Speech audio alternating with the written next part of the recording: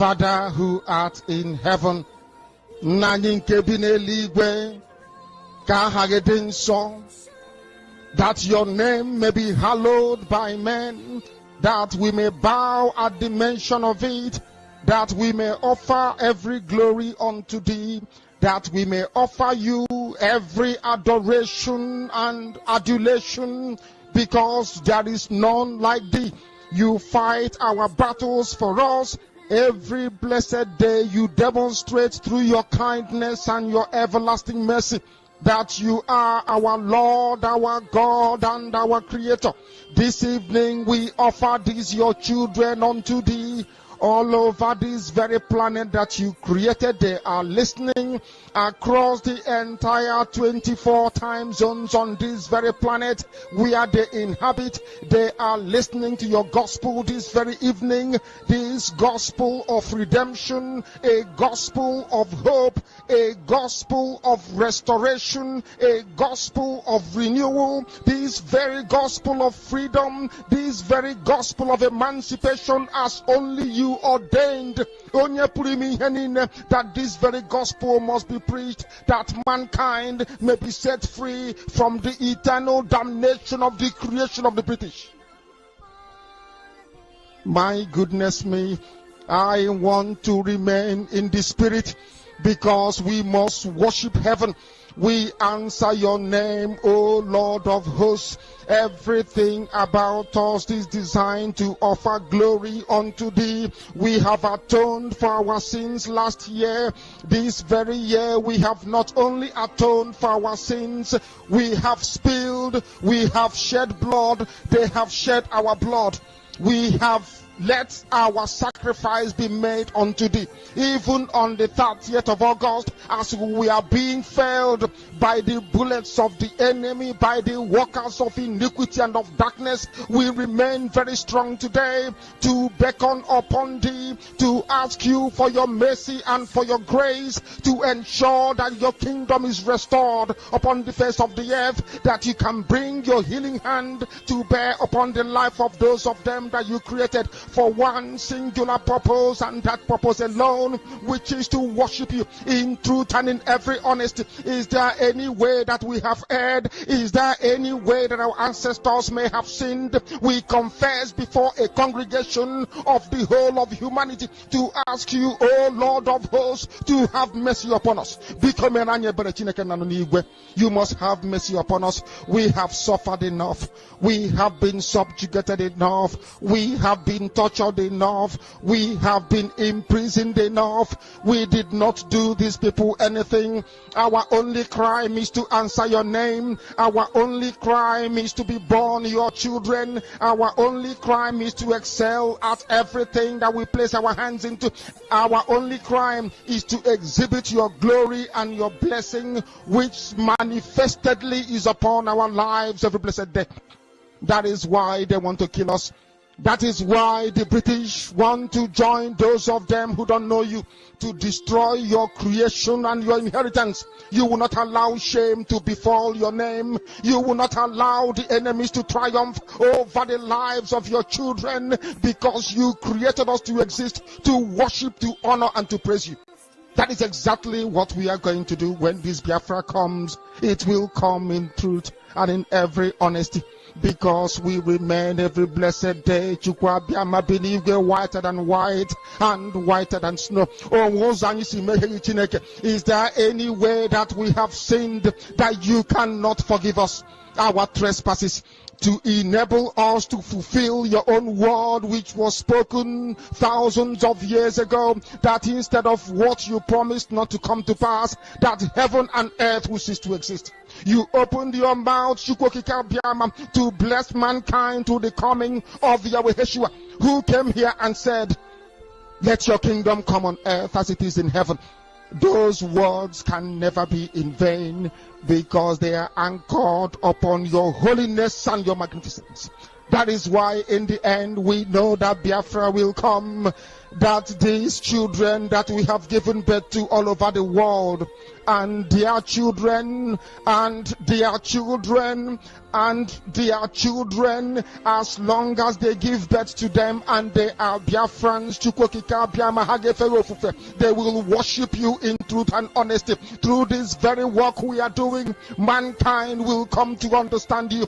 Let your miracle be wrought in our lives. Let us witness and behold your magnificence, your holiness, your mystery, and your grace under our command. O Lord of hosts, we call upon you. We call upon you to heal. We call upon you to provide succor to those of them who are inconsolable. We ask you to come and strengthen those who are weak. We ask you to restore hope where there is hopelessness. We ask you for inclusion where there is destitution. We ask you for one brotherhood, one camaraderie, one bone, one Biafra will come, and when it does, we will dance on the streets. I'm telling you, by the time that we are done, humanity will think that we are mad, we are drunk in your glory, and rightfully so, because your kingdom will come to rest upon this very earth. That very kingdom is the unadulterated, non-negotiable sovereignty of the Republic of Biafra, that your will may be fulfilled in our time. All this we pray, all this we ask for, in no other name apart from that name that belongs to you. He said, my name is Namdekano.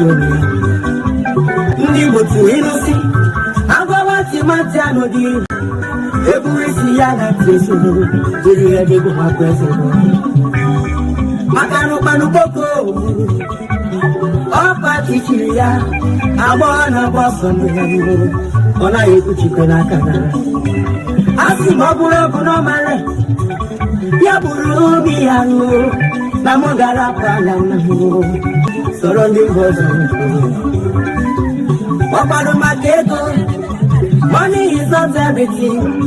Let's fight for our freedom. For our freedom is right. Papa Mubarak see. Nadia Frabalamo. Iabuna Nene. Kambu Paraya no. Makano Kife Mata Winyakaye. Akano Be Indonesia. Oye Wife Mubarak. Ikago Paro. Biafra is me. Biafra, and we must go back to our land. Carry the Fupano to go to the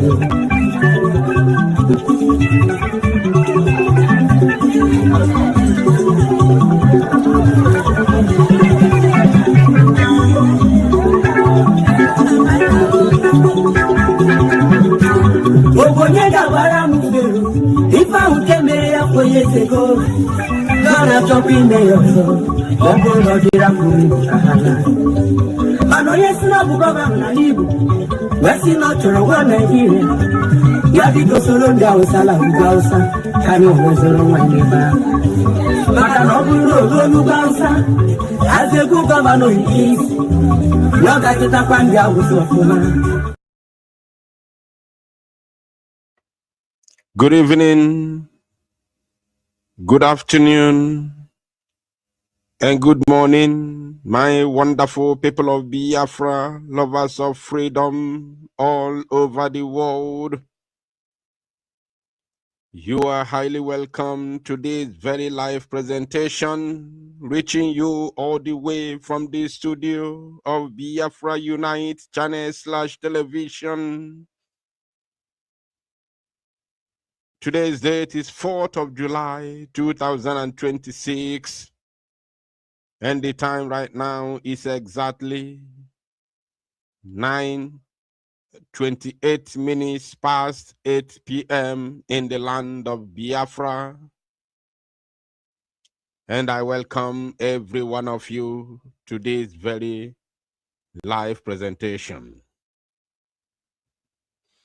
This is your live broadcast. As we have come to do the needful this very evening, I want to let you know that God Elohim Chukwu Di Ya is with us, and there is nothing to fear about. There is nothing to fear for. Makarandi was in onion near Dunyelo in a job at our door.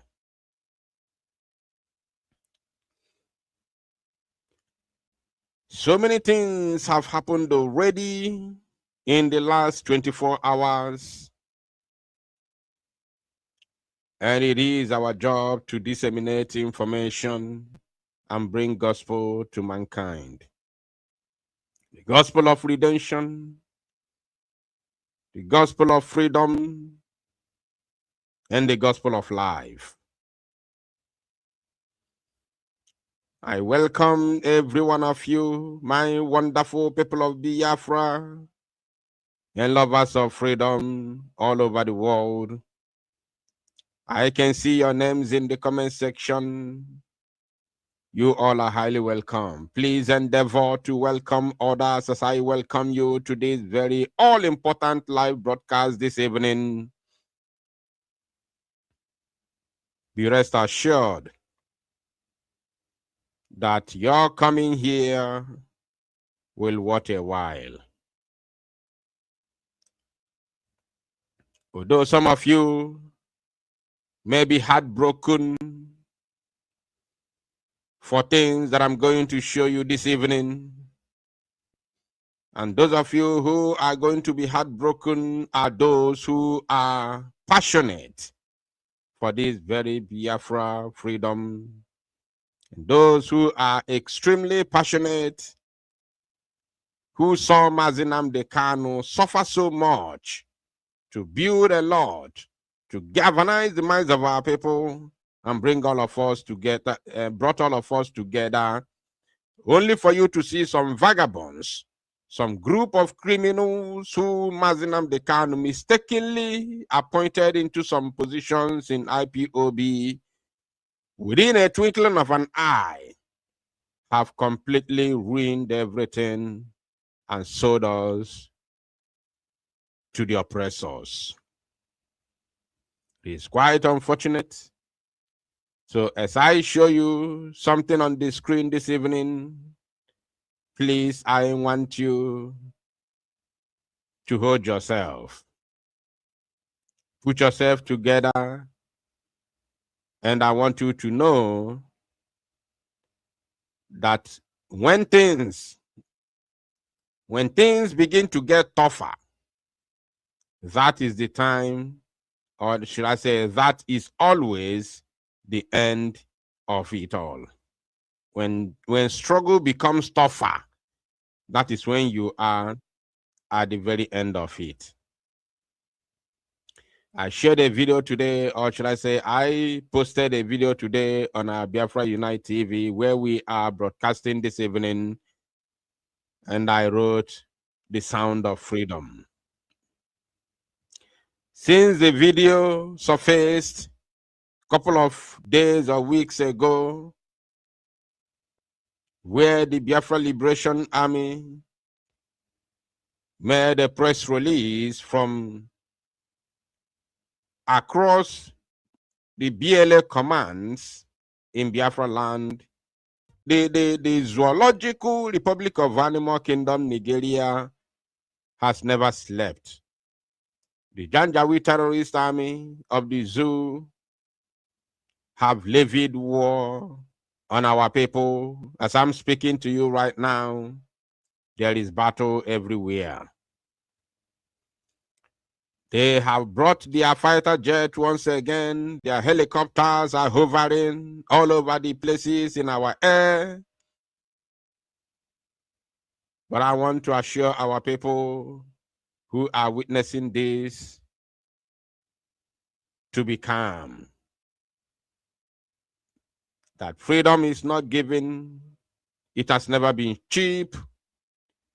Rather, it is taken by force. I said, rather, it is taken by force. When I say that, I do not mean sword. I mean every bit of what I said. So if you are fortunate enough, some people think it's unfortunate, but no. If you are fortunate enough to be around where this second Biafra war is happening in this present moment, I want you to see yourself as a history maker. If I tell you not to panic, you may look at me as a fool, but I can only tell you to hold on, because victory is coming. I also want to use this opportunity to send message to those that engineer those very videos and, or should I say, instigated those very videos, or should I say, I don't know which one to use, but you know yourselves. Those that share the videos in the first place, those that convinced our men to make those videos, I want to use this opportunity to tell them to make sure that all the promises they rendered are being kept. This is what the word is enough for the wise. All the promises rendered must be kept. You get why? I also want to use this medium before we proceed into today's program to send message to any individual as an Igbo person or Biafran who are joining the Zoological Republic of Animal Kingdom Jihadist Army to be very, very, very, not just to be careful, but ask yourself important question. Does it worth it? Yesterday, we received a message from Zaria how some youths who were recruited from Imo State, from old Imo State, traveling to Zaria for training that they may be enlisted into the Zoo Janjaweed terrorist army, had a fatal accident, and many of them were unalived. Many of them joined the America yesterday, and they were youths, boys and girls from old Imo State. So, in one way or the other, once you join the enemies, you are going to meet your doom. In one way or the other. I wonder how Igbo people or an Igbo person will volunteer his or herself to join the jihadist army, knowing fully well that you will be sent to Sambisa forest to die in the hands of Boko Haram that they themselves created. I pity all of you. Because of lack of job and hunger, and some of you are joining this very jihadist terrorist army because you need power to intimidate your kings, your family people, your village people. I pity you all, because before that your dream of intimidating your village people comes through, you might have lost your life.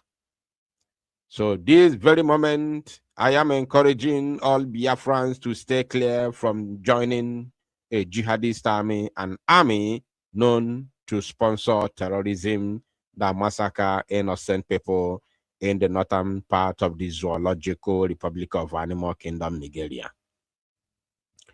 So without further ado, let me first of all, before we go into the main program of today, I want to play a video in order to refresh our memories. Before I go into the main topic, because if you look at the thumbnail of this very program this evening, which I have written breaking news. Zoo presidency buys Radio Biafra. And it did not end there. They also buy Biafra television. It is official. I have evidence for it. And we will be going through it in a jiffy. Zoo presidency buys Radio Biafra officially. Officially. What I'm going to show you this evening is going to shock you, in case if you haven't even seen it. They have officially purchased Radio Biafra TV, especially Biafra TV, because that is what I'll be showing you this evening.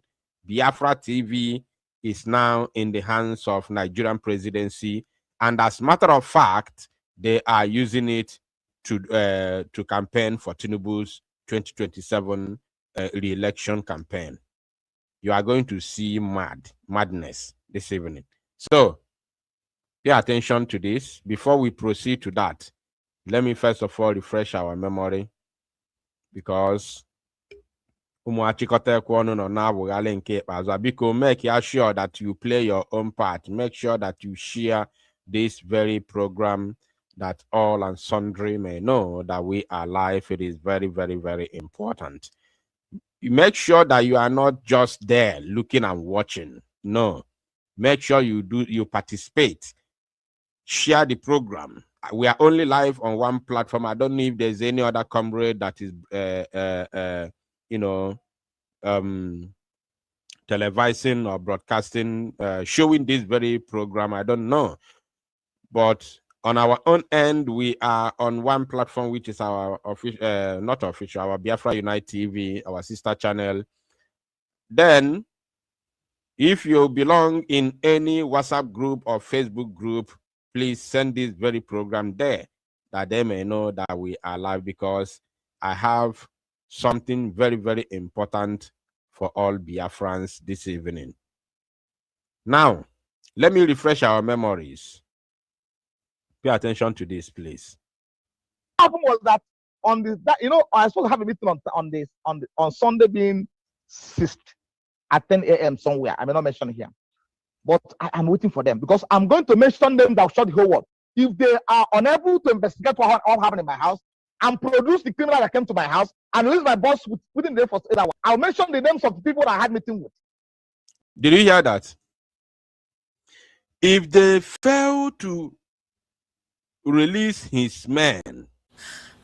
Courir pour être à l'heure. Courir après les révisions. Courir 4 étages. La vie est un marathon. Alors maximisez votre hydratation avec Hydraphys, l'hydratation des athlètes du quotidien. On Sunday being 6th.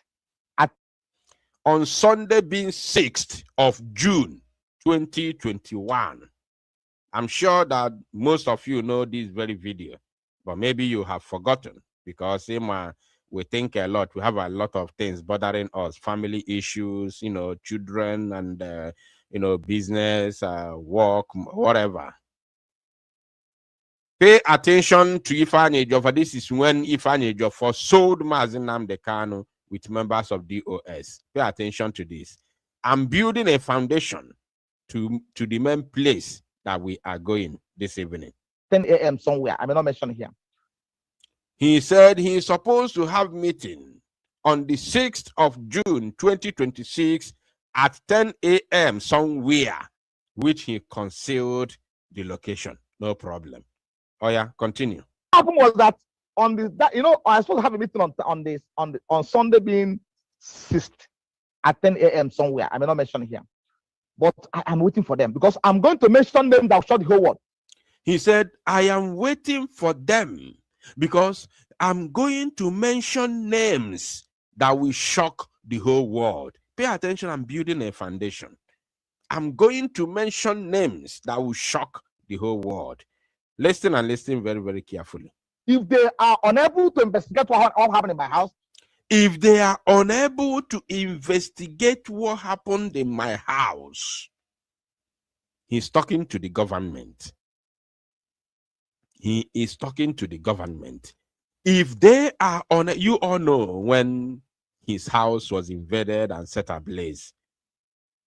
If they are unable to investigate what happened in my house, remember this. Oh, Ogini Obiam Naro. Mazi Nnamdi Kanu said, serve the zoo and come back in shame.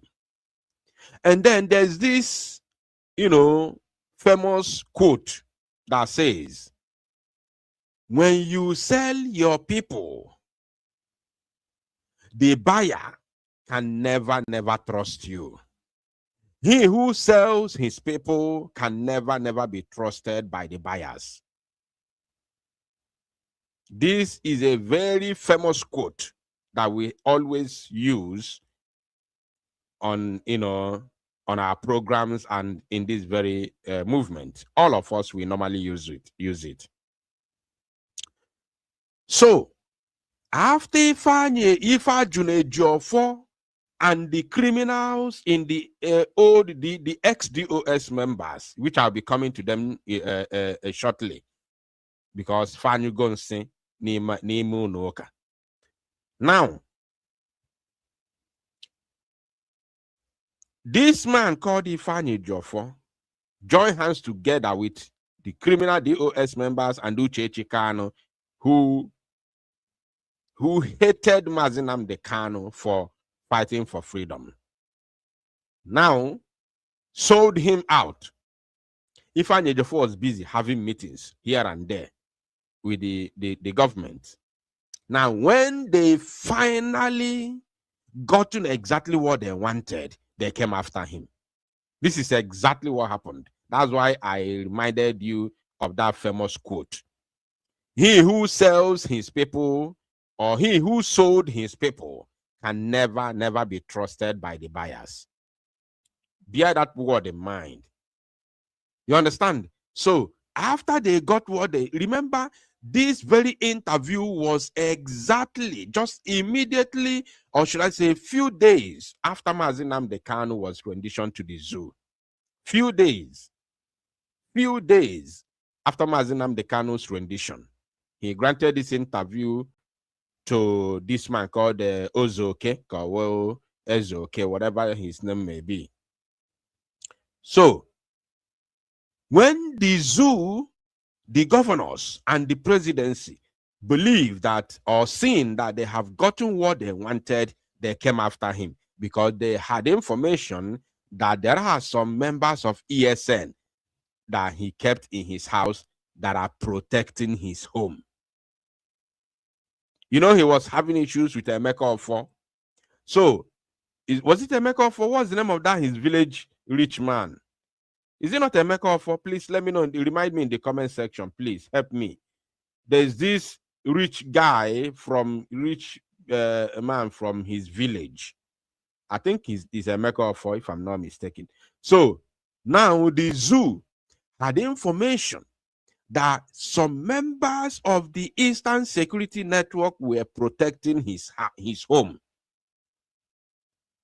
That is when they invaded his home. DSS and Army, the Joint Task Force of Nigeria Armed Forces, invaded his house, set his home ablaze, and unalive many of our men. And that is when we lost Gentle Lion. Yes, many of you don't know that name. That is when we lost Gentle Lion. We have Chukwu Di Ya, Commander Gentle, we have Gentle Lion, we have Double Lion. These are men. So two of them, may their souls rest in peace, Double Lion and Gentle Lion. So we lost Gentle Lion in this criminal's house, in his house. We lost him in his house.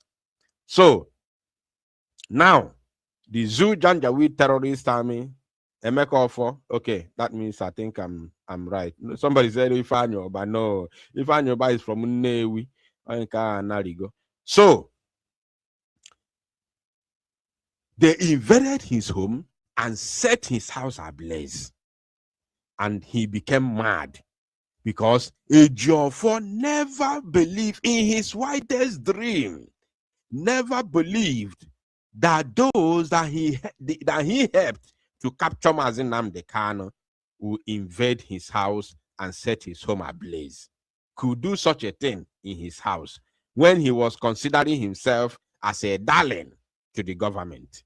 Pay attention and listen to the idiot.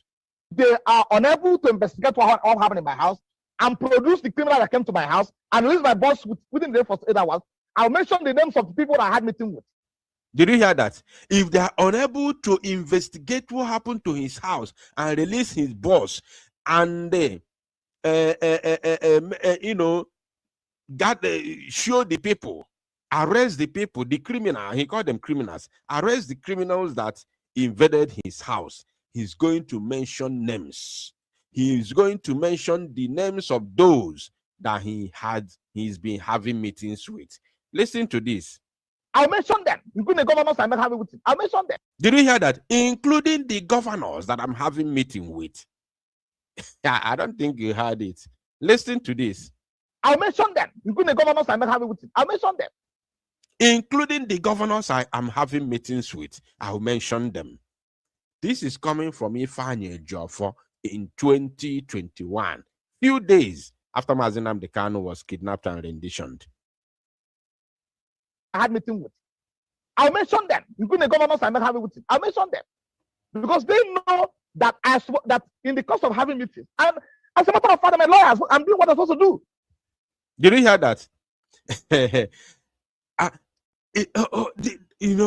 The exposition in this very video, which came naturally from Ifeanyi Ejiofor, is mind-blowing. Is mind-blowing.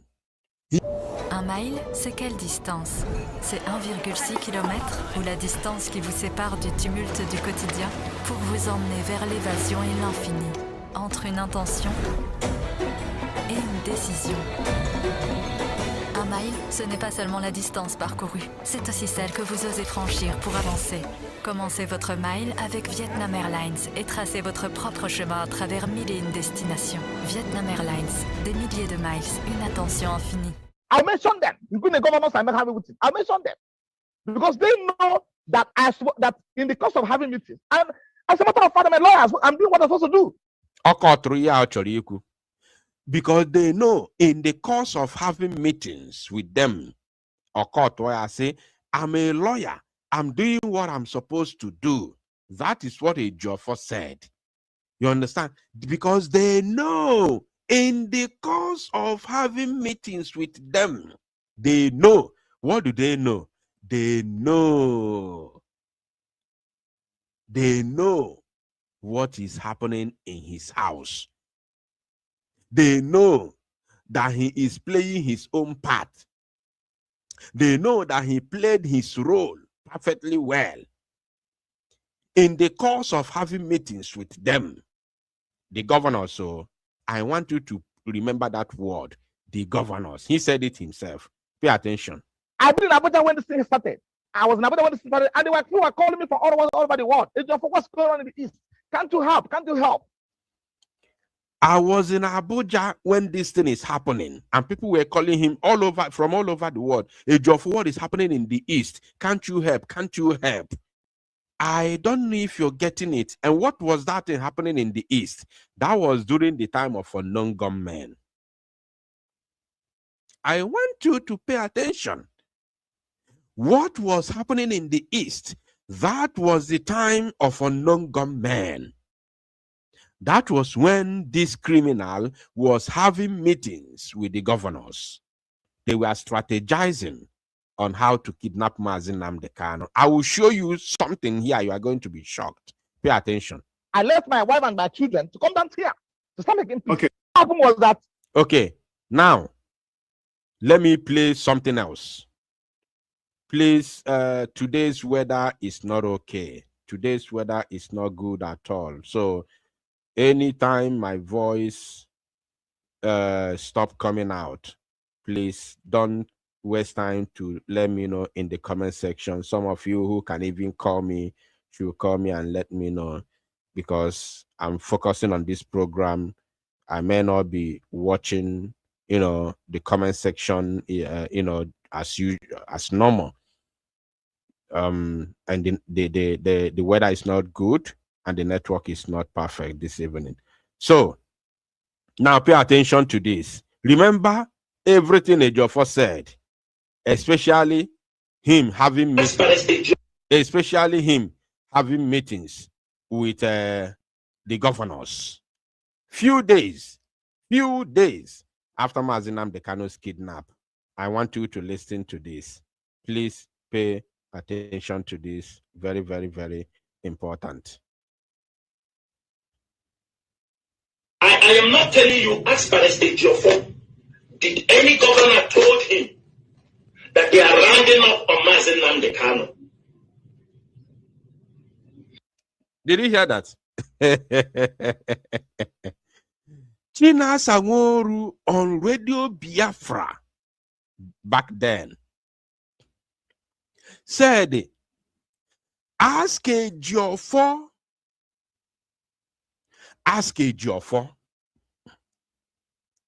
did any governor tell him that they are rounding up on Mazi Nnamdi Kanu? I have mentioned this so many times, but thank God today we have the video and of course the confirmation from Chinasa Unoshi.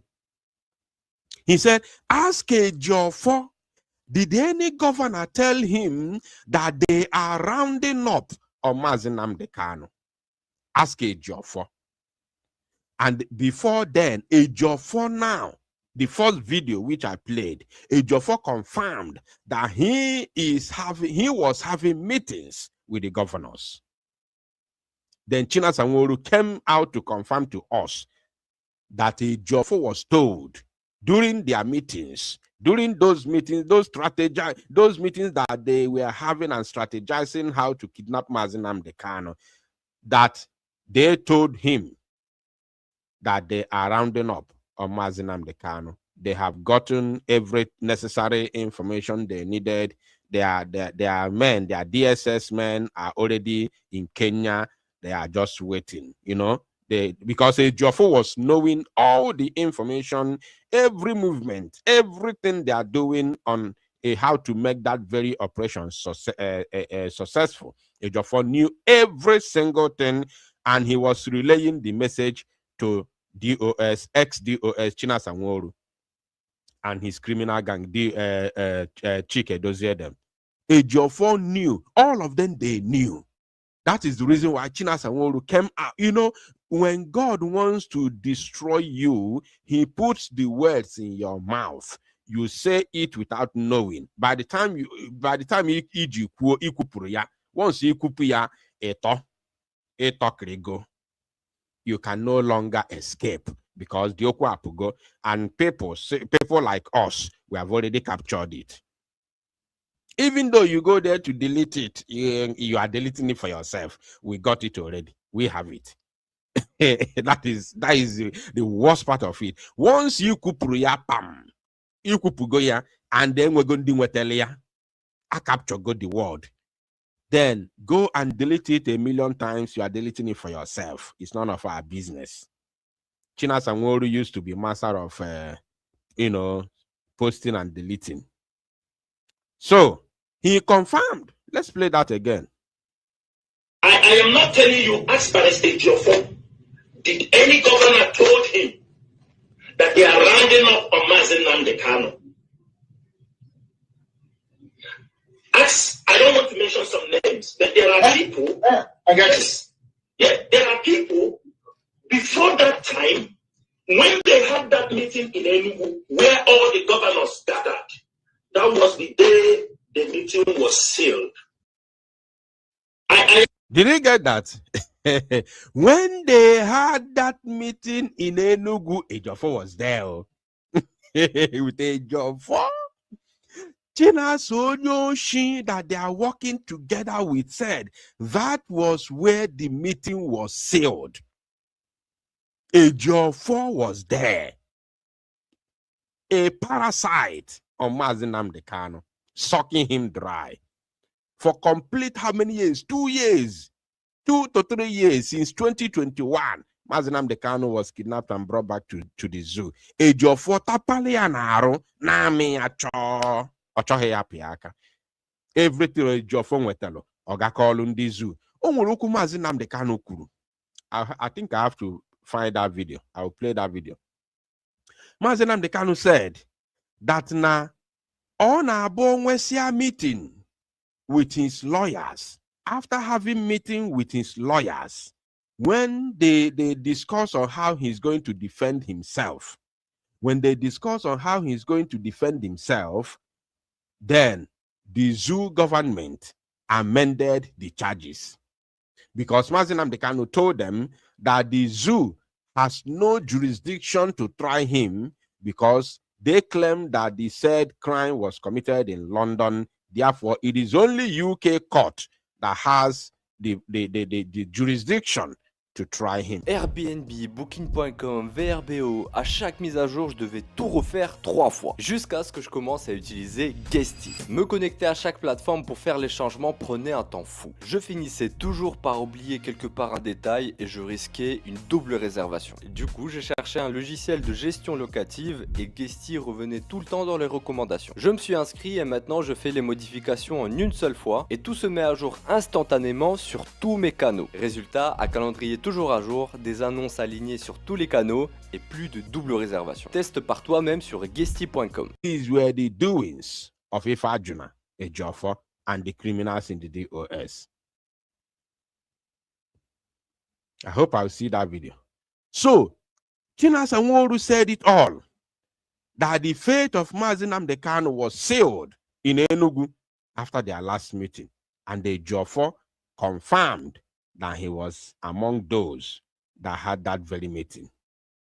Yet, the rendition Mazi Nnamdi Kanu, Ejiofor was there, being the eye of the zoo government and the eye of DOS criminals. Unbelievable. Unbelievable. I think I've seen it. I think I've seen that video. I hope not this one. I hope it's this one. So let me play this one. If it's not this one, then I will continue to search. That's what their law says. Section what? As simple as that.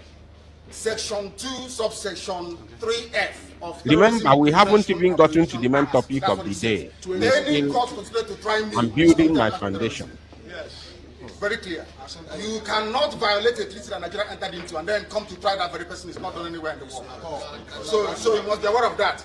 So that is why there is all these ridiculous delays. That is what Supreme Court said. I did not jump bail.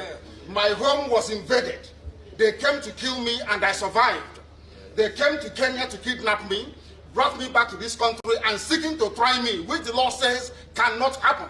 You cannot violate a treaty that Nigeria entered into and then hope to stand on that illegality to conduct a trial is not done anywhere in the world.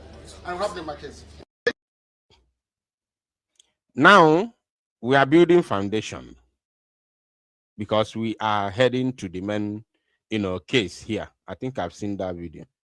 I'm not sure, but I'll still try this one. Now, listen and listen very good, my people. Before we proceed, because about I'm new now. Yesterday, during my live program, I showed us about the people that the zoo police, published their pictures and tag them wanted. So let me clear it now. One of them.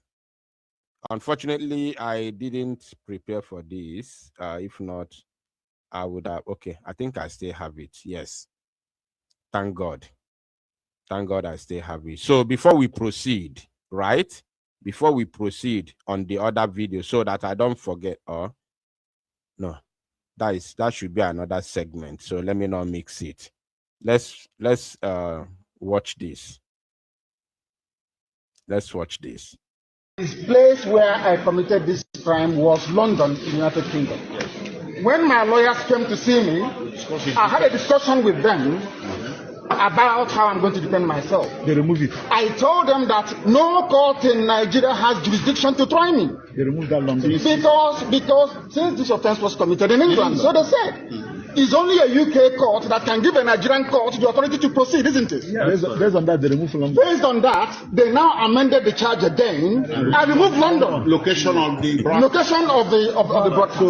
Contrary to section 196, 174 of the Terrorism Prevention Act 2022. In violation of their own laws. In violation of their own laws. And you want me to stand trial under such circumstances? Is that possible? Nnamdi Kanu to stand trial where these shenanigans are going on? It's not possible.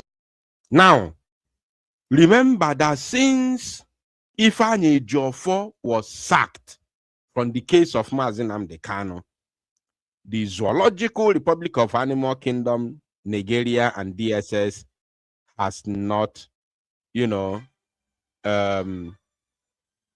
has not amended the charges. Who is calling me? Is my voice no longer coming out? Is my voice no longer coming out? Just a moment. Hello, caller.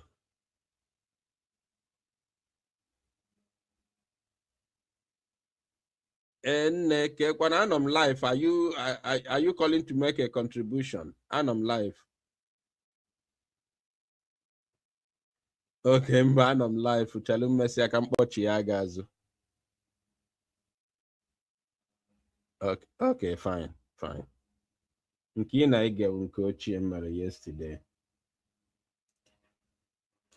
All right, we continue. Sorry for that. It's one of our sisters that are calling me. So, since Aloye Jimako became the lead counsel of Mazi Nnamdi Kanu, the zoo government and its terrorist DSS has never amended the charges of Mazi Nnamdi Kanu. As a matter of fact, they forcefully and illegally jailed him because they believe that nobody is going to hold them accountable anymore. You know what I mean? Now, when they were amending these cases was when Ifeanyi Ejiofor and that criminal lawyer that they just removed his SAN rank, which is a senior advocate of Nigeria rank. Of course, if I call him a criminal, I don't make any mistake because he's facing criminal charges at the moment and they have stripped him of his SAN. I'm talking about Michael Zekome, the criminal former SAN. When they were in charge of Mazi Nnamdi Kanu's case, parasites, milking him, every blessed time they amend the case. Once they discuss with Mazi Nnamdi Kanu, the next thing, boom, the case is amended until Mazi Nnamdi Kanu sacked them. Now, I have built my foundation. It is time for us now to go into the main program of tonight, which says, as you can see on the title, Nigeria government buys Radio Biafra and Biafra TV from ex-DOS criminals. This one now is official. It is now official. As you can see on the thumbnail, this is what is going on currently now. You understand? So we are heading to the main, program now. But before that, let me briefly, what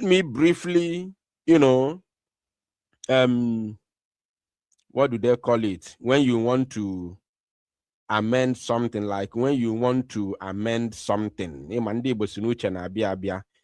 you want to amend something that you have done, you can remind me, you can help me in the comment section. Yesterday, because Chukwu Okike Abiama. This is very, very, very important. Very, very important, please.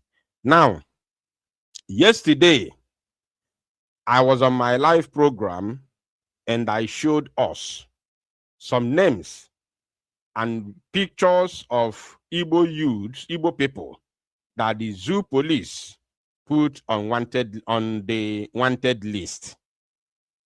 And this very person was one of them. Right? This very person was one of them. So no. Non.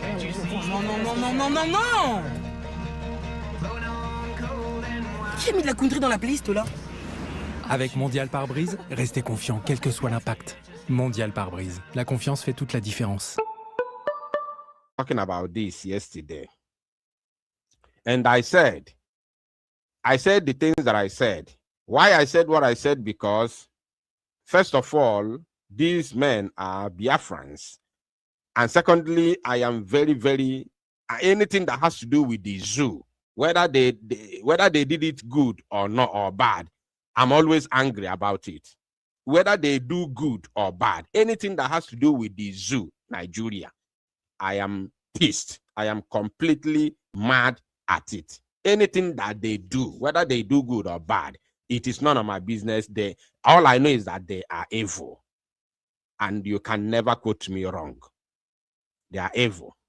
So, but on this case, on this very case now, this man called Ike Chukwu Onya, aka Movement. Somebody told me, somebody drew my attention that this very man is somebody that was interviewed by one criminal who is working with Chukwu Kofwebu called what's his name? Odegu Bubu. Some people say he's Odegu. No, he has nothing to do with Odegu. Odegu Bubu. So they said that this guy now, this very guy here, went to Odegu Bubu program which he called BAM interview, and said that Mazi Nnamdi Kanu is a terrorist. How many of you know about the program? I don't know about it. I don't watch such programs. I don't know about it. How many of you know about it? They say this very guy now that was declared wanted by the zoo police was on Odegu Bubu program, which he called BAM interview, and called Mazi Nnamdi Kanu a terrorist. So, I am now retracting my words. Everything I said about him, he can go to hell. Anybody who sees him, anybody who sees this person should immediately hand him over to the enemies that are looking for him. He is not one of us. He's not one of us. Serve the zoo and come back in shame. Maybe he knew that he has committed a crime and he wants to use Mazi Nnamdi Kanu to revive himself. No. This is the problem of Igbo politicians. They always believe that the only way to be relevant in Nigeria politics is when they sabotage their own people. This is the belief of every Igbo politician. Any Igbo politician you see, look at that person. They always believe that the only way to be relevant in the zoo political, square is to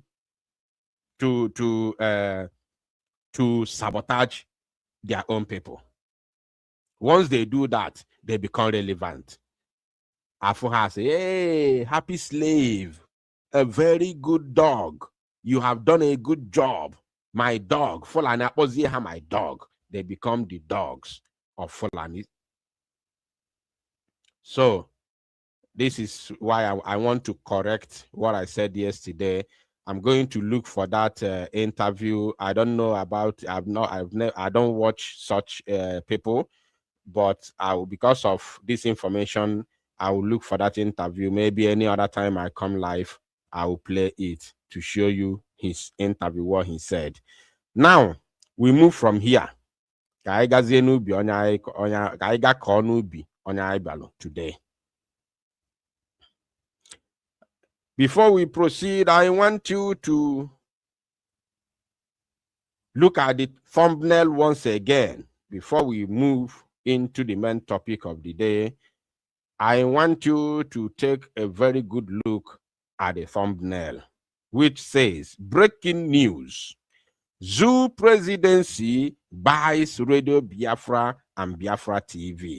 And the title says, official Nigeria government buys Radio Biafra and Biafra TV from ex-DOS criminals. And here we are. That I found out today, I came to visit one of my brother, and he have this international decoder that contain a lot of channels.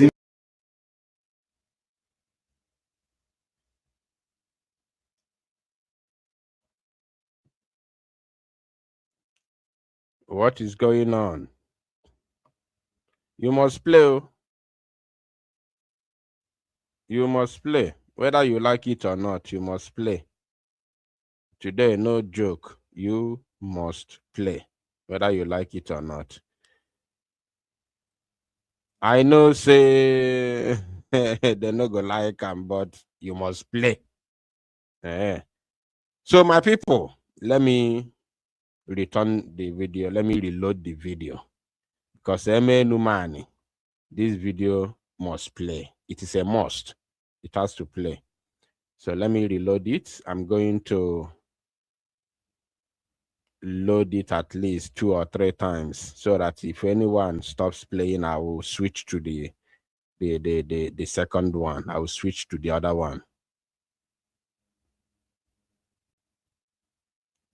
All right. Okay. Just a moment. Just a moment. That I found out today, I came to visit one of my brother, and he have this international decoder that contain a lot of channels. You know, as you can see, you will see like music. That I found out today, I came to visit one of my brother, and East Africa, Central Africa, and etc. You can name them all. They are all here. And if you want to, I'm not going to analyze. I want you to play after. I just want to update us on something. After playing, then we will start the analysis. I just want to update us on something that I found out today.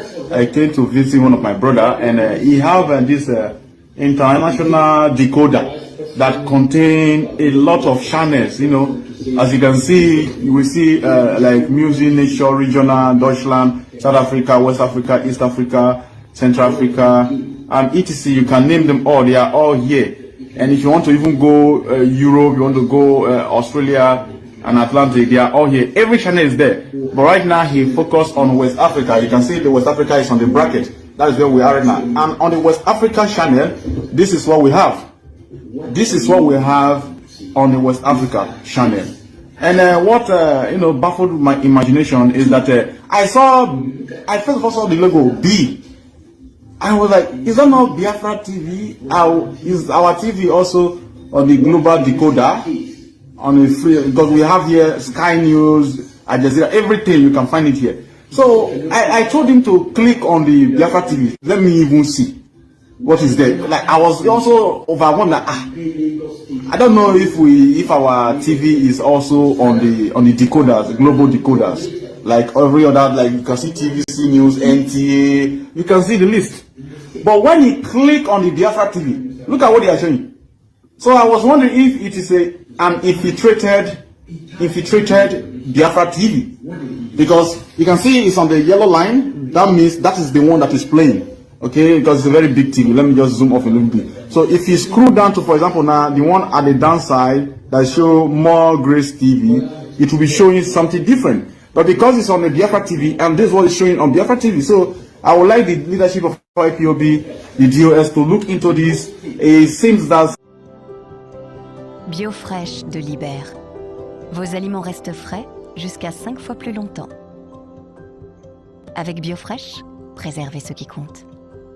Du 23 juin au 31 juillet, jusqu'à 500 € remboursés sur votre réfrigérateur Biofresh. Conditions en point de vente et sur home.libère.com. So, brother, just come down to TVC and you go back to the Biafra TV again. No, TVC no. You see, he went down. Go to TVC no. TVC. The one at the dam. Yeah, you know. You see, it will change now. Now we are now on TVC News. You see, because everything is should I say, it is connected to, should I say, a global network something. Okay, so now we are on TVC News, and you see what they are showing on TVC News, right? So please just go back for the last time to the Biafra TV. You see, Biafra TV now they are showing Asiwaju and their campaign in Biafra TV. So I would like the leadership to look into this. I just want to bring this update to us to know that on a global decoder, look at it here. This is a decoder, a very smart one.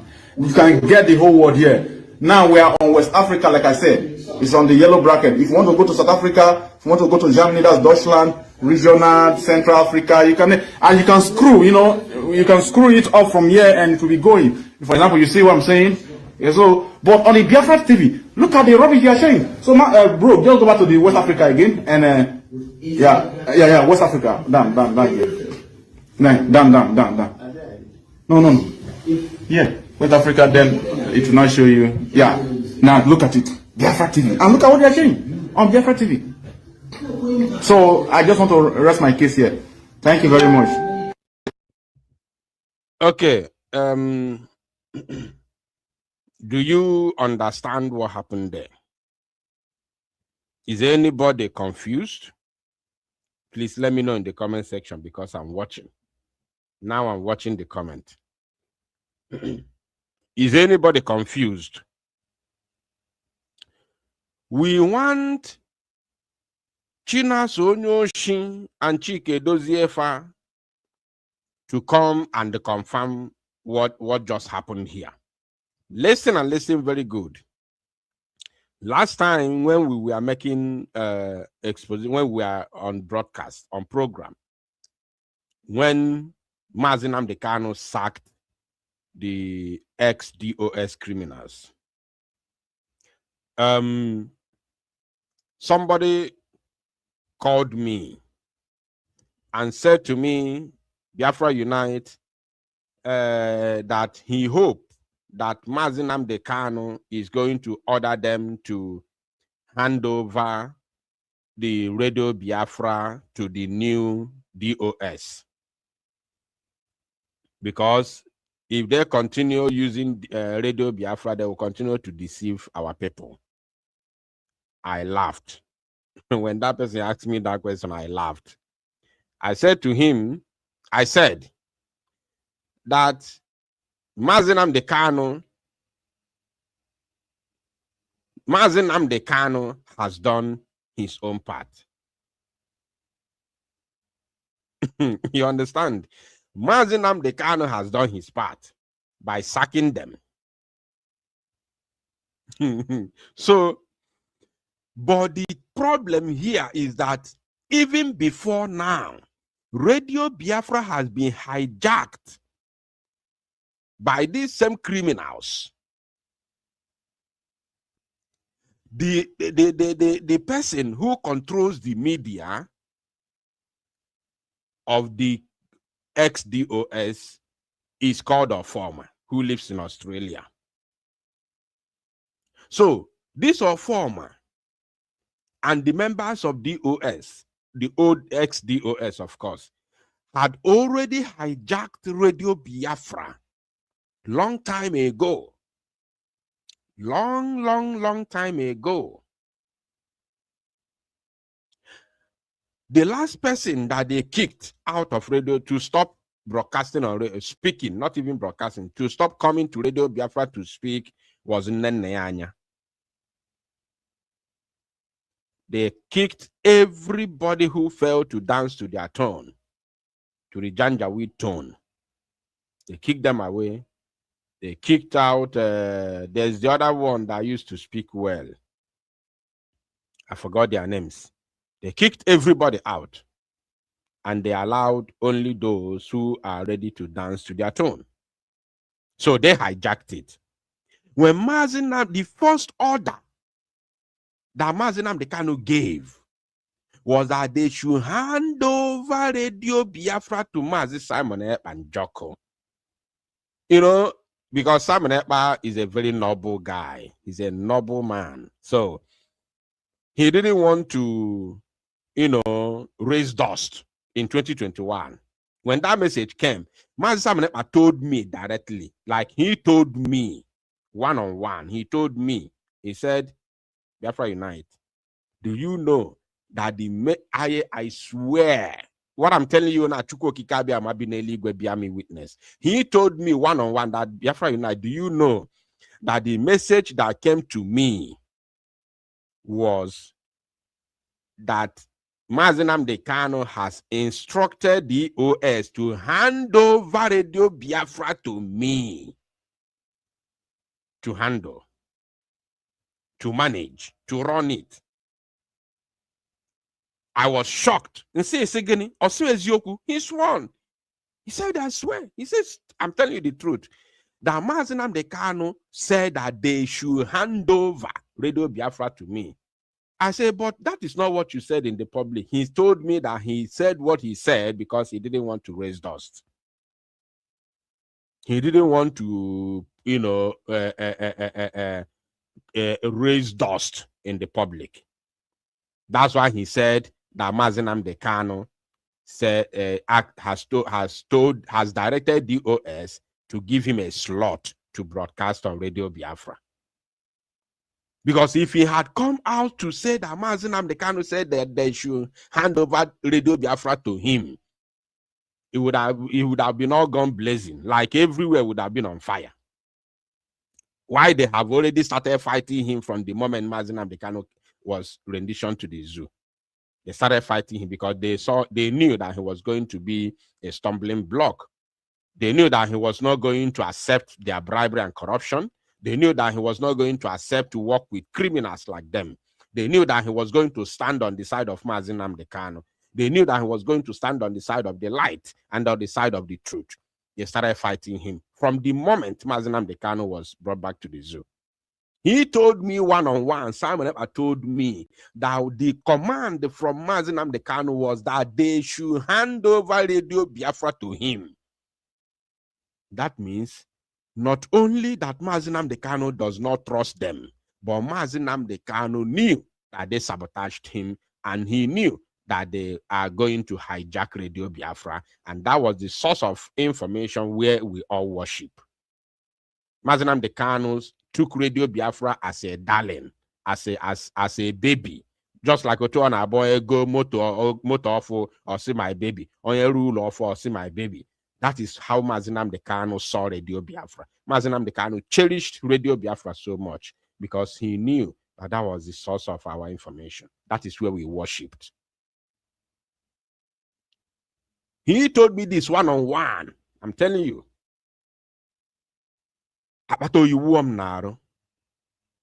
And say, okay, they had that message, or they have the message. They have the message that they should hand over Radio Biafra to Simon Ekpa.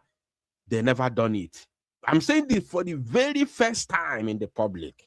It's the very first time I'm speaking about this. I've never said it since 2021. My Simon Ekpa told me this. I've never said it in the public. You know why? Because he did not say it in the public. So who am I? But because of now that they have sold Radio Biafra, especially Biafra TV, as you can see it on your screen, now that they have sold it to the presidency, why wouldn't I say it? It is time for me to say it. It's the right time for me to say this. So let me tell you, now,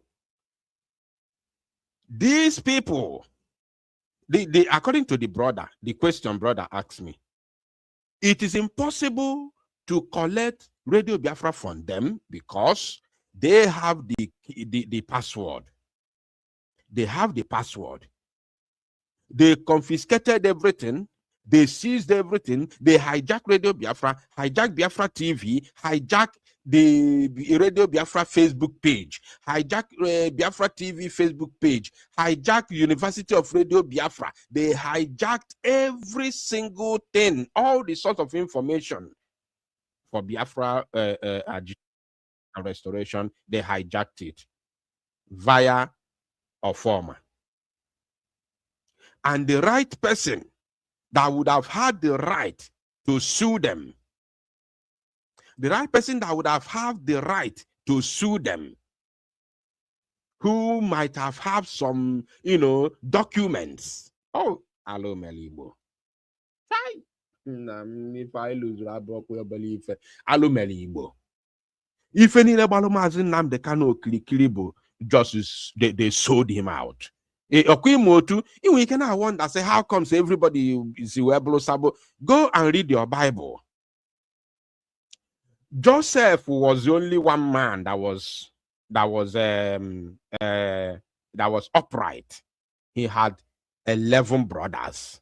Now I want to give you an instance. Some of you, I usually have the statement. How do you believe that everybody that surrounded Mazenam Dekano were all Sabotua? Go and read your Bible. Joseph was the only upright man among the 12 sons of Jacob. It was only Joseph. The rest of his brothers ganged up against him and sold him to Egypt. Did it happen? It happened. Do you believe in that story? Yes, we believe it. Especially when it has to do with Israel. Giving our own belief as people that has connection with the Israelites. You understand? They sold him. On est quel jour aujourd'hui? Voyons voir. Si c'est ni lundi ni mardi, alors c'est mercredi? Ou jeudi? En même temps, on se croirait en week-end, non? Franchement, c'est pas désagréable. Bon, j'aimerais quand même bien qu'on me change les serviettes. Quand on perd le fil des jours, c'est ça les vraies vacances. Rester plus longtemps, économiser, stay next level, stay for long.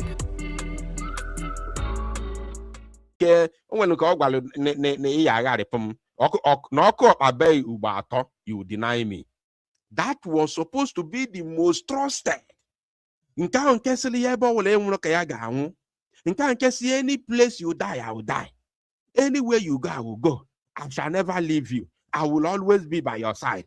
The moment you call Babel 3 times, or deny, what's his name? Remind me his name in the comment section. Is it Peter? No, Peter was John. Thank you. No, was it John? No, I'm not sure. John was a young man, handsome. The most handsome disciple was John. Not John. Not John. Peter. Was it Peter? I think it's Peter.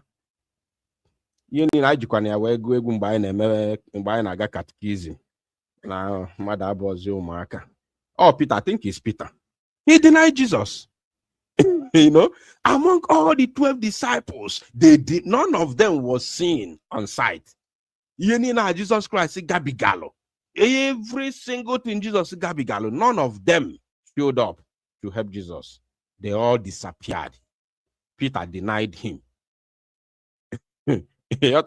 So why wouldn't it happen on to Mazenam Dekano, especially in this modern world where money has taken over the everything in life?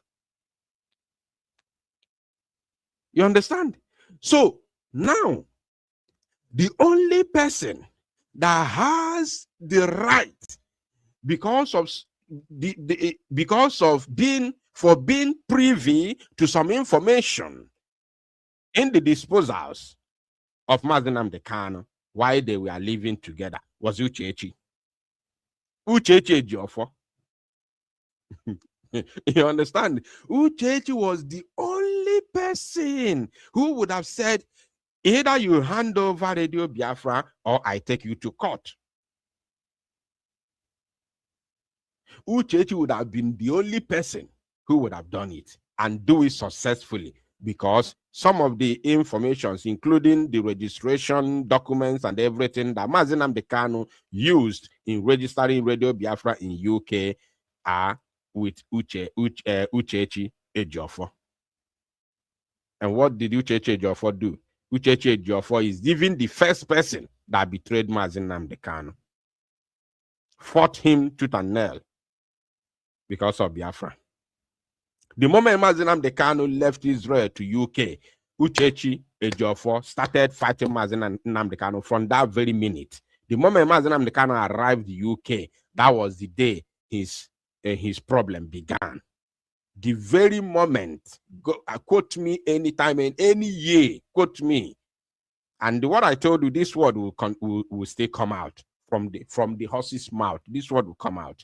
The moment Mazi Nnamdi Kanu arrived UK from Israel, the time he escaped the Zoo army assassination attempt on his life, and he ran to Israel. From Israel, he seek asylum in Israel, and then he went back to UK. From that very moment up, I am alone at UK. Eba wakan subu Mazi Nnamdi Kanu na webido. Till today, Mazi Nnamdi Kanu has never remained the same. Courtesy of Uchechi Ejiofor. You understand? So she is the only person legally that would have been able to stand and rescue Radio Biafra, because she's privy to some information, especially the documentation of Radio Biafra registration in the United Kingdom. But what has happened? She's the main person, the main young boy no of all the people who have betrayed and sabotaged Mazi Nnamdi Kanu. Uchechi Ejiofor is the one at the helm of affairs, working hand in hand with Ifeanyi Ejiofor, which is her illegitimate husband. Her illegitimate husband. If we get now, so Radio Biafra is gone. Now Biafra TV, Buzinkane Egosizigina, that they have sold to the presidency. Biafra TV, Emelu Tinubu campaign. I watch her for the second time. Let us watch it again. On something that I found out today, I just want to update us on something that I found out today. I came to visit one of my brother, and he have this international decoder that contain a lot of channels. You know, as you can see, you will see like music, nature, regional, Deutschland, South Africa, West Africa, East Africa, Central Africa, and etc. Again. For those of you who are not aware, some of you don't know that we have Biafra TV on channels. No, I'm not talking about channels television. I'm talking about channels, normal decoder, normal DSTV. Some of you don't know that what Mazi Nnamdi Kanu did. Mazi Nnamdi Kanu did a lot of job. A lot of work was done by Mazi Nnamdi Kanu. Mazi Nnamdi Kanu succeeded in making Biafra, in inserting Biafra TV on DSTV, that you and I may be able to on our TV and watch Biafra TV. He did it, and it was successful. I was watching Biafra TV back in the days on normal DSTV. I was watching it. That is the truth, honest truth. But these people sold Biafra TV, sold everything, and to make the matter worse, they sold it to presidency. They sold it to the Zoo presidency. Now they are using our beloved Biafra TV for Tinubu's campaign. No be juju be that. What they cannot do does not exist. This has nothing to do with propaganda. Something that I found out today, I came to visit one of my brother, and he have this international decoder that contain a lot of channels. You know, as you can see, you will see like music, nature, regional, Deutschland, South Africa, West Africa, East Africa, Central Africa, and etc. You can name them all. They are all here. And if you want to even go Europe, you want to go Australia and Atlantic, they are all here. Every channel is there. But right now, he focused on West Africa. You can see the West Africa is on the bracket. That is where we are right now. And on the West Africa channel, this is what we have. This is what we have on the West Africa channel. And what baffled my imagination is that I first of all saw the logo B. I was like, is that not Biafra TV? Is our TV also on the global decoder?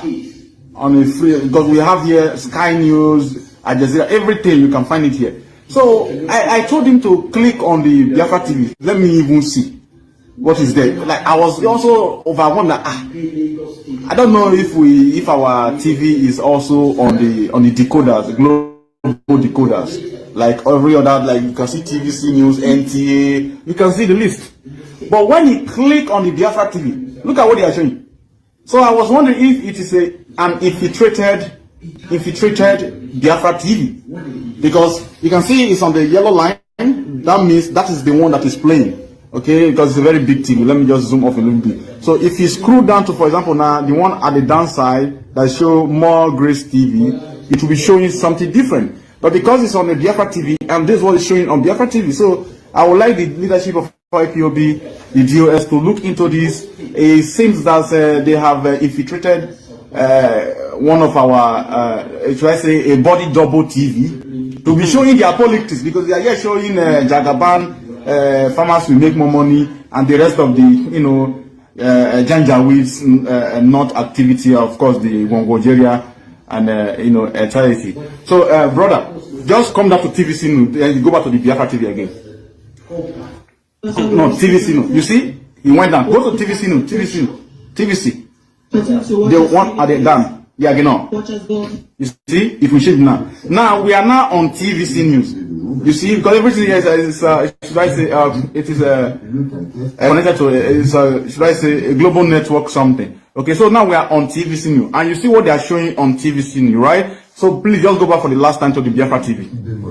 You see, Biafra TV now, they are showing Asiwaju and their campaign in Biafra TV. So I would like the leadership to look into this. I just want to bring this update to us to know that on a global decoder, look at it here. This is the decoder, a very smart one. You can get the whole world here. Now we are on West Africa, like I said. It's on the yellow bracket. If you want to go to South Africa, if you want to go to Germany, that's Deutschland, regional, Central Africa, you can, and you can screw, you can screw it up from here and it will be going. For example, you see what I'm saying? Yeah, so, but on the Biafra TV, look at the rubbish you are showing. So, bro, just go back to the West Africa again, and yeah, West Africa, down here, down. No. Yeah, West Africa. Then it will not show you. Yeah, now look at it, Biafra TV, and look at what they are showing on Biafra TV. So I just want to rest my case here. Thank you very much. You know what was making me laugh? That is, this guy don't understand anything. Okuchalo say he wants leadership. I don't know which leadership he's talking about, but the new leadership or the old leadership, I don't know. But the thing made me laugh. Okuchalo say he wants leadership to look into this. Which leadership? Which leadership? Because he was not specific. Which leadership? Anyways, there is something that came to me right now. There's an information that just came to me. So let me first of all bring it to the screen. Let me bring it to the screen. Okay, kwamana ema ife nwa ọkụkọ ji ebe akwa me ebe buru nwa ya bụ ka ihe ji ha ya. So let me show us this. Let me show us this. At least everybody malokwa. This is just an information that I got right now, and it's from the official X handle of Barrister Aloye Jimako. This is what he said. Breaking. Yesterday, Emeritus Professor Martin Agaji. Can cello, I go area. All these professors and all that. I'm not a professor. Breaking. Yesterday, Emeritus Professor Martin Agaji, Mazinam the Kano's personal physician, was arrested at his residence in Enugu. This is the height of the official harassment he has been facing since he issued the medical report that did not comport with the DSS medical report on MNK. The legal team is weighing in at the moment. Justice for Prof. Agaji. Now, this man is a medical doctor, a professor in medicine or whatever. So, his name is Martin Agaji. Mazi Nnamdi Kanu's personal doctor. You understand? They have arrested him. What did he do? I don't know. But what else can he do if not because he is Mazi Nnamdi Kanu's personal physician? And based on the comment of Barrister Ejimako that this harassment started, look at it here. This is the height of the official harassment he has been facing since he issued the medical report that did not comport with the DSS medical report on MNK. So since he issued, you could remember I don't know if that was last year or last 2 years, when Mazi Nnamdi Kanu's medical report came out that he has some issue, that he has that his what this medical language on a potassium, I have forgotten the full name, but his potassium something was depleted, right? So we were hammering on that at that time. I don't know if it was 2024 or I don't think it's 2025. I think it was 2024, if I'm not mistaken, or even 2023 even. So his potassium something was, depleted. So since that report came, which DSS report was lying that Mazi Nnamdi Kanu was okay, because they didn't want to take Mazi Nnamdi Kanu to hospital. They didn't want Mazi Nnamdi Kanu to be taken care of. You understand? Since that time, according to the statement of Barrister Ejimako, they have been harassing this very man. And Igbo. Because when he had Jindi Igbo in Nigeria. For those who think that they will normally say New Nigeria is possible, you are dreaming. Low potassium sulfate. Thank you, Engineer Somto Chukwu. Low potassium sulfate. Although when we were talking about it, we didn't put sulfate, but I know that low potassium, something like that. Yeah. Thank you. So, since that time, they've been harassing this man. And what did he do? Absolutely nothing. And now they say he has been arrested. So we are joining our voices to the lawyers and his family members and say, free Professor Martin Agaji. Free Professor Martin Agaji.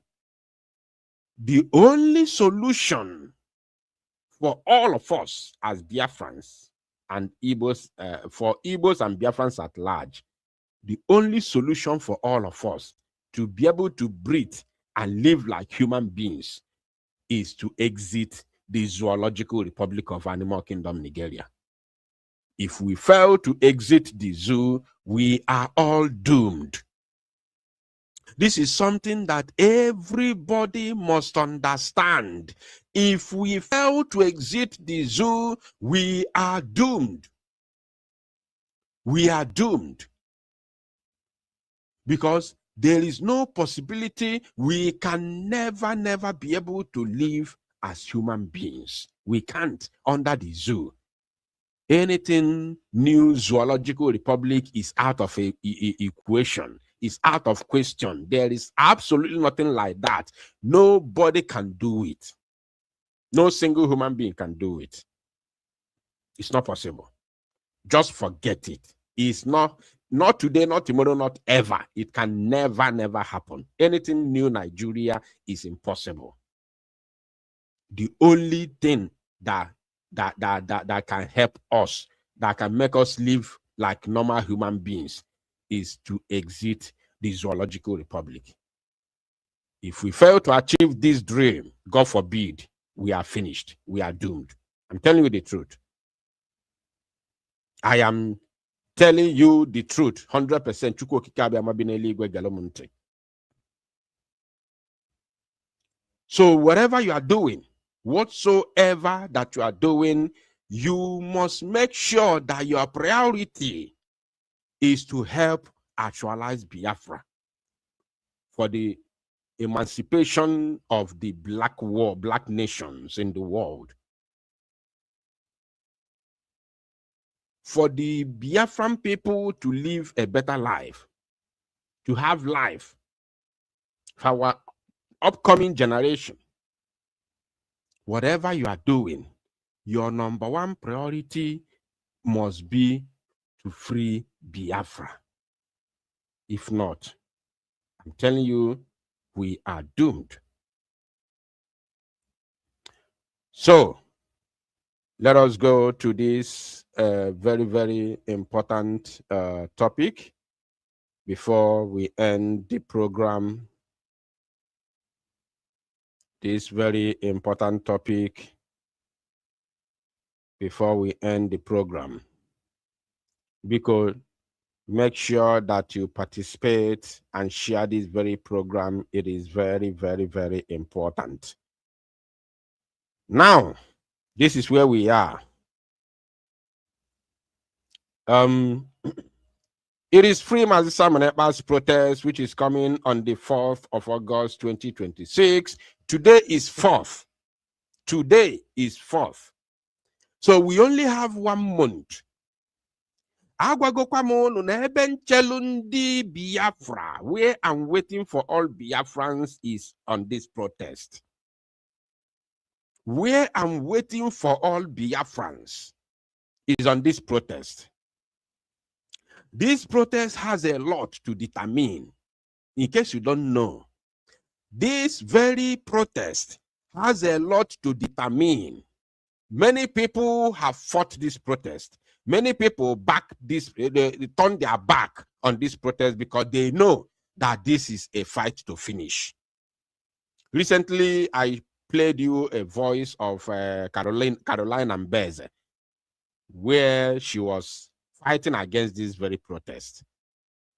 She even went to the extent of alleging, lying to her teeth, lying to her ancestors that the people who are organizing this protest were paid by Nigeria government, just to mark it bad, just to discourage our people from attending this very protest because of the hatred that she has for Simon Ekpa. Simply because of the hatred. I'm not saying this because I'm just saying I am aware of what I'm saying. Also, no boss Simon Ekpa the bunk or I wept with the evidence. Yotago, if she said that she doesn't hate Simon Ekpa, especially from the time she was sacked from brigade officials, I wept with the evidence, including conversations. You understand?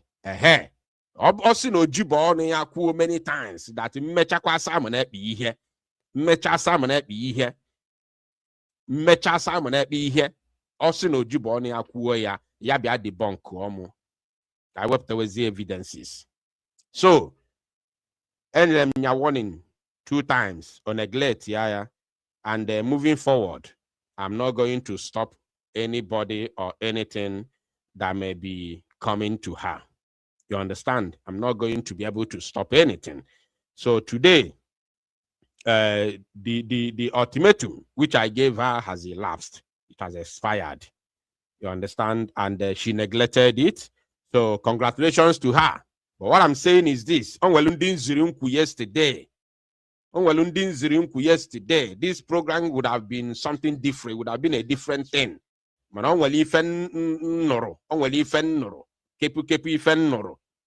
This evening before Mbiawa this live. So say okay, can you go there slight grace? Can you go grace or better? Because in the anziri, if they neglect nku anziri, this thing no go end well. I know what I'm saying. Because in the Igbo no say na nwatakịrị nna ya ziri oli na-eji ọkpa agbawa door. So ọ bụ na ndị Ana Caroline Ambeze na-arụkọ gbachiri nkịtị ọpụta mee ihe o mere, committed such abomination, agbachi ya nkịtị, that means na support ya. That means they support it. You understand? So ọ bụ na ha gbachi ya nkịtị with nkwunziri yesterday, agbachi ya nkịtị, that means they are fully in support of what Caroline Ambeze did. And once this thing begins, meto everybody. It will touch all people. You understand? Especially the group and our record together, which we all know. So this very protest is pure. My God in heaven, be me witness. I am doing my job as a media person because this is what we're supposed to do all along. Regularly. How did we protest from Azinam Dekano? Sit at home. Everybody watches the anketi. Everybody kobaka.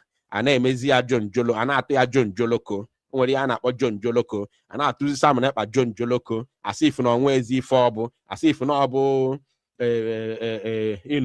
just a trash. We can't allow this to happen. Biko Muibo, Biko Kanariono, everybody kunieno. Yeah, opportunity I were. Obon I made this protest or make a noise. This protest were heat. I'm telling you the truth. Finland will release my salmon. Finland will release salmon and Joko. I was young Galone yesterday that they want to see those who believe that Simon Ekpa is their prime minister. Those who call him prime minister. Call Jackie Amonwe prime minister. Call Welundi Melia prime minister. Finland want to see. And we cannot fail him this time. Ask yourself, what have you done for Simon Ekpa since he was arrested and jailed? What have you done for him? You used to love him. You used to like him so much. You used to call him prime minister. You used to call him all sorts of names. You used to respect him a lot. You used to do everything. You want to even die for him. What have you done for Simon Ekpa since he was arrested and jailed in Finland? What have you done for him? Ask yourself this. The courage and the morale to do something for Simon Ekpa. And what can you do for him is to be present on this protest. That is the most important. Everybody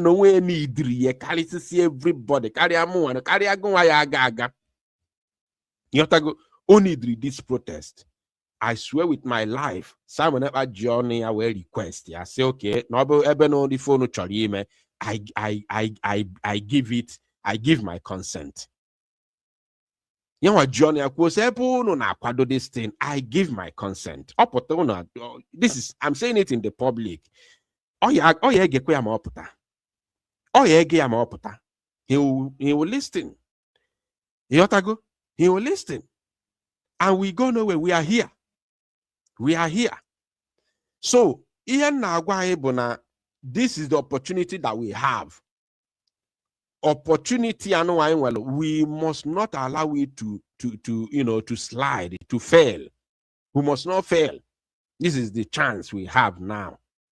And I want to ask all media persons, no matter where you belong, no matter who you believe in, no matter who you are following, if you believe in Simon Ekpa, advocate for this protest. Advocate for this protest. This protest has nothing to do with any group of persons.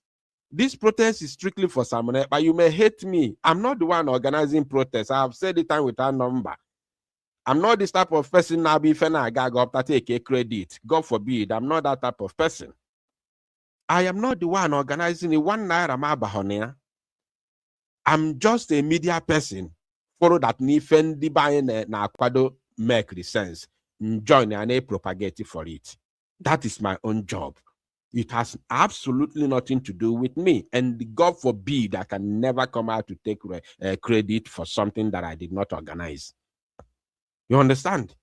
But I will be very, very happy if he becomes a success and Simon Ekpa comes out. I will come out, go to church, and give thanksgiving to God. So, Bikono Munnem, this is our opportunity. This is our opportunity. If you know that you have not bought your own ticket, if you are coming from afar, kindly do so. Nobody is going to chase anybody away from Finland. I have said this time without number. Nobody will chase anybody away from Finland. Nobody is going to be arrested. Nobody is going to cause any havoc. Don't mind the saboteurs who have said, even direct to me, time with that number, which I have all the evidences, how they hate Simon Ekpa. I know how many times I have begged them to forgive him, that he's a human being, that he can make mistakes. I know how many times I've begged them to forgive, only for them now to come and start talking nonsense, pretending how in the public they pretend, in the secret they castigate him. Bikono, Chukwu okike abịama, bikono, bikono, bikono. It is the time for us to move mountain. This is the time for us to move mountain. This is the time for us to move mountain. The number is here in case if you don't have the number. This is the number from Finland. This is the official number for this protest. You can see it on your screen. +358 40 252 9525. I repeat, +358 40 2529 525. This is the official number for this protest. And when you call this number, our people in Finland who are organizing this protest will pick the call and give you every necessary information or advice that you need.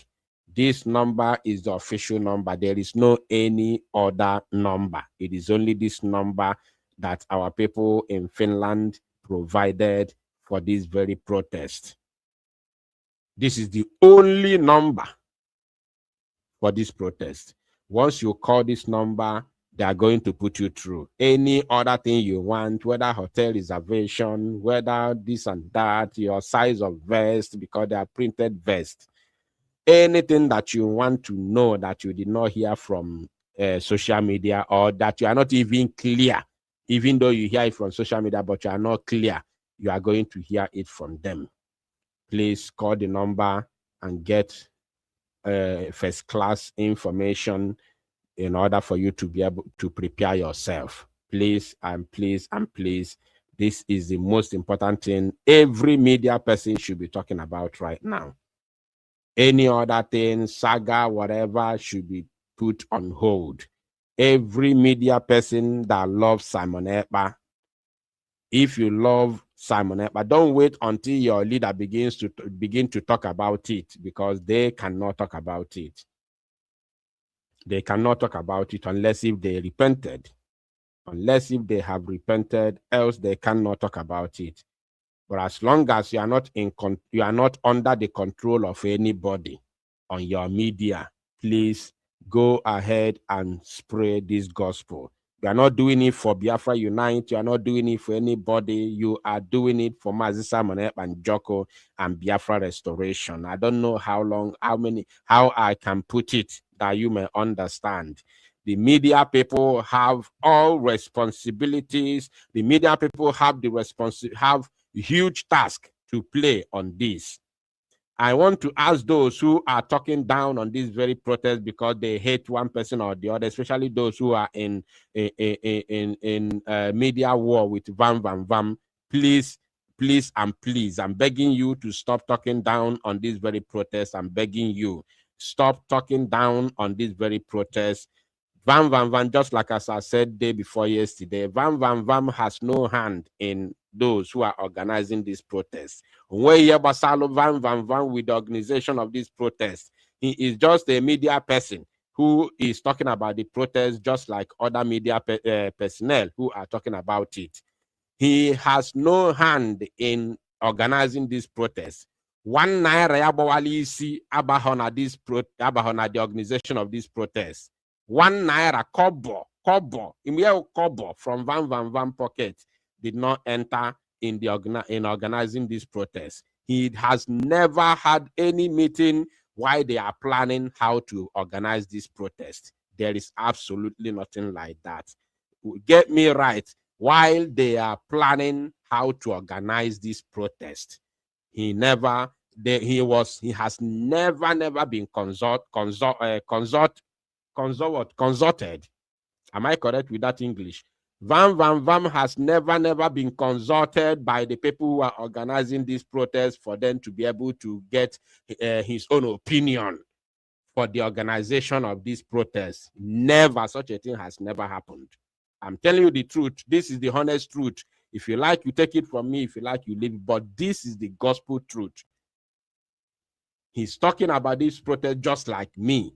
And even me myself, they have never consulted me to get my opinion why they are planning to organize this protest. No, I am only playing a media person role to propagate this protest. If you, I don't know how I can say it so you will understand and believe what I'm saying. You understand? Ihem no bun kobla hamelo. Oburi acho, obrun ka acho ko oba na media ka ndi ba malo. Agwamo nkue na media. This is my job. Whatever they do, if it's the one that they want to be on air, they will let me know. They will send me the proper information. Then I will come on air to say it. They are not taking any excuse from me for the organization of this protest. No, they don't even need my opinion because I don't live in Finland. I don't live in Finland. This is the honest, the truth. So nobody should come out and say, no.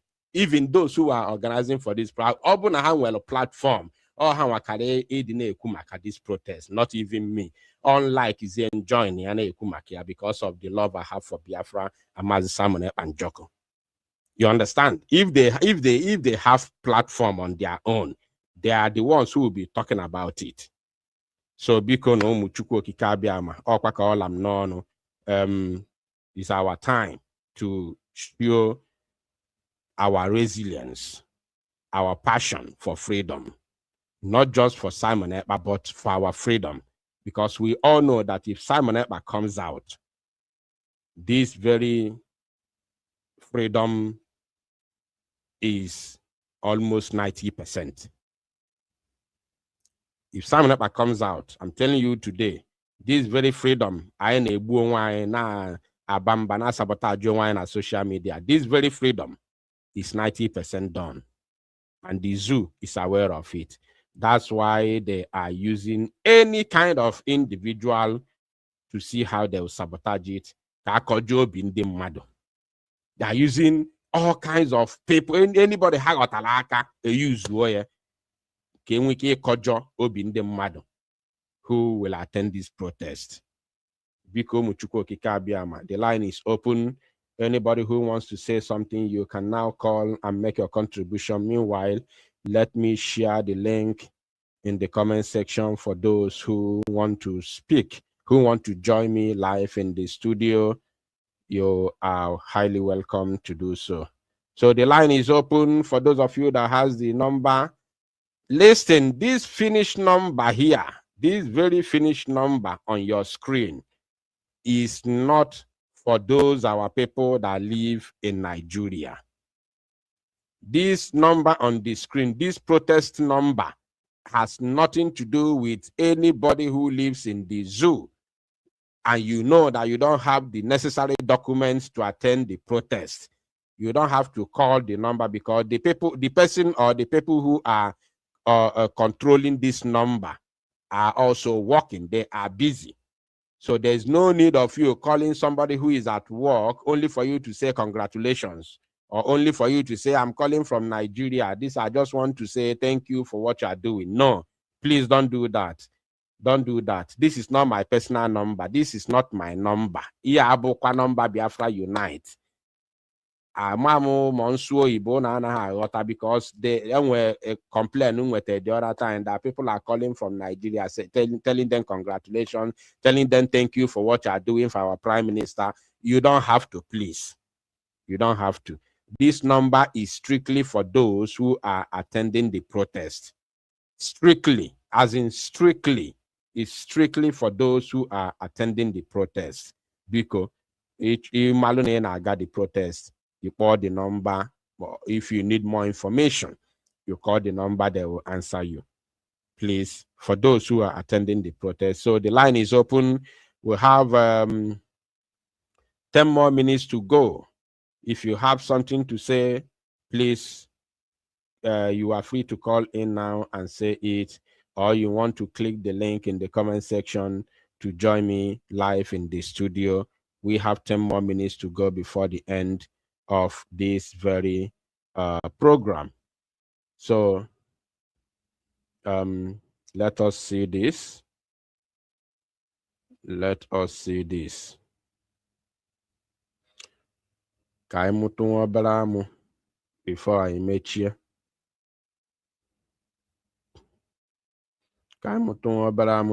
meet you. While I'm playing this very video, please, you are also free to call. Don't wait, because after 10 minutes, we are going to shut down the program. Unless if any name could do everybody, because Monday was say Obalon Kitty Quadakwe.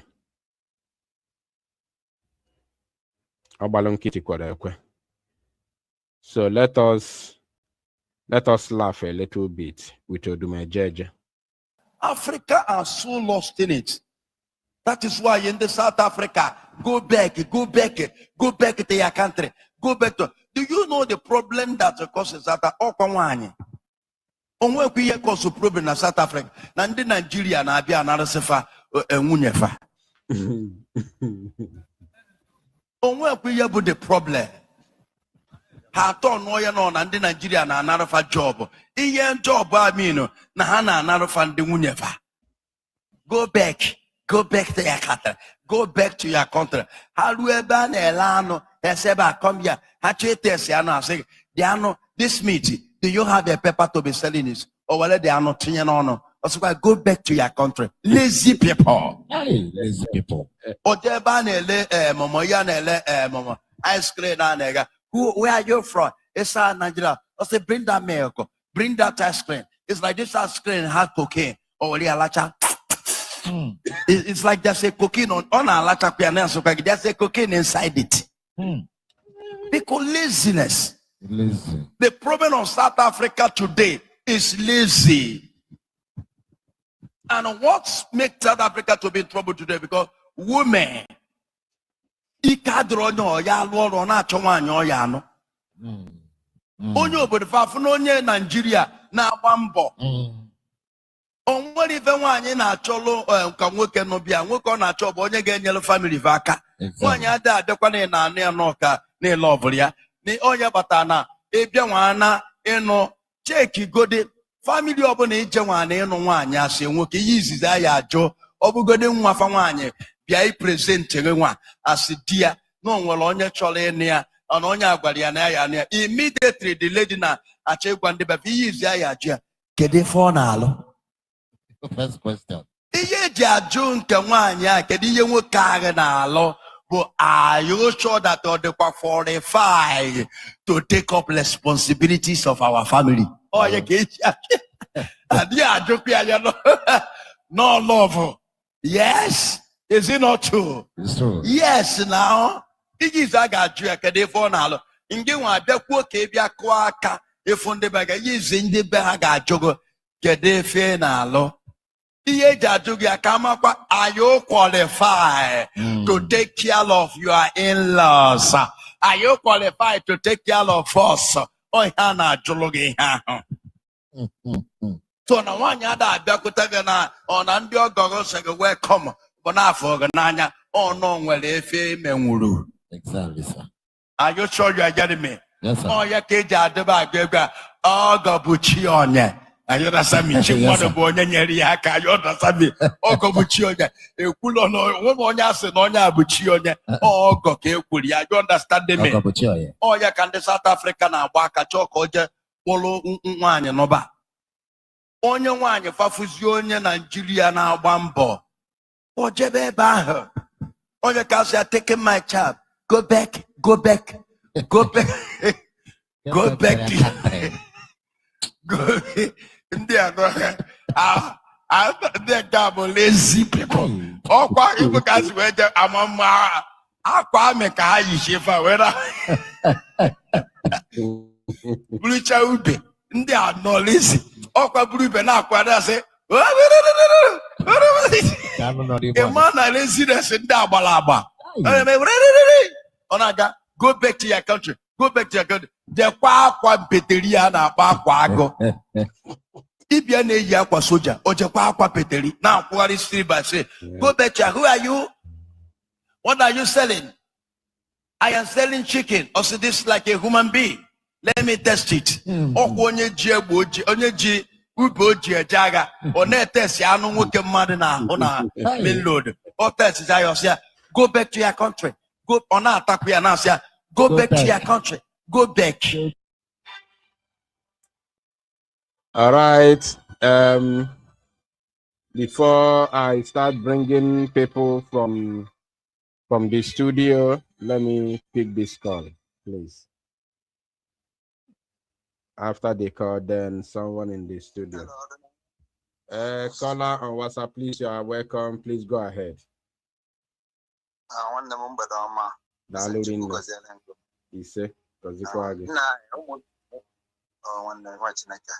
Na ụmụnne m biko nụ okwu odumeje akịta etiri ebe a nwere ihe o gosiri onye gwara ndị nọ South Africa na ọ dị ihe a nwere ike imebefe ọ ga-ekwe ihe njikwata ụlọ okwu akịta ya ba aga na mmụọ gosiri ihe makwa na otu a ka a ga-esi bi udukwa ebe ahụ nọ mana ịnọ opportunity anyị nwere na ekwe na ọbata obi ego na anyị ka anyị bụrụ ihe n'ụwa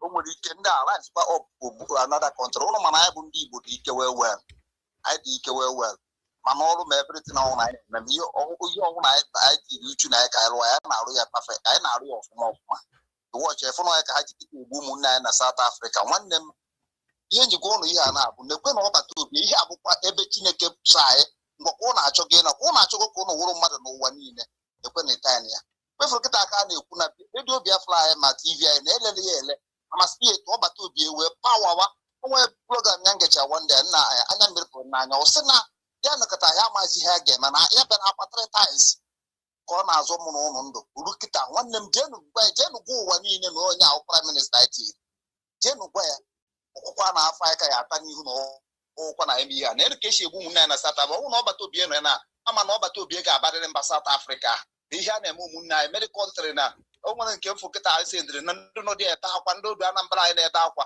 dị ka ha ga-esi nata befe ụmụnne jikọrọta na ọnụ jeenu protest ya jeenu gosi ụwa niile na unu okorobịa ga unu zọ na Finland ahụ ga-esi ekibi world ụmụnne m biko na ọbụrụkwara ihe ihe wọcha na ihe a na-ebere akwa anyị unu ihe a ọkwana be anyị ka a na-azọ ka anyị zọtakwuo onwe anyị zụta na anyị bụ ndị isi ojii so n'isi ka n'ụwa niile ọkwa ya ka a na-azụ ihe a ụmụnne ma ọ bụrụ chukwu ihe na onye awa onye ilego ma n'obu ụlọ ọnụ jeenu zọ ihe a ọ bụla a na-achụ ebe ya ihe a na-emekwa ka ha chụsi anyị na aja anaghị wee bịa chụrụ n'ebe ụnụ nọ na ihe na-eme na South Africa kọmọnta anyị na-aba onye ndu anyị bụ maazị Nnamdi Kanu nọ ya na ọbata obi ya nọ ya na ihe ji ụmụnne anyị eme dị ya otu akụ ha nwere ike isi mekwe n'ụwa niile anakwaghị ofu ndụ kịta awa wee ebe ọnwụ na chụbakwa anyị kedu na ebe anyị ga-agbaje ụmụnne m ha dị na-alụ ka anyị nweta n'onwe anyị na ta anyị ga-eduzinwu ihe ahụ nwere ihe ga-ese nwere anyị n'ụwa anyị ga-eduzinwu ihe nọọ ndị amaara ego wee were ego na-alata anyị okwu n'ụka negoro ihe gọwanụ ka ọ gịnị kwuru ma ọ bụrụ na ya ma na Igbo laikiri ego etu a na ego ka na ya ka anyị so ha ọgụ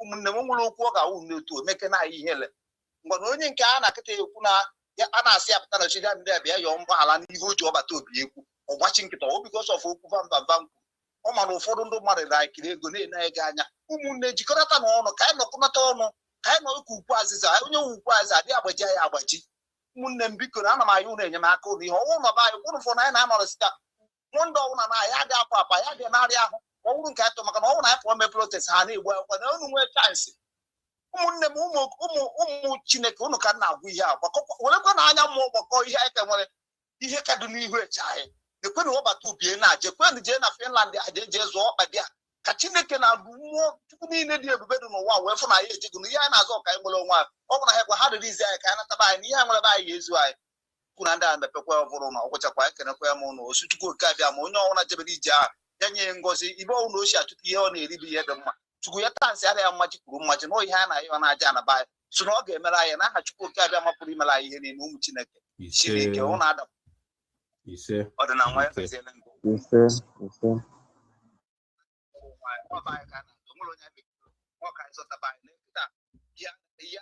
Imo State now.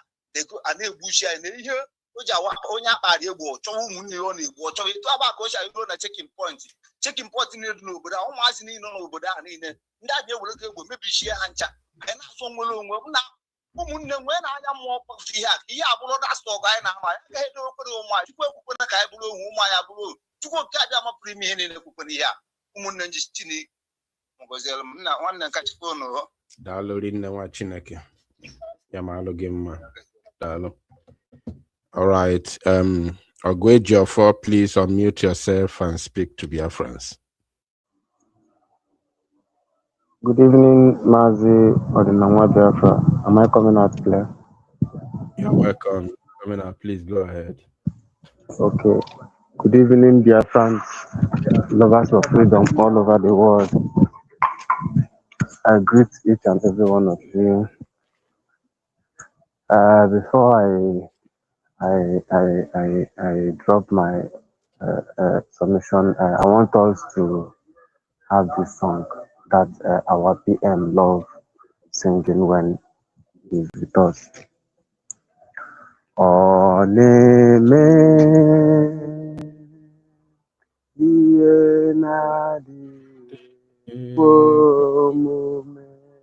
Adewe batalongi ki solugu egua. Oneme iye nadie womume. Oneme iye nadie womume. Iye nadie womume. Iye nadie womume. Koneme. Ndewo, Ada Diorama, Ndewo Biafrans, lovers of freedom. I'm calling from the zoo. I'm calling from Nigeria, and especially I want to thank God Almighty who has kept Biafra, because if only you understand, you know Biafra is a spirit, and Biafra is not just like any other country. Biafra is special. It is God that ordained Biafra. He wants Biafra. God is bringing Biafra through men, through people, through Mazen Nandekano, through Ojukwu, through Mazen Nandekano, through PM, through you and me listening to me, through Mazi Odinamwa Biafra that I'm using his platform. Because I can tell you, when I visit other people's platform, I won't call names, but your so-called Ngozi Orabueze, when I visit her platform, she blocked me. So we thank specially for people that we are using his platform to pass this message of truth, because it is a message of truth. Most of you are living abroad. You don't know what is happening in Nigeria. It is we that inside Nigeria that will tell you what is happening. And in as much as everything, the way it has come to be since they kidnapped our leader Mazen Nandekano, kidnap our PM, hold the both of them illegally in Finland and in the zoo. The insecurity in Nigeria has been something else, because the people's eyes are still yet to open. People are just, it is now that people are listening to a program to broadcast. You and I sat with Mazen Nandekano to share ideas. Some people are listening to it now and realizing what we saw then. You can imagine. We are in 2026 and people are still waking up in Nigeria. when all these things started, when our leader Mazi Khan is even with us, many people, if I'm telling people of what's going on about Biafra, on what they are supposed to be doing, they'll be like, these boys, man, they don't even understand what I'm saying. My mind will just tell me, I should just keep quiet and leave these people. In due time, their eye will open. And 2026, most of their eye are now opening.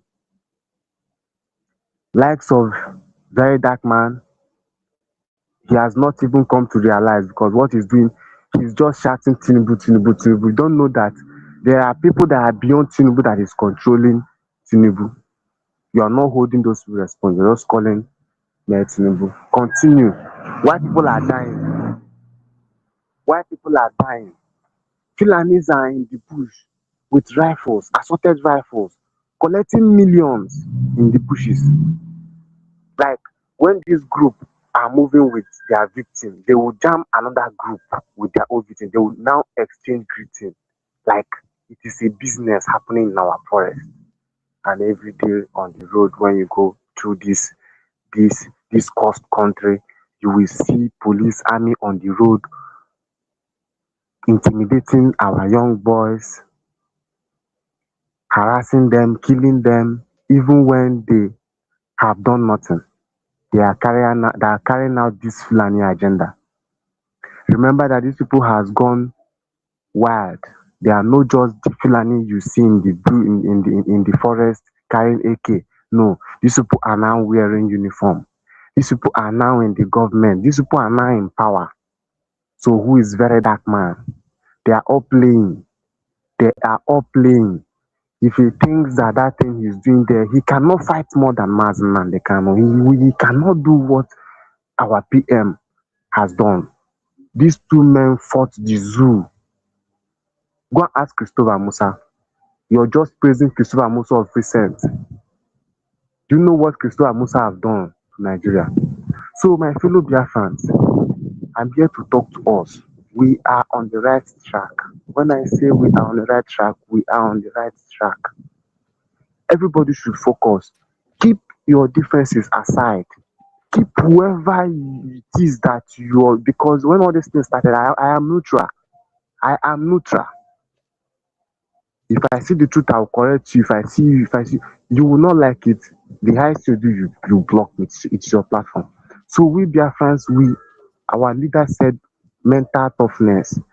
Now is when we persevere and continue. Our PM, this is another opportunity for us. If you are close to Finland, those of our brothers and sisters abroad, please and please, it is our responsibility to act now. Mazi Odinanwa has said everything he has said. Everything will go. I am accordingly. Now, when we get there, everybody should know that we have one purpose, which is that ideology that the zoo have sent some people to petition in Finland with those Igbo speaking individuals that came to testify. That agenda, it is an opportunity for we to change that narrative that the zoo must have passed to Finland. We do not need to disgrace ourselves on this point. In doing this, we will get it right.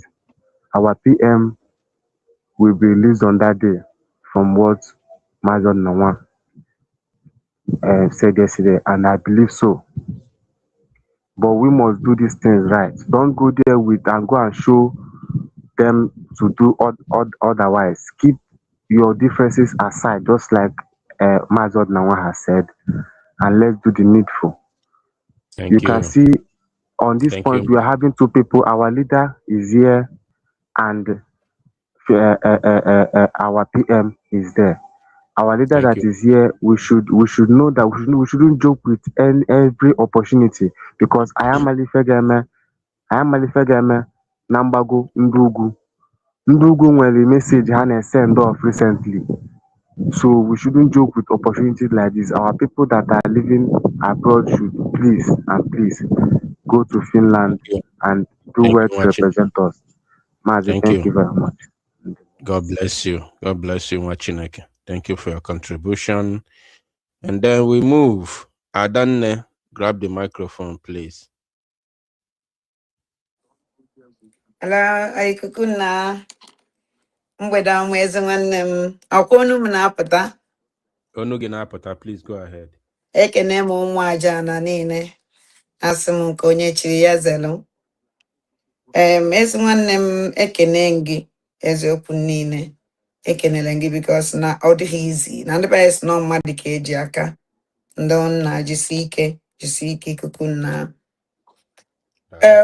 Since this morning, mgbe m nwetara this news about this radio TV, Biafran TV, o wutere m so much, and I don't surprised because ihe meji dị surprise that na anyị nụrụ mgbe elele ha radio Biafra, so ekwugide mgbe ahụ kwụsị anya onwere onye kwuru okwu.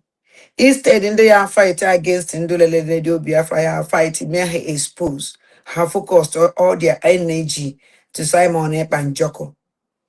Onye ka meji ha ga-efe ọ na mmadụ na-abịa na social media na-akọ na-asị m ada na-asị nke a sịkwa nke ọzọ. Ya medicine after that. Ife mkpọrọ ya. Ebu nke ahụ ebuchala gị na-akwazi gị. For me, because I trust nobody. Okay, now, ọkwa ewepụtago ha ya. Ọ na ha amapụghị ikuku na o nwere ajụ nchọrọ ịjụ gị mgbe oge nkele chenjiri Brigi to his name. Ọ na anyị nwa achọpụta iku na biko zagodunu m ajụjụ a biko ọ dị very important. Ya achọpụtara na ọ the same sentence Chike Edozie DOS mgbe anyị chọpụtara ya anyị ọgbara nkịtị ka ha na ya olezila alarm. Yeah, alarm was raised. When I make program, make everybody marapife na emenu. KCC can this na for warrior and the rat because so if na of I don't if I up to today. That nothing will change that from me. So na boya send that na one idea. Nka ha na evidence gase. All this evidence, our brother no we wepụtara ya ahụ ya ka nna agwa onye mere this news ji wepụta were ya ka nna agwa. Man, if you not go down follow my old dog of sellout, man, fool because all of them the same. Na nyan kemunga. Only if you made just na we made just na hanchani ne would the same. Okwa hanoria onwen onye bita we okwu. The head of Directorate of State go okwu. Kono ulo nnukwu ife di ife a country na achọ. Can radio TV or the Mazin and the can suffered a lot. Mokuya Made, in radio or country where in make them radio a TV channel. Oh no, yes, no, for ya.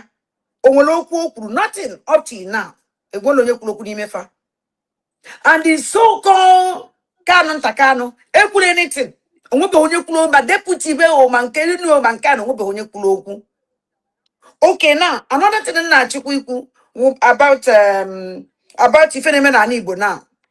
Ndị Fulani ebido kwa tụọ kwara bomb again. Ije no were kita shop o nwere nnọọ ebe agbara ọkụ. And then anwụkwara nke gbara ọkụ day before 3 days ago.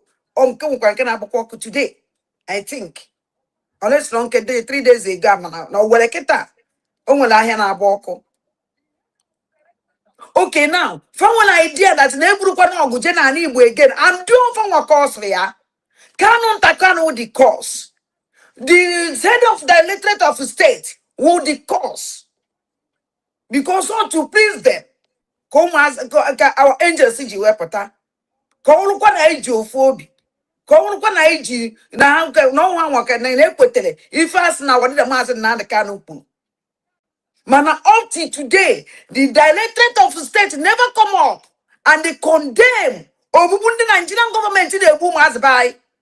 The Directorate of State never come up and they condemn bomb fighter jets. Now to bomb the Anibo music was. Oh, yes, don't know ya. It's name of Muibo, Biafran, Sinana Wafa. Directorate of State, oh, yes, I can Mazi Christ. Have you seen Mazi Christ come up and they condemn it? Let's make the world know what is going on in our land. So see if Mazi Christi me abagodre bosa ha obia kwu okwu. If oze wepụtala ewu ejejetwazi ego. Ego. You know that you bring go when you cause all these things. When problem come up like this, if the Igbo, Ebu ne setting Ebu na Anambra State. The state of the director of the state Ekwoku. Kanon takanu die da umi. Mana ha wan eje one platform extra platform nkonya. Eje na platform nkonya. Sina platform onu ze kwa je eje na that platform platform. Onwo zi nke afọ. Ha chani na kusie. Ana ebucha su umu Igbo. Navy war e declare na Igbo again. Najo. Oya plan ka najo kanon takano. Is it a plan? Because omu loku kanon takano ukwu. On said that na man and them mari eje Abuja. The neje Sokoto jena afa wadida mazen na de kan na kola wadida. And he also kola wadida mazen na de kano gwanda na yad halfta. O ifu kanon takano. Wejuo. All this order na ekuare true naka wadida mazen na de kano ko hanwa konu kola because the fanya kangwage adime wona lawyer ejima ko iwe because that man threat of life Tunisia kanko. Ndine threat life this man kanko. Nigerian government are looking for him. The OS are looking for him. All the criminals that show if from Kembosia, Chida Samodo, serious warning. Nka Rambo, Nka Rebo, and they threat life of this man. At times, I didn't blame one mother call, walk on those in we are poor. And we are boss. At times, or scum war, may life ya there. Because we walk on your blue at the was, or your blue. So at times, I don't know whether you own a snack at a man of times. I think we were born because upon his age. And down on a zoo here. And down on a zoo. So anyone who do use our brain to do something. Manankai kwenu, manankai ye manankai yeso, manankai yeso. We even up to the call I kwenu. Look at into this old man. Everybody is threatening him. Everybody. Okwan mad call. At times, in way what you and Diga and Mwasam Ada Neluanya, Mwama Joropa. Man, even Nekuzu Kanon Takanu, the head of the directorate of state. Because all Kanon Takano Nache, I probably don't will I don't make you day or 200 candidates who now Kanon Takano requested these children to come up at the march. And that they read the code of conduct. Kakanonta will get reforcho because that is not an Kanonta his brother Pota. Kanonta is sabotaging our leader Mazen Nandakano. Iya ne mekita. Niso ne keye and the Kanonta man our leader Mazen Nandakano appeal. Oh yeah, the keye me. Only for the keye until our leader Mazen Nandakana appeal. Agasia. The any to know na hedge in the beer up now. Oh yes, and if Nigerian government here work because they work on another evidence. They work on another evidence. How you make sure that the Insuba this our little master and can complete. Canon Takano Yoko. In one model of Bune Bolin CNC, I go to this code of conduct. Until today, Canon Takan never said anything. Directorate of State never said anything. All the irrat, all these rubbish people do on social media. Now, Biaza, Anando Tuva, Ndo Awo Kori Be Wokum, or even Nagafa, or even Nakor of them. Because all answer in Buena fight this criminal. I'm got a dog of sellout. I didn't sure. Na Udiba, but then cover all the import and Alora. Use what the whole time how will it when I fight Simon Ek and Joko. Now, instead how we use their time, fight out for our leader, lose their time, expose these criminals. But here, when I did a master now the Kana Kebe. When I did a master now the Kana Kebe, no York. All these criminals who want to kill you, all this irrat. Who want to kill you through platform where something like that. Who want to kill you through platform where fight out for our leader master now the Kana. After Katus, I wanted a master now the Kana life jail. Hanchani ne be near because hard sign upon another contract. Onya or the Kabala. Hard sign upon another contract. You can see these people say it. If I focus on that's a way. My mother was sponsor of her. How was support of her? How had the put out on and done. We didn't done. Almost by these people hide it. Let's hear this Simon and Jocko. Let's hear this BRA.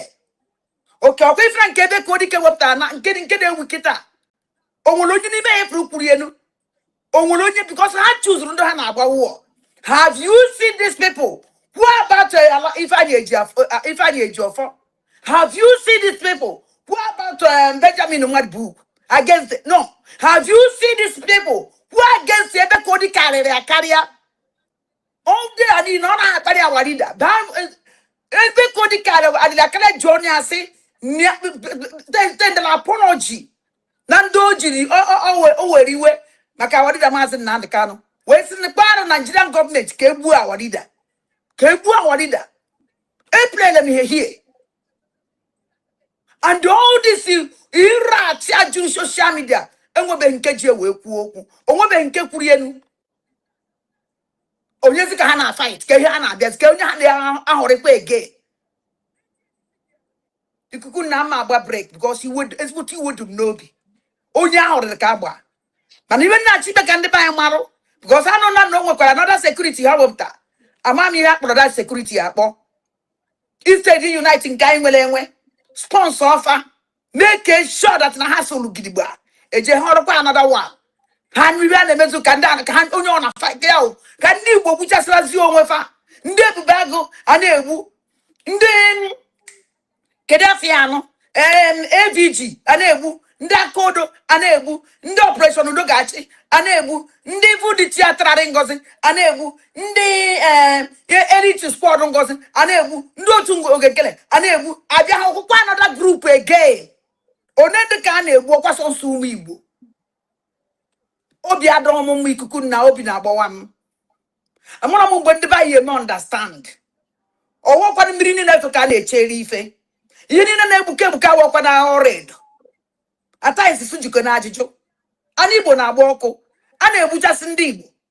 Why can't you use your platform and expose the evil and the criminal everybody?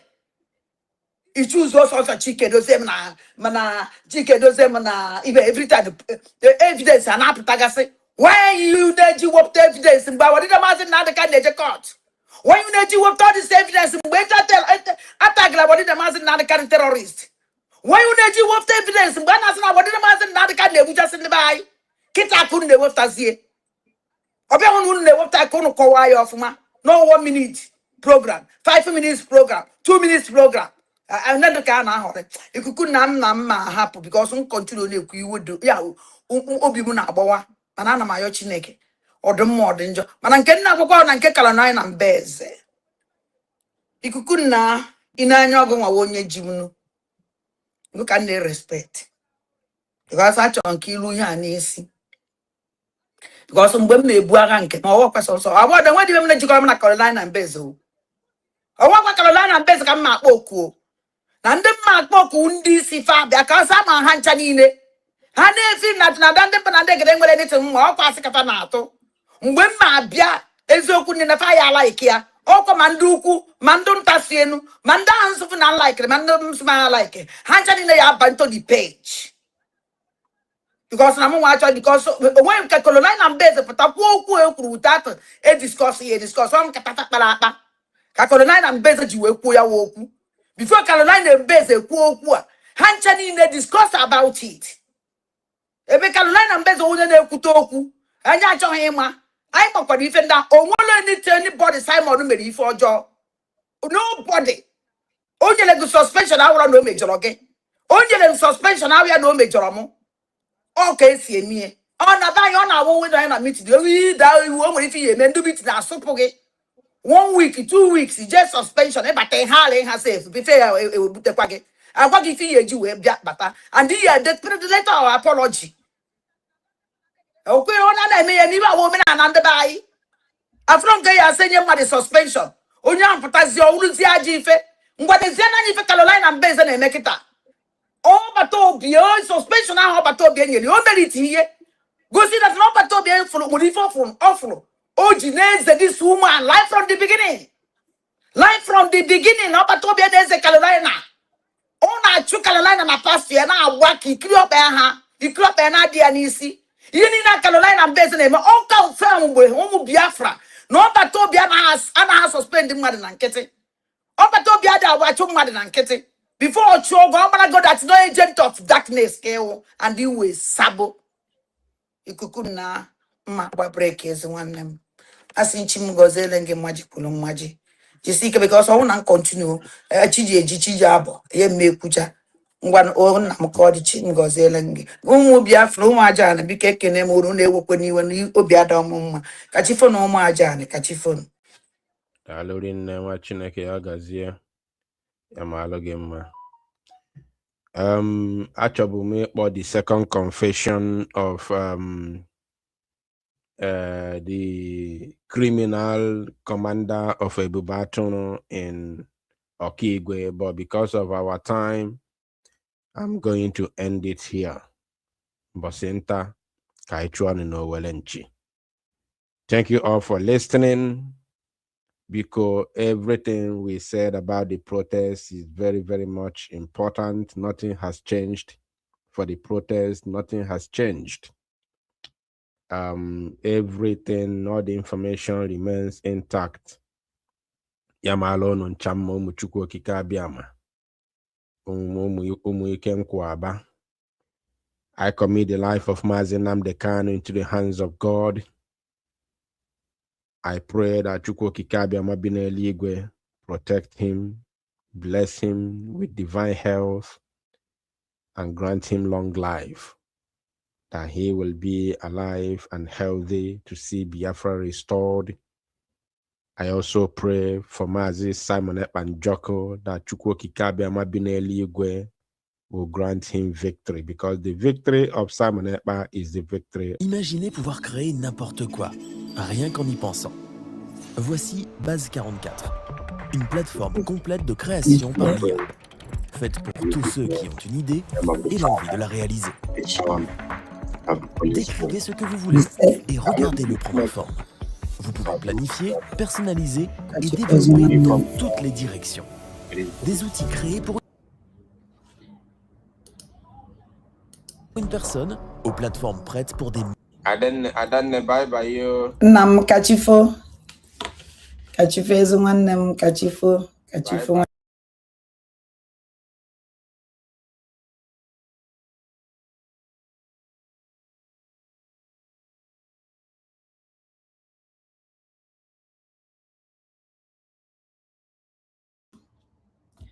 Ụmụ ike njaba ekene m unu niile. The only thing na ya unu biko onye kpere ekpere ya tinye Biafra angels na ekpere, very important. Biafra angels dị mma ikpere ekpere na ịmara mmụọ ị na-akpọ, ịmara mmụọ ị na-akpọ, kpasuo ya mmụọ ike, kpasuo dị mmụọ ike. Ọ bụrụ alụsị ka ị na-agọdọ, kpọwa alụsị ahụ, kpasuo ya ike. Mmụọ ọwụ na nọ n'ala Igbo unu na-agọdọ, onye na-agọdọ gosi ọwụ na ụka ka ị na-eje, kpọkube Chukwu, kpọbe Jizọs. Nke ọwụ anyị nidiri mmụọ niile, onye ọwụ na kịta n'ala Igbo mụrụ nze mmụọ ọzọ, because ihe a wee very heavy war ka eburubata n'ala Igbo. Ọwụ na unu no dey sound, unu afọ na ọdụ too much. Ọnwa ọkwata ka o bidoro, because since ahụ ama emechala dat na emere agụchara code of conduct request by Kanu Ntakanu na new directorate of state ka a bidoro na-agba Biafra angels up to today, na-egbuchasịkwa ụmụ Igbo ike up to today. Ije n'Imo steeti ọkụ na-agba n'Imo steeti kịta, the same thing na Anambra steeti, ọ na-agba everywhere. Everywhere. Only if they want me na son nirane in na-eme ife. Cheta the innocent souls, not from how do you pay the price. The poor people, enwe defend nwe fa. All from how do they pay this, they pay the. Okay, all ka na egbu. Ebido dey kidnap our youth. one by one na-egbuchasị ndị ya anụrụ anyị ọgụ ndị ya protect anyị enwerekwafa na-egbuchasị ka ebe ezi ka anyị ebido ana m ajụ kedu ebe anyị ebido is terrible ọnwụ dacha na ọ na-anaghị ajụ ajụjụ biko achọrọ nke unu jụọ achọrọ nke unu gee ife n'isi eze nwaanyị kwuru because eze nwaanyị kwuru okwu eze nwaanyị ọ bụrụ na ndị Igbo akpachaghị anya ihe a ha gwara m ihe a m hụrụ ha ga-asụ Igbo akwụ ya ọ bụrụ na ha eze nwaanyị akpasukwara m iwe akpachaghị anya ona ọtụtụ n'ime ha na-ere onwe ha kọbọkọbọ obere oge ọ bụrụ na ya ihe ise a n'anya nnukwute ihe ga-eme n'ala Igbo ekwe ma ka anyị ekwukwere m ya last time o mekwere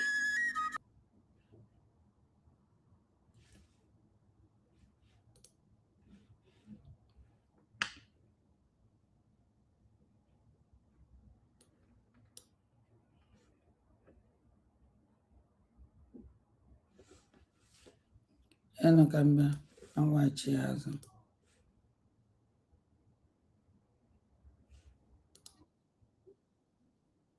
Okay, I'm ka o siri n'aka sị.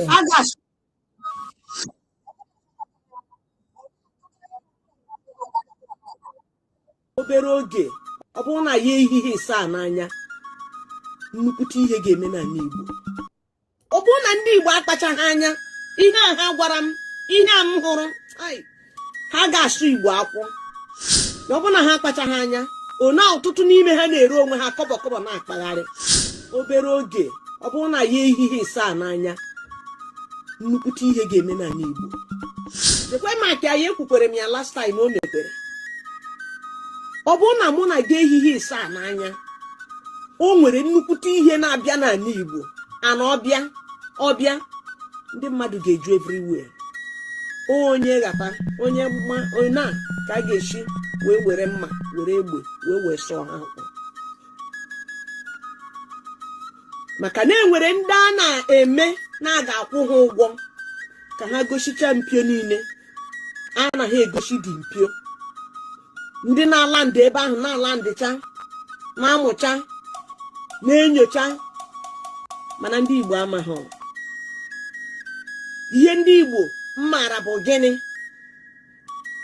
ụzọ a ga-esi ka e wee mee gịnị finishie nwanne ya n'elu ihe na-emenụ ndị Igbo zuru oke ịchịkọta onwe ha wee dị n'otu wee na-ekwu ofu na-eme ofu mana ekwucha a ga-enwe onye ga-apụ wee ji eje mee gịnị gakwuo ihe niile kwuru unu ga-ahụ ya ọ bụrụ na ndị Igbo akpachaghị anya ihe a ha gwara m ihe a m hụrụ ha ga-asụ Igbo akwụ ọ bụrụ na ha akpachaghị anya ona ọtụtụ n'ime ha na-ere onwe ha kọbọkọbọ na-akpagharị obere oge ọ bụrụ na ya ehihie ise a n'anya nnukwute ihe ga-eme n'ala Igbo ekwe ma ka anyị ekwukwere m ya last time o mekwere ọ bụrụ na mụ na gị ehihie ise a n'anya o nwere nnukwute ihe na-abịa n'ala Igbo ana ọbịa ndị mmadụ ga-eju everywhere onye ghata onye na ka a ga-esi wee were mma were egbe wee sọọ ha akwụ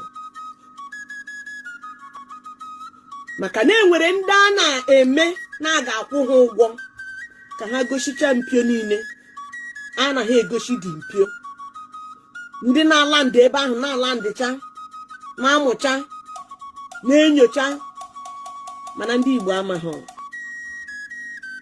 ihe ndị Igbo mmara bụ gịnị ụzọ a ga-esi ka e wee mee gịnị finishie nwanne ya n'elu ihe na-eme ọ bụrụ na ndị Igbo akpachaghị anya ihe a ha gwara m ihe now achọrọ nke unu ga-edisa our brother okwu kwuru hie ọ na-ewute nka ndị be anyị si wee mee ala ka gọọmenti yuzu befa okay currently now ife nna afọ ga-eme n'ala Igbo ọ ga-enye nsogbu ịma why for a while ị ga-afụ na anyị nwere peace n'ala Igbo be anyị bịara jụọ oyi ọ na-ekwozi n'ugwu Awụsa ọ na-ekwo na Zamfara na-ekwo na Ọyọ na-ekwo na Kaduna na-ekwo na Kano, na-ekwo na Jos, na-ekwo na Amina, na-ekwo na Yoruba land niile zuru ezu, ma Lagos onweghị ebe dị safe. Only an Igbo bụ ebe dị safe. Kedu ife ndị a melụ now? Fa change ye their game. Tọnụzie ndị Igbo against Igbo. Mana ndị be anyị aghọtara ya. Our youth aghọtara ya. Our youth na-achọ ebe ha ga-ebelong ka ha wee na-eti men dey. Who say men no dey? Men dey. Mana gee ntị ka ịnụ the problem ife a ga-ebuta. Currently now, recruit go men everywhere. Kpokpuo na-agụ na-eche mba, kpokpuo na udo gachi, kpokpuo fa na ndị nche ide atọ, kpokpuo fa na nke ndị Abịa, kpokpuo fa na nke ndị Owerri, si na ha na-eche gọọmenti nche. Mana ngị mmanụ ọgị nke a na-agba eje were bute polisi tii n'ime fa, tii ndị polisi n'ime fa. Ọ bụrụ na achọrọ ka ụnụ bụrụ sekuriti, why a na-anwe ụnụ polisi? Ọ na-egosi that na a na-eyuzu na-eyuzu. Then agwazie fa ha chọwazie ndị Igbo ibe fa, na ndị a bụ ndị Biafra, na ndị a bụ ndị IPOB, na ndị a bụ ndị ESN, na ha nọ n'ime ọfịa. Ngwelu na-ajụ, kedu onye bụ onye Igbo? Kedu onye bụ onye IPOB? Onye ọbụla bụ onye Igbo bụ IPOB. Ọ gịnị? Indigenous People of Biafra. Ọbara ha dị gị n'ime. Now, anaghị achụzi ndị Fulani herdsmen, anaghị achụzi ndị bandit, anaghị achụzi ndị criminal. Anyị na-achụzi onwe anyị. And nsogbu oge ebute na-abụ ọ bụrụ na ndị nọ n'ime ọfịa bụ men on ground gbagbuo ndị sekuriti ha na-achụ ha, onye Igbo ka igburu. Ọ bụrụ na onye Igbo gbuo ndị nọ n'ime ọhịa, onye Igbo ka igburu. Na-abụ gịnị? War Igbo versus Igbo. Ndị Naijiria na-amụ anyị amụ, aghọzie ezi. Erigo anyị na ha bịara fụ na mgbe ha kpọtara ndị amị, awipụrụ ndị amị out, busichaa ndị amị niile. Kedu ife ha mere na ha recruitzie our youth to fight our youth, and our youth menye ala ka ọ dị otu anwa. Please let us be guided and be wise. Ọkwa anyị na-agwụ watch ife mere ụnyaahụ. Igbo youth versus Igbo youth na-ebusi onwe fa, all in the name na a na-azọ Nigeria na ala Igbo. Ụdị ife adịrị eme n'ugwu Hausa, ụdị ife anaghị eme na Yoruba land. Ole na ala Igbo kie ndị youth Igbo na-achụ ndị youth Igbo na ha na-edefend afa Nigeria instead of afa nnafa. Ụlọ nwaanyị na-emegodo anyị. Lekwen ahụ nwanne anyị nwoke Ejike Hilary Wednesday Friday ebe a ga-awe kipin na ofe ibu nwunye Juventus nwere ahụ ka a gakwara ịkparị uglas nwanne anyị nwoke nwunye anyị anyị wegazi ebe ahụ ziwe luzuo ụmụnne anyị mmadụ atọ. On our way coming back ka ndị nne atọ ndị akawa bịa blọk bịa nọ ambush n'abalị ahụ bịa gbawazie everybody egbe gbagburu anyị ụmụ nwoke atọ n'ụmụ Igbo. Onye nke na nna wee ji ike Hilary nwekwe ha mere ha ahụ nwekwe ha mere ha. Gọvanọ of Imo steeti echem na ọkọlọra for peace elekwe n'otu ndị si another steeti Abia steeti ga na-esi abịa emebi Imo steeti.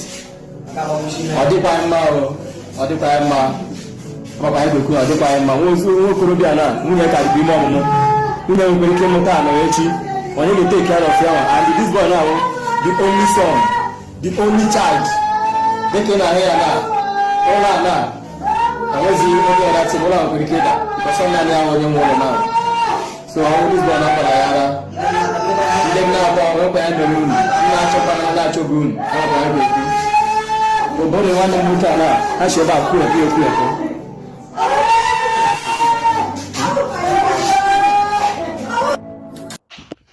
Ọ na-ewute nka ndị be anyị si wee mee ala ka gọọmenti yuzu befa. Currently now, ife nna afọ ga-eme n'ala Igbo ọ ga-enye nsogbu. Ịma why?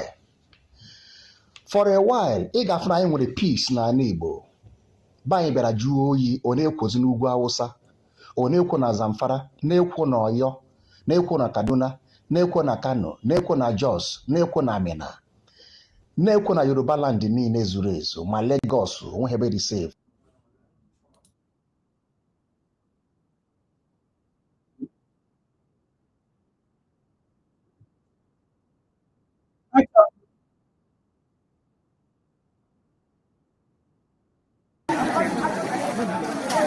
killing our people, burning our houses, destroying our properties. Uchenna Okeke, Ebubago, and the rest of them. We are calling on the local government of Okigwe, please. Munwa Max there because only no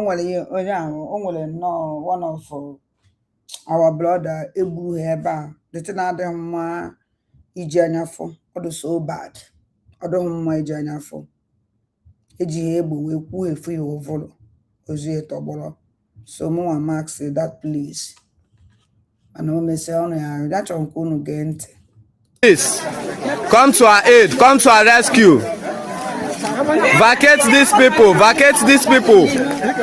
Let these people leave Okigwe, let these people leave Obinetiti, Uchenna Okeke, and the Bubagu security. They are killing our people in Abo. Uchenna Okeke. Una makonya na akpa Uchenna Okeke. Ama na ụnụ ma onye a na-akpọ Uchenna Okeke. Mma egosi ụnụ onye a na-akpọ Uchenna Okeke. Na na-ege ntị godu ka Obu community. We do not need them anymore. Please, our markets have not been going through for more than 2 months now. Our women are dying of hunger. Our parents can no longer go to farm. The youths have vacated. Many people have run out of their houses. Many people have been rendered homeless. Come to our rescue, Zoomers, the stakeholders of Arondi Zogo. Come to our rescue. There's a coastman. Come to our rescue. We no longer need Chido Keke in Obinetiti. Let our market take care of Obu. Let it continue. Let it continue. Let it begin. We don't see any reason what we have offended them with. We are your landlords. Have we done evil thing by selling our lands to you? Zoomers, have we done something wrong by selling our lands to you? Arusi China, why have you people come to intimidate us? Why have you people come to kill us? With Uchenna Okeke, with Ebubago, please. Kaina again.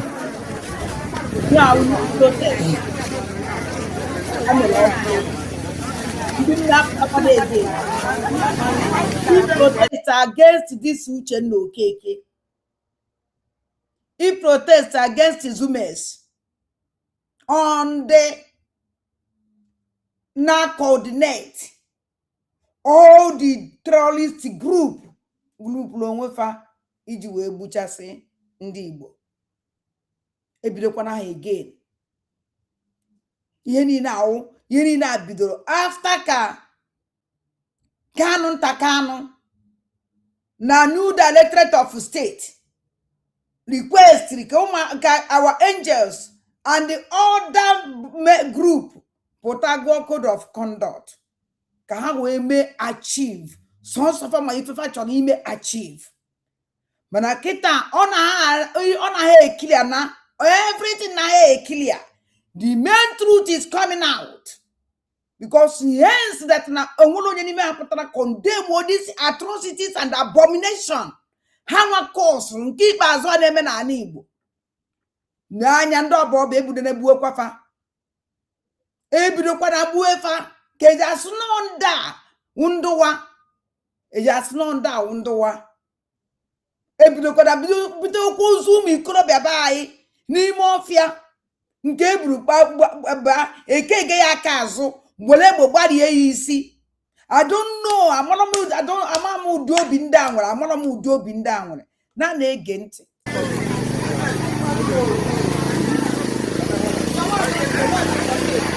The only thing na-achọ ime ka ndị a na-eme protest malụ. Unu na-eme protest biko unu egosizi n'ihu ụmụ nwoke. Because after ka unu gochara ihu ụmụ nwoke ndị a eje kpọrọ fa buchasia otu a ka esi wee bu ebe ka odika si je buru dacha agadi nwoke ahụ ngosiri ụnụ mbọsị a ọkwa si na this community na hapụtakwa n'ọzọ se gosizi n'ihu ụmụ nwoke biko. Oh my God.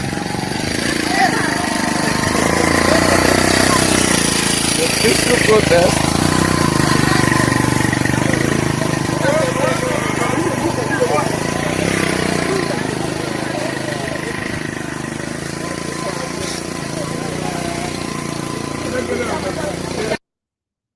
ọkwụ na-afụ gị oke o nwere ife nchọrọ igosi unu again o nwere ife nchọrọ igosi ụmụ aja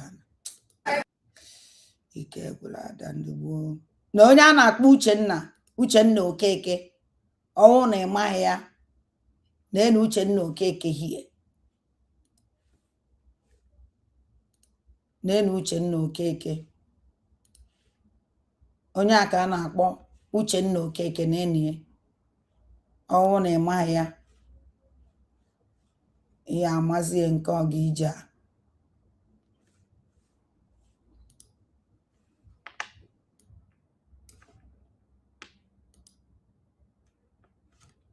if I didn't love your sister, if I didn't love your sister, again I tolerate too. But I'm no nonsense human being. I can't tolerate you again. I tolerate. If your sister silike, and only the only silike. I won't I can only know silike before capita your sister. But I can only know the soft. That's why your sister JSC carry a dear. I'm telling you. What you mean? Now this woman I can only know the calm. That's why Ojimwe the upper hand. If we be your sister na baru diemba, o melum n'anya no. O melum n'anya. If you go see me die, o melum n'anya now. But you can't do that to me. I'll get him here to me now. So where warrior? In time of love, akwe managa no ya na adịghị easy. But I choose your sister. Na na-ege ntị. All this idiot na-ekwu onye nwa Uchenna Okeke malazie ebe this man na-terrorize ndị abụọ na-eme mpụ na alụlana against ndị abụọ na-ekidnap na-anakọrọba nwunye fa unu ya amazi na dacha abụọ na onwe ozi onye nwere ọnụ okwu nwe ozi onye na-ekwu okwu onwe ọzọ onye na-ekwu okwu achọrọ nke unu gee ntị so ihe nji wepụta dis idiot ọkụ unu fụ onye a na-akpọ Ikechukwu Okeke si dị nke so unu na-echezogo ngwa akwụ onye ọwụna na-afụ ha nsi ya nne otu a kete nọ na jụọ ya nsị ya ihe obi na-agbawa ndị mmadụ n'ọnọdụ mụ na gị ọkwa ka o esi n'aka ọkwa mụnwa ha were Chidimma kwakarịa Chidimma spirit mgbe ọwụna na Chidimma mgbe ọwụna na Chidimma Uchenna apụ Chidimma Uchenna bata Chidimma Uchenna azakọn Chidimma Uchenna gakọn Chidimma nke ọwụna uche nwa ọgwụ ahụ ma itie ya datị na ebido ma ọgịnị ọ sị na Chidimma ka njekwuru Chidimma nke ọwụna guys ọnwụ na ọnwụ ọgwụ jemi tie nya ibe ahụ ebido ye ọsụna Chidimma ka o je jemit na ime njije wepụta distin ka ngosi ụnụ ụka ụnụ mara onye a na-akpọ Uchenna Okeke ka ụnụ mara the idiot a na-akpọ Uchenna Okeke ka ụnụ were fụ community this man na control ka ụnụ marazie ife na-eme na that community ka ụnụ marazie one ndị community ahụ si wee nọrọ ebe dị si iji otu nwere ike ịbata na community mmadụ na community nara nwoke gbanwe aka nara nwoke nwunye ya and ọpọrọ ihe niile a na-emenụ ndị si na power lovers of ndị chọrọ peace na-ewepụtagasị evidence you can hear this one na their mouth is not possible nke dị ha mma ka fa na-ekwu nke ọnwụ na-adị ha mma fa ya ekwuye the only thing ni anụ from there nke daba mma nke dabara fa sọnsọ ya ka ihe anụ n'ọnụ fa sọnsọ ya ka ihe anụ n'ọnụ these criminals sọnsọ ya ka ihe anụ n'ọnụ these criminals sọnsọ ya ka ihe anụ n'ọnụ fa onwere ife ọzọ ụmụnne m alụ na-eme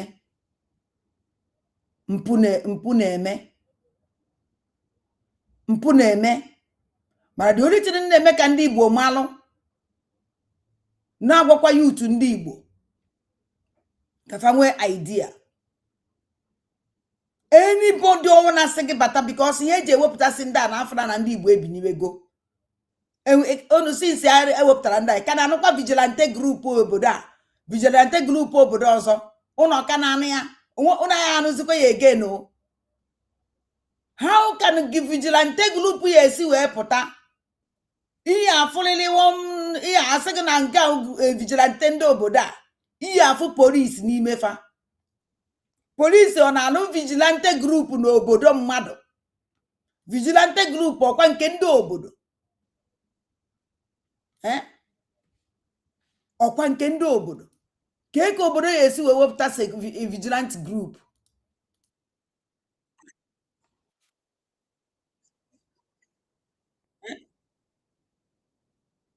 So ife nji ekwu ife na-ekwu maka ndị be anyị ife nji ekwu ife na-ekwu maka ndị be anyị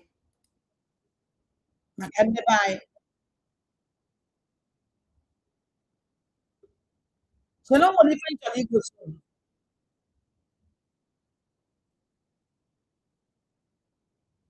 chere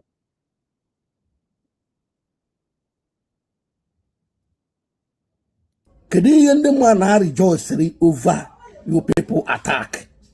Because I was very surprised ebe na ndị udo ga-achago na-eche maka ndị mmadụ na-rejoice na emere ha attack. Mana ndị ahụ ndị na-echekwa obodo ndị ahụ ndị na-echekwa Anambra State. I know how they work before. Ndị mmadụ bịa na-enwe aṅụrị na emere ha attack. Nwasị ka njọ ndị udo ga-achị agụ na-eche mba aṅa kedu ihe kpatara people's rejoice over your people's attack? Can the man celebrate over your people's attack? You don't supposed to be like that. O kwesịrị na ọ ga-adị like that na a ga-eme attack ndị mmadụ na-rejoice. My brother, come on, wada ndị mbụ na ndị egere gba gị my own. Obi atọka m eje njeje nwa akpụrụ achịa iji wee celebrate ya. Yes. Do you know the reason why njeje nwa akpụrụ achịa iji wee celebrate attack I made these people? At least ndị a na-aba ha agbajisiri ọkpa they awụ na minus. Even ndị niile nwere problem ebe anyị ma abịa egosicha ma ncha niile I just want gosi mmadụ na-abụ ka ọtọ maka ha na-ezoka ọ bụrụ na minus ha enweghị ike terrorize kwa anybody again. Ha enweghị ike igbukwa innocent children again. Ha enwekwaghị ike iwu problem ha wụrụgo minus ma ji egwuwazi nwere ike ọnwụ na-eyi ebe ọkpa ahụ ebe ị na ihe na-agwa gị ekenele Chineke na mmụọ a n'Igbo mere ife na ụmụ mmadụ aja n'Igbo na mmụọ Igbo ji ide ebube ndụ mere fe aje dọba akara ntị ebe niile ya na-achọ oke na nke apụta ọsọkụ na ha wụ vigilante group obodo a inezi anya n'akụkụ ha asịba ndị polisi ọsị ụmụ youth apụta hope that yes na ndị ahụ vigilante group ndị obodo apụta ha bakọị akpọrọ ha ba ime ọhịa gbagbusi ha because ọ naghị enyefe egbe. They don't give them any egbe ọwụna iji wee protect onwe fa. Ha na-eso na ndị mba gaba nọrọ n'azụ na-ekwe who say man no day man day. So ọnụ akaba who say men no day man day. Ọ ya wa ọrụ akafa. So ọnụ aka ihe na-anụ who say men no day. Ọsụgụ men day. So ya ka ihe na-anụ. I nweghị ike ịnụkwa ihe ọwụ na atọ. I nweghị ike ịnụ anything ọwụna. Akpọrọ ha ba ime ọbịa agbagbusi ha n'ime ọbịa. Agbagbusi ha n'ime ọbịa nwere ihe ọzọ ihe anụ. Onwere ihe na-amụ na egburu fa. Ihe na-eme n'ala Igbo nwere na-ekwu enu. O nwenata nke ịfụ ife na-eme n'ala Igbo ewepụta ya. Ọdụ possible. Emechie ya. Nọọ abịa kpọrọ ọkụ mbọsị a. N'Imo steeti. Onwere onye ịfụ ihe oje vaịra na social media. Onye ọ na-mechisi ọnụ. Onye ọ na-azobie. Onye ọ na-mechisi ọnụ zobie. na anyị ife ndị nna anyị na-protest. All this era tijuru social media bịazasịrị ewetagasị evidence medicine after death. Ana m share evidence karị weta mgbe awadịda maazị Nnamdi Kanu na-eje court. Expose these criminals. You hide them. You protect them. Atụzi awadịda maazị Nnamdi Kanu for life jail. Unu pụta na social media agbawasị ọnụ. Echi niile kịta m send the message to this idiot. A na-akpọ Ichibike. Prince Darrington. Castle Prince nonsense. I will send message to him tomorrow. Because somewhere program on flow me. Then you may send the Jideka message. Because on Jideka na wapata no pro na wapati evidence every day. Who cares? Nobody can deceive me. I cannot forget like that. I can never forget. Then now, me wotero no voice Simon and Joko. Kuno na this nonsense evidence here. Now, Tennessee 2022. Ka Simon Ekpa wopta chalaya. No wopta zekita no more Zulu aba. And the Simon Ekpa ne wopta go those evidence no ne wopta zekita. Na fight Simon by then. How many times can Simon Ekpa and Joko Bello na on social media? Because of blackmailing of everything. Now on after social media, I was kita. Unu na-eme exposition. Can share alone tevelo to one on ways one money. Actually, in Prince Darlington, I will do program with you. I will help you and show you nonsense. Otwa kwa do kwanjideka. Then me woputalo everything Simon Ekpa kunu about these criminals. And you people protected them.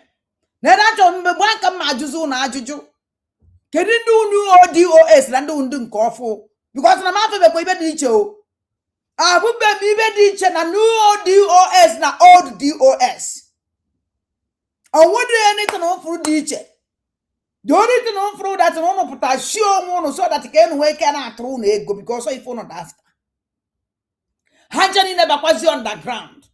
Mpuna na neme na Igbo muluze nwozo. Umuazi ha kpoputara ekpoputa ana agbogbu sifa and nobody talk n'ime hanchani na underground. Business ka unu mere. Unu eme ka anyị malụ. Awadida maazị Nnamdi Kanu cycle old dog of sellout.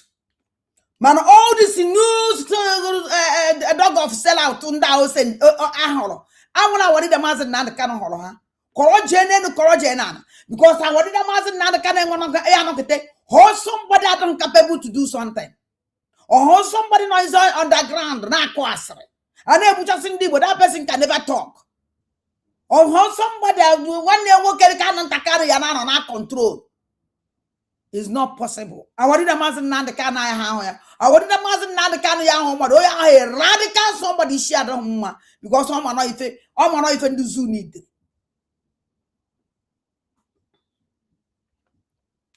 So what do you me chande by a man ke wezoku. Ke eventually go sit down self when eventually go soon. Ke eventually go soon self. Ike will eventually go soon.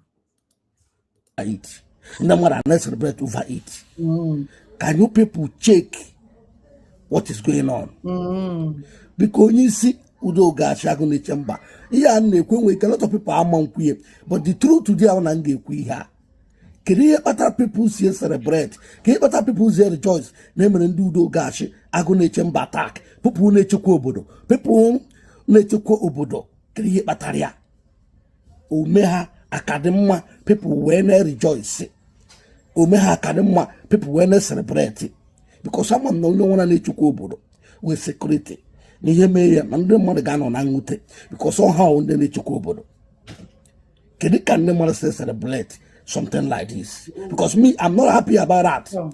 The reason I'm not happy about that was that the other day, after Monye Jebo, but it's now, and I said, no do gashi, I chamber.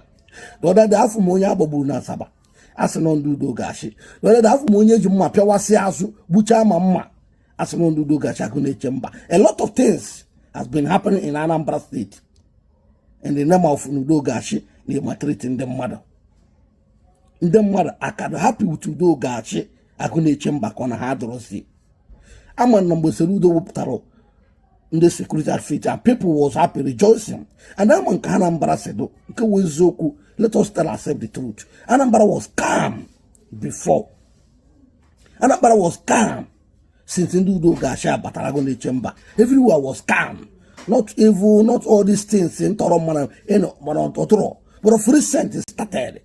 A lot of things, man, for internet, video, Yana artists, or Ndudo Gasha. Nso na eme video ozukwo nchekwa ka ndị a na-eme ka onwere other things ha na-eme ne can see Udo Gashi anga. Can you people go back and rethink mara no nwere something wrong the security a na-eme ndị mmadụ alike ya bụ ajụmụ unu nwere ike onye isi ndị Udo Gashi unu nwere ike check mara no nwere ihe ndị Udo Gashi agụ na chemba na-eme kịta people alike no ndị mmadụ ji rejoice over there attack because I was not happy. Secondary, 2 days ago, after video, even Udo Gashi no na yana wakono sumo na men day na habata go obodo onwe no n'ime ofia nyapụta ụmụkwuru ka esi arụ ọrụ security. I believe eche na ya secret. I thought it was secret job. Onwe ni na se no n'ime ofia nyapụta. Onye chọkọ ka ị mara ka this one must you come online ihe na-abụ online must you come online na-ekwu na menu day must you come online na-ekwu na anọ ego intern na-eme ego nka. Is it done that way? Onye chọrọ ime attack o chere ga-echere mee attack ọ bụrụ na onye chọrọ ime attack ọgbafukwu gbamikwu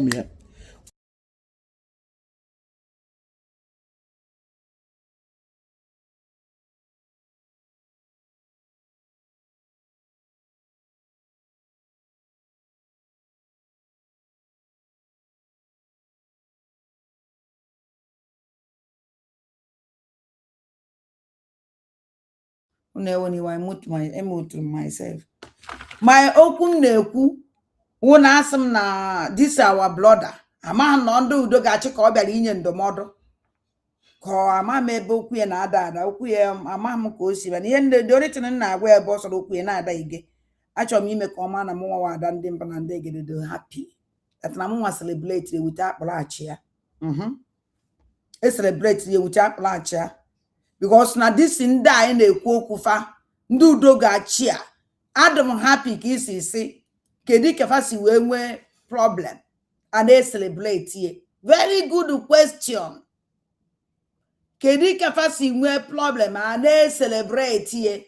Ọkwa obere celebration o n'ọkwa nke ajọ ya celebration nke amaghị na-ese eme ife a na-celebrate ife a so mụ nwa dị happy na ya na-celebrate ye esokwu celebrate because ndị ahụ egburu kịta nwụra minus or minus ka how was it plus they can never because ọkpa ahụ ama na agbariri ya agbari they how terrorize anybody again all minus and otu aka ha esi na ahụ minus every blessed day because ọ mmụọ na-eme every blessed day ọ mmụọ na-eme na ọrụ mmadụ ọ mmụọ na-eme na di criminal Uchenna ndị abụọ bụ na protest na-egbu ha nọ na-enya ọwụ na nji ọnụ ma akọrọ ndị mmadụ ihe ọma mmeri nwanne gị nwanyị. Do you think that somebody kidnap somebody ka ya sị gị nọmba somebody wele nwunye mmadụ kuchie na-emezi plan ka o esi wee kpọdị woman na-emezi plan ka o esi wee kpọdị woman wee gbapụọ nwunye mmadụ a na-akọ ya ọwụla akụkọ abịa na-eso ha. Adị m sorry maka ndị yere dị ụmụ na o nwere many people do disappoint na ndị mbụ na ndị egede na ahọrọ new dog of sellout na ma adị support fa na m kwesịrị support fa na a na-akpọ for peace. Ụmụnne m o nwere ife nchọrọ ime ka ụnụ malụ ebe ọnwụ na nna ebe akwa na-atụ aka ọnwụ na ụlọ ekweta tata echi niile ụlọ ekwete Chineke anyị emela anyị amara and unu ya Africa mala Chukwu ya esi wee dị. Enwere m hope na ahịa alịma ga-eme mana m nwa amarọ otu ya esi wee mee and unu ya eji anya unu fụ ya. Because since ahọchala ndị asa ahọrọpawa new directorate of state, onwe ọzọ onye ọbachara disappear from social media. Disappear from social media. Onwe ọzọ nke a na-afụ. Kanu nta Kanu na-eje platform oje na platform nke ọkụ asịrị. Mgbe ọ chọpụtara na ada ndị bụ na ndị egede amara n'ibe ọma, ọ na-afụtazi ekwu okwu ọgba ọsọ ebebe ya na nwanne ya nwoke na-eme deal with Tinubu.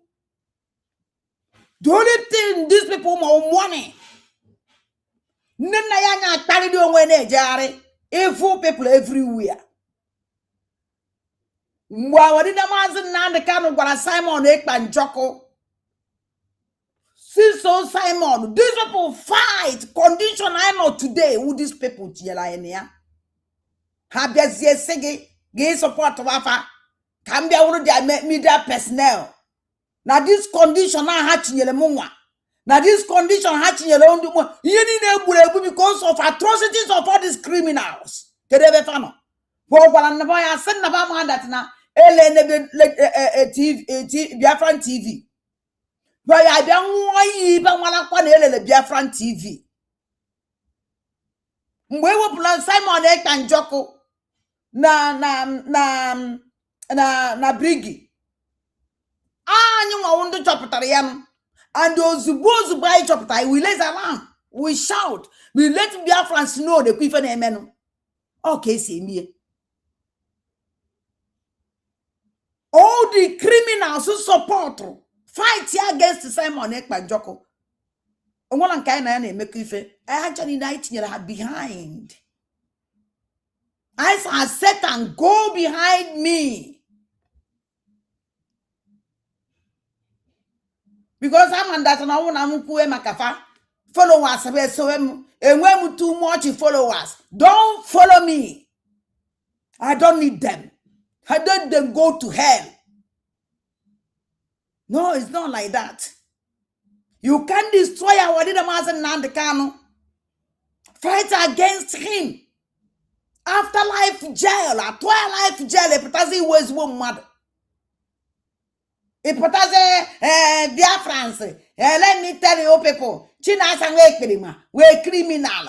Let me tell you, Chinasangwe is the cry now. Chinasangwe is what the hell? Are you not ashamed?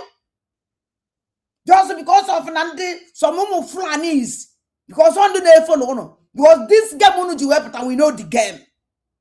We know the game. Because all when you make fortune him.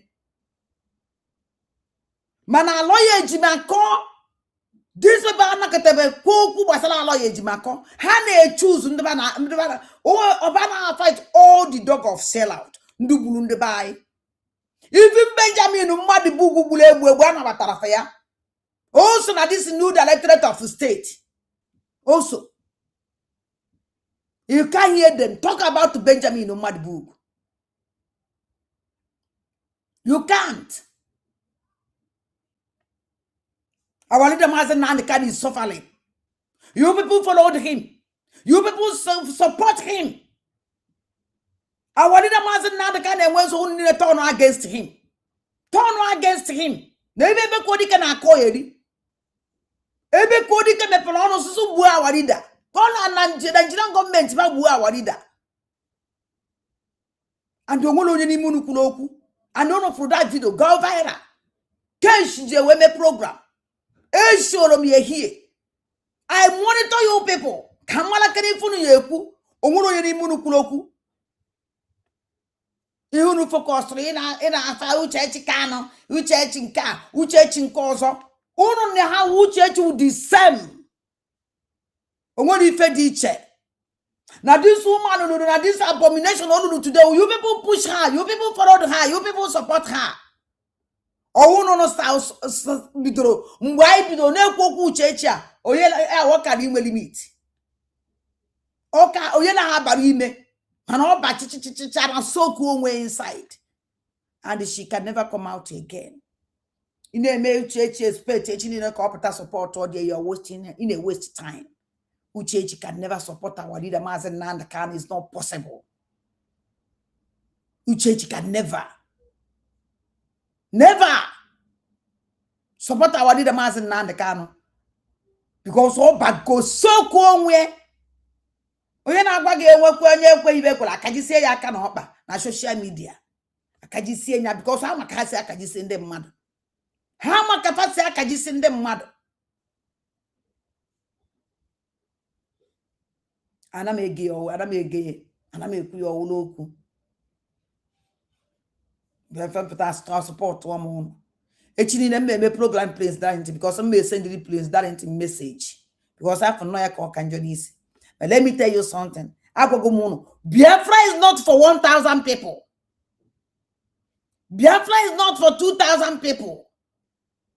Biafra is not for 5,000 people. Biafra is a nation. The only thing you money in a how many thousands of people. So a bank here no malo. In a meta can I meta. And the fucking case ye hair looky. Okay, flower the Mazen Nandekano. Open all the blackmail and our blackmail ye. Mwana barayog, Madina barayog, you couldn't barayog, Hibena barayog. Now Simon Ek and Jokum with a problem. Because of all the criminals. Never know Simon Ek and Jokum down trust the most trusted of Simon Ek and Jokum. Turn against him. All of them from A to Z. You can now do what is going on. Agwara mo bato bia ya hapun kan ho jin ho ndu kan ho enyefa. Onye mpechala wo chichichichanya. Si awon onye ajewe ya wole ejewe na nsogbu adro. I told him. Now inside your cabinet, no so sabo Julie. Oh, for this Iraq, you was saying about what the massive because all this Iraq know them. Because I'm inside it. Malaka see Malafa. I don't hide evil.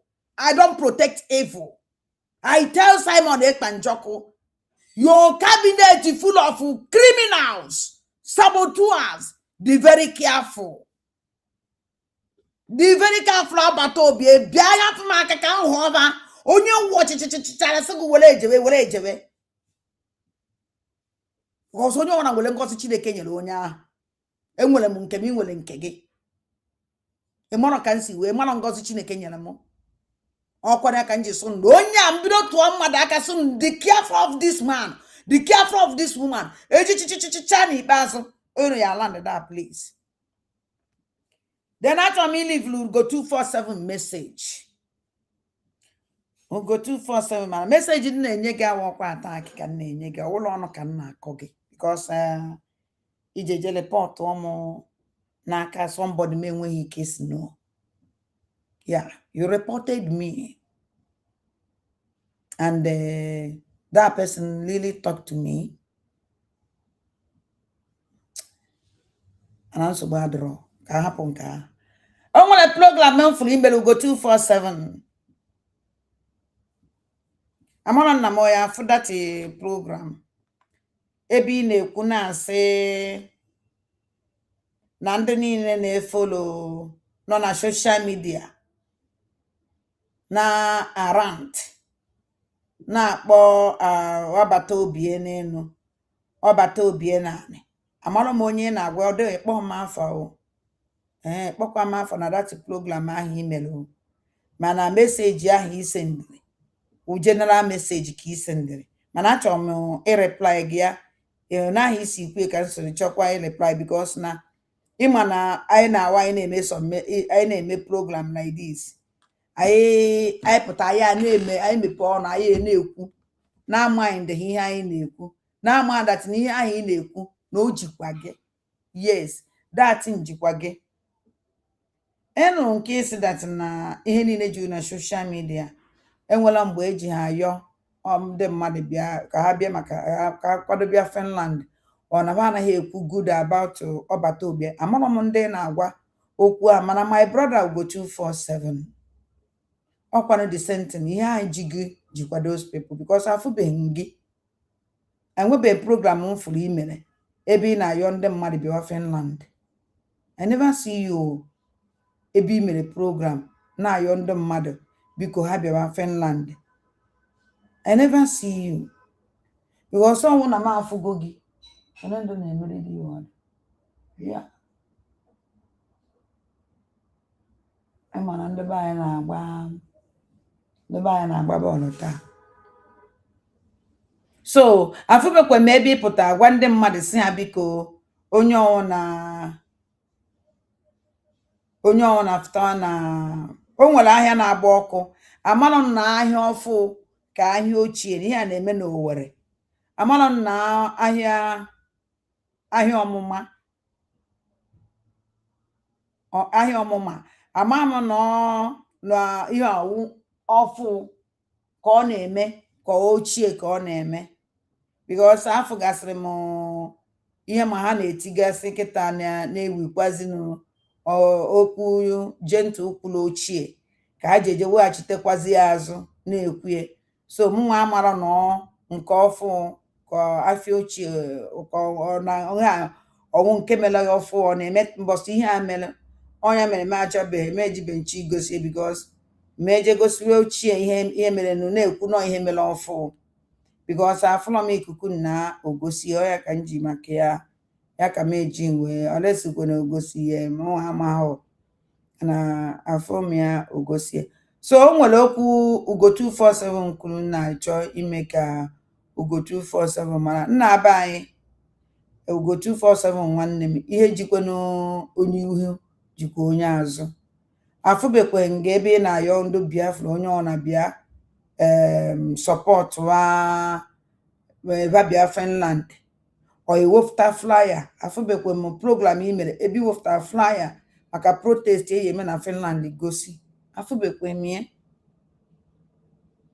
biko ụnụ afụgo ebiko achọrọ nke unu sendere m ya ka mfụ afụbe m ya then abịa na ebe ịsị na ya na-ewe na asụsụ donate ego afụbekwe m ebe ịpụta na-ayọ ndị mmadụ si ndị mmadụ biko donate iwe na ego na enidiri na ebe a jee nutinye ego wee na-ajụ Ugo 247 na-asị idonate ihe ego nna onye ndu ka ihe esozi ka ebe ihe etinye ego ahụ because ọnwụ nwa ya apụta na gba anyị na the main people etinye ego the only person mma a na-etinye ego site n'aka ahụ Adaonowu mana Adaonowu a afụrụ m mbọsị ịpụtara fight against Adaonowu. You speak against Adaonowu. You fight against Adaonowu. You call them criminals. Bịazie n'ebe Adaonowu criminal Ugo 247 biko even iwu ọnụrụ ya nwazikwa na nwe tinye ego na grupu ya na o nwere grupu ọ kpara afa ngwa Ugo 247 bịa gwazie anyị ebe anyị etinye ego at least achọkwa m iso na participate because na mụ amazi ndị wunde ezigbue amazi m ndị wunde ezigbue ama m ndị wunde ajọ ya so nso ife mfuruju na social media wu criminals everywhere biko Ugo 247 mụ nwa ada ndị mbụ na ndị egede chọrọ ka ị bịa gwa m and o nwekwara ndị chọrọ ka ya bịa gwakwafa kedu ebe ya etinyere money biko onye ka anyị ji eso wee zigbu ya because o nwere bọsị bịa present your own group o nwere ife kpọrọfa akpọ ọ bụrụ na grupu nke gị wụ jujenu biko na wepụtara na anyị grupu ịsa anyị kịta dati na a na-ekwu okwu lọya ọbata obie ka a na-atụ ego na onwe ọzọ na-ajụ gị Ugo 247 ka I don't understand you onda na ndị na-afụ maka lọya ọbata obie ọkwa Chioma Okeọma na die ọkwa ya anụrụ m nke anụrụ m ibe van kwuru about Chioma Okeọma na di ya. Kedizi onye anyị ji ese Ugo biko bịa gwa anyị. Adị m interested. Adị m highly interested. At least ọnwụ na other person ya eme ga na-elu our angels. Adị m interested. Bịa gwa m onye ọwụ. Ọkwa ka nsị ka m gwa gị because ị bịa kwuchicha ya nnọọ ka ezigbo mmadụ na nne ene gị na-akụ ya na akụ ya ekwuchi na nna achọ the program afọzimie amazi m one m na ya si je kwuchi ọnwụ na o nwere onye fụda program Ugo 247 melu ebe ọ na-enye ndị mmadụ ndụmọdụ okwu okwu ajọ okwu mana achọrọ m ịkọlechi ịma na ndị mmadụ na-ekwu okwu because mụnwa na-ekwu okwu nke ọnwụ na ndị involve na ya mma asị gị ọkwa mama aka m na amamụ ma mmadụ nkwuo so mmamụ ma mmadụ ha esira mma na m adị emie ị nweghị ike ịpụta na soshal midia jos gba ihe ọkamela ka a sịkwa na ikwuru okwu nna aba ya ọwụrọ ka esi emie nụ na Ugo nwanne m ọwụrọ ka esi emie na ka esi emie ọwụ na ịpụta ikwu okwu ime ka eshọ na dat na ị na-ekwu na ị na-contribute and ị na-participate then channel ụlọ anyị ebe anyị eje gwakwana anyị mekwana anyị because ọgụ nwa ya eme anyị trust all those people ya ka nsị na mma abịa gwa gị ọdụ nka m ọfụgo the program mba ọhụrụ ya dị ife ma m ka m esi nweta ọzọ achọ nke Ugo 247 ga onwe ya ntị na-akpọkwaghị iyi ịbala ya mba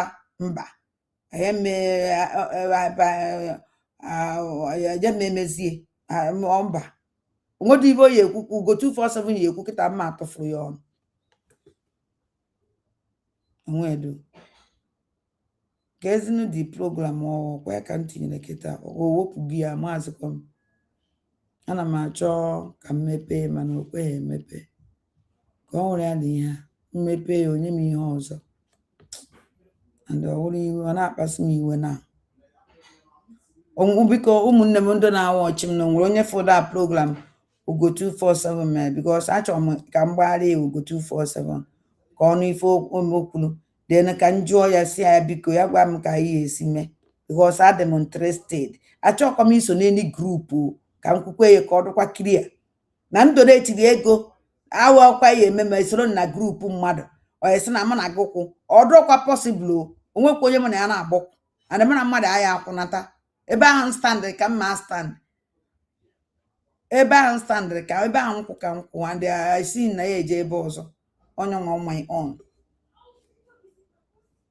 so ana m ayọ Ugo 247 ya biko dododo ya nye anyị ọnọdụ ka anyị mee ka anyị mara ka anyị esi mee ya ife because ọ dị very very important that ya nwa eweta every time ọpụtakwa ọ na-eblame ndị mmadụ na-asị ndị mmadụ shame dey shame me ama m onye ọ na-agwa ndị shame ya na-eshame I don't know and afụbe m effort Ugo 247 melu uju complete effort nọ ọ na-agba mbọ ma protest Finland ya emekịta on 4th of August afụbe m nnọọ ebe Ugo 247 bịa nọ mee program sit down yụọ ndị mmadụ wepụta ya biko ndị Finland biko manụ kwuru ya esinye anyị jingle we need jingle biko jingle dị very important I need nnọọ jingle na ọnụ na watch my program we need jingle I need nnọọ jingle ka anyị were nwee ike na-agakwa with destiny anyị na-ekwu afọzi m dị program Ugo 247 ma na owepụrụ ya ewepụ I don't know ma akọ nke m amarọ so ụmụ Igbo mụrụ nze m ọzọ nwere onye nwere okwu kpọọ na fon ka anyị na-akpọ unu mma agwa m unu na enwere m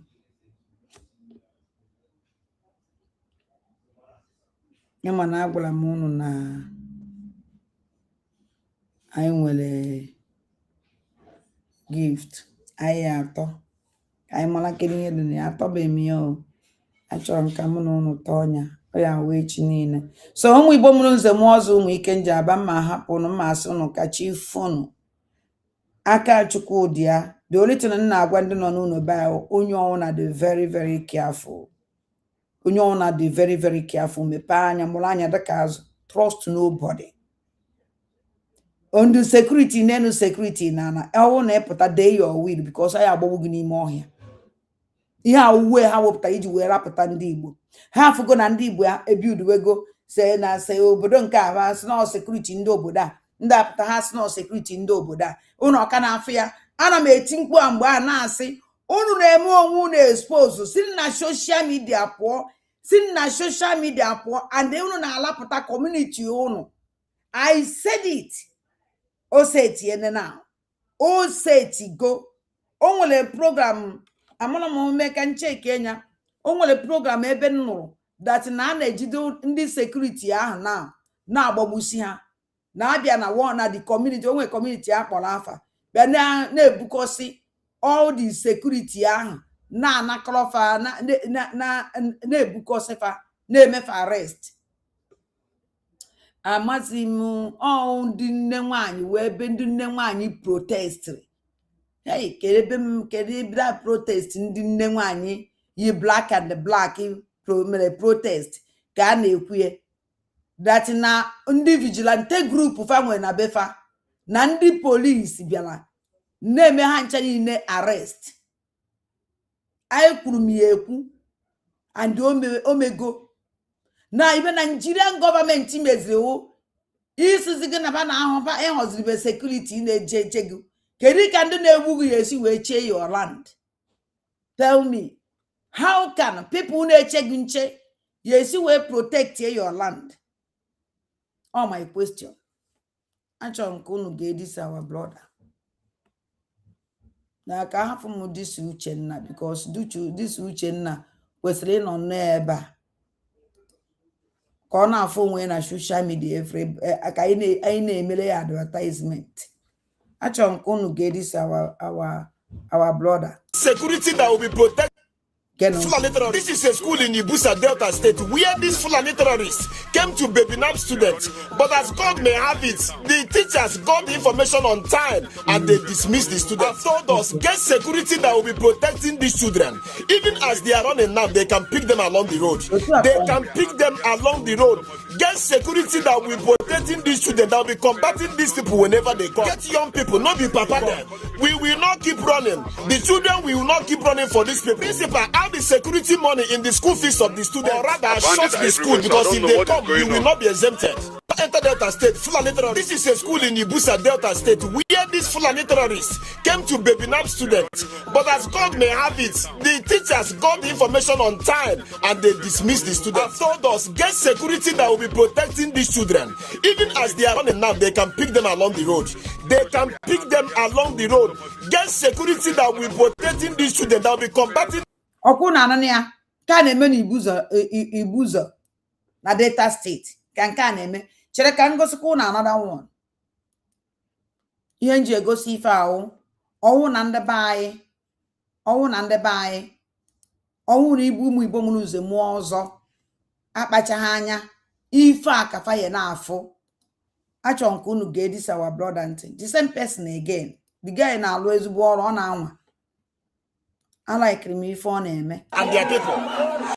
We are Fulani terrorists and their herdsmen have been dealing with the people of this village.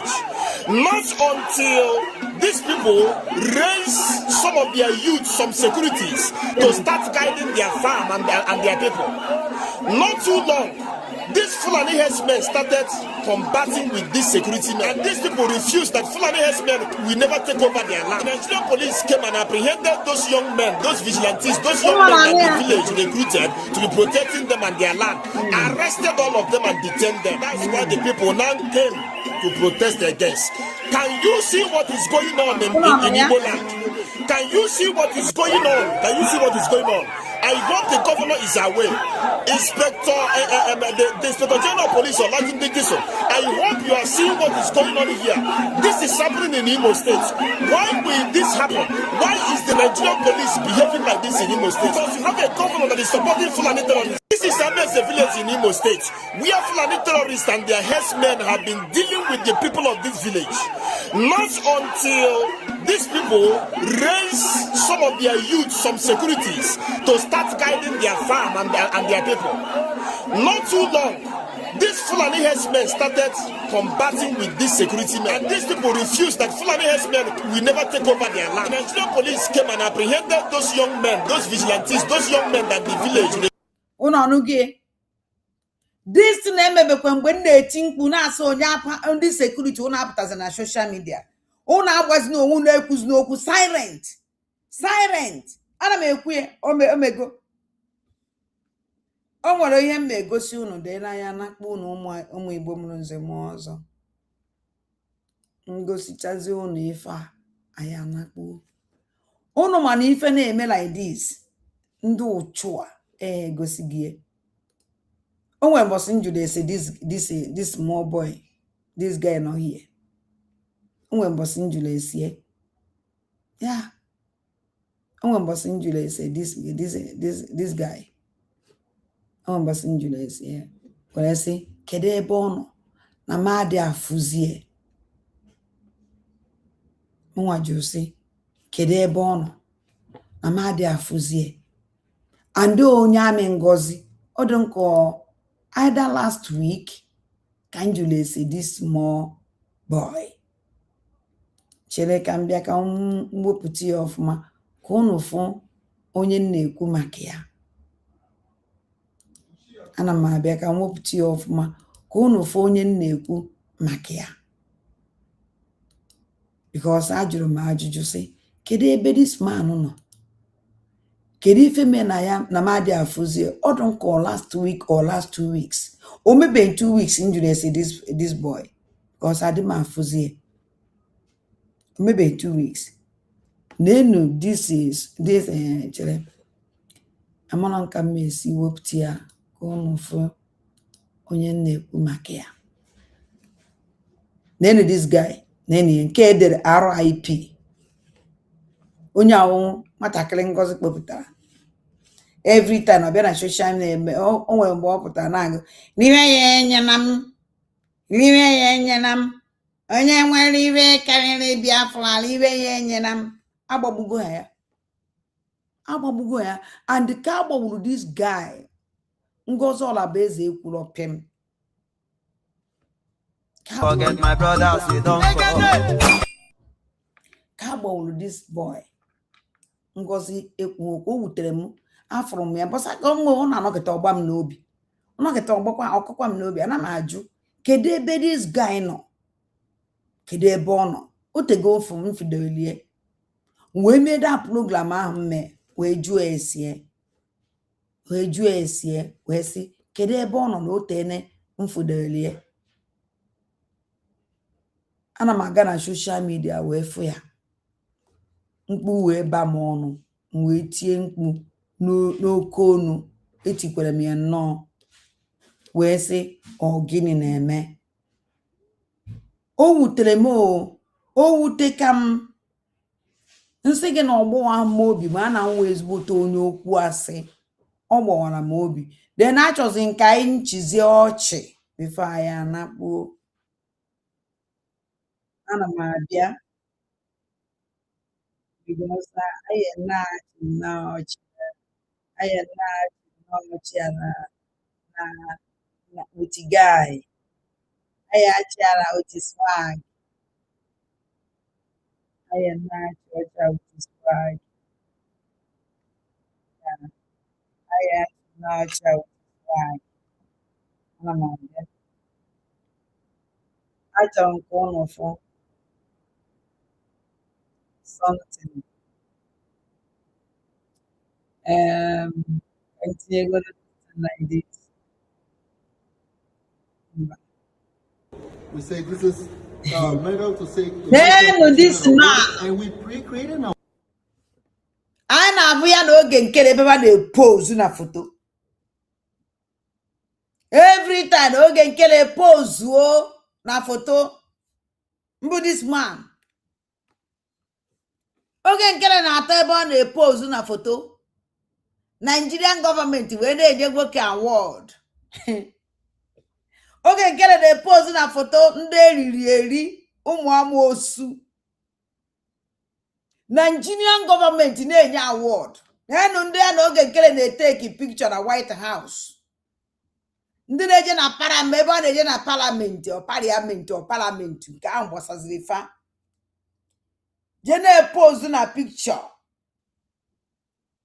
ka oge nkele na-epozu na picture ose wite onye a n'ezie dị man ya na oge nkele na-epozu na foto ya enye oge nkele Biafra na-enye ka Nigerian government na-enye award. Geenụ ntị, abụrụ m ya mụkata amụkwara m nnọọ amụ. Nigeria is known for green, white, green colors. Oh yeah. Our flag. We have ours talking about the Faith Heroes Award. You are a hero of faith, and we have a very passionate Christians in Nigeria whom your advocacy is protecting, because we see that this current administration is doing the most for a long time. This is the first president, Donald Trump, and your leadership and African Club Committee also doing these hearings. You are making an impact. And sir, your 2026 Religious Freedom and Accountability Act, we're cheering for that bill, and we want to support that bill to make sure. We're hoping to get a vote on it soon. Yes. I've asked that it be marked up.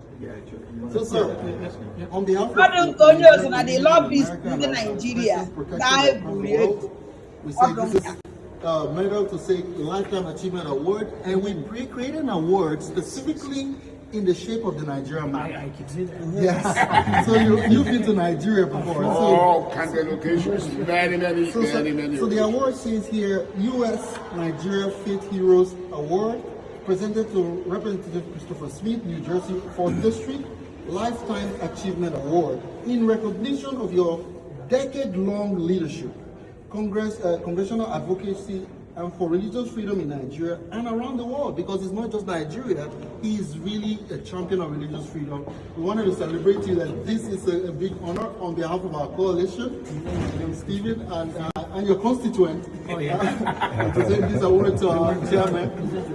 Yes. And our media partners will go ahead for questions for you. Sure. So, Congressman, thank you so much. I know you're very busy, so I appreciate you taking the time. You have it there? Okay, yep. So as Stephen was saying, you have been a very long-time champion of the most vulnerable. And I just want to get your original, just feelings and thoughts on receiving this award today and seeing the appreciation from everyone here. Your support and the work that you've done. Thank you. It's to care for our brethren. Nigerian government today now. They're certainly not the least. Some zombies and they believe in a nonsense. Can walk one more as open. Oh, now na this guy with them man and not to his boss. Oh, now Mazia negenti. And I make we steady. Don't go with Ngozola Beze. Don't follow Ngozola Beze. If you follow this woman, oh, you bully lege. You woolly. Imani ye name if I chalk in name, no money ya survive. Ngozola Beze. And I ain't saying I am here. Ngozola Beze will take your life.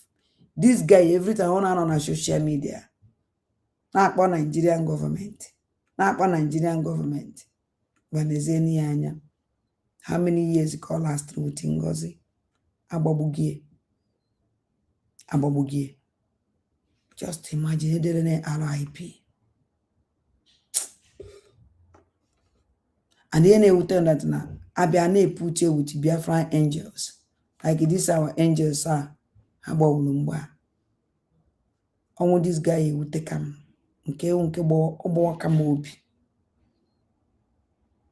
This is small boy. Onwebe onime send a message na social media. Gwa Jesu ike ya na kpuo. Gwaneze nanya. Konwuru Ngozola Beze efre ya ko tweet ye sigidi neye may your soul rest in peace. Okwanda na efore Okwanda na our BPM, Look at. Just imagine. Go and serve the zoo and come back with shame.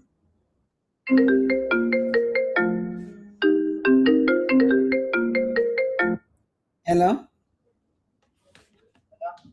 Anna.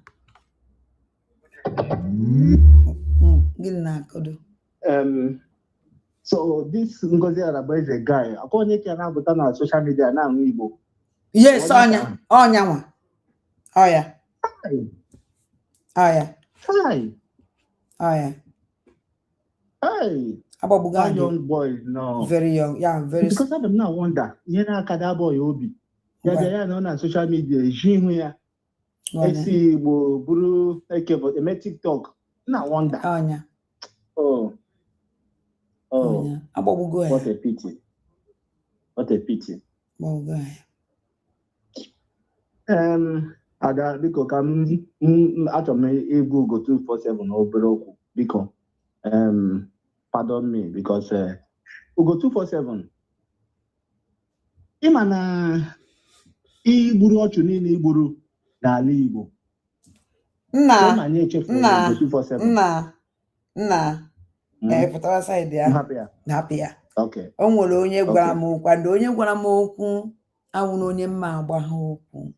The person you are and that promise me yes, yeah, that can never happen again. I nwere ike inye ya ndụmọdụ, nye ya ndụmọdụ, gwa ya okwu nwanne na-agwa nwanne, mana ha pụtawa. I don't need to go. Because onye ahụ nyere ga ngwa gị onye gwara m okwu a, ọ na onye ahụ gwakwa gị okwu a, iya asị oke na nsogbu. Just buto because of that person.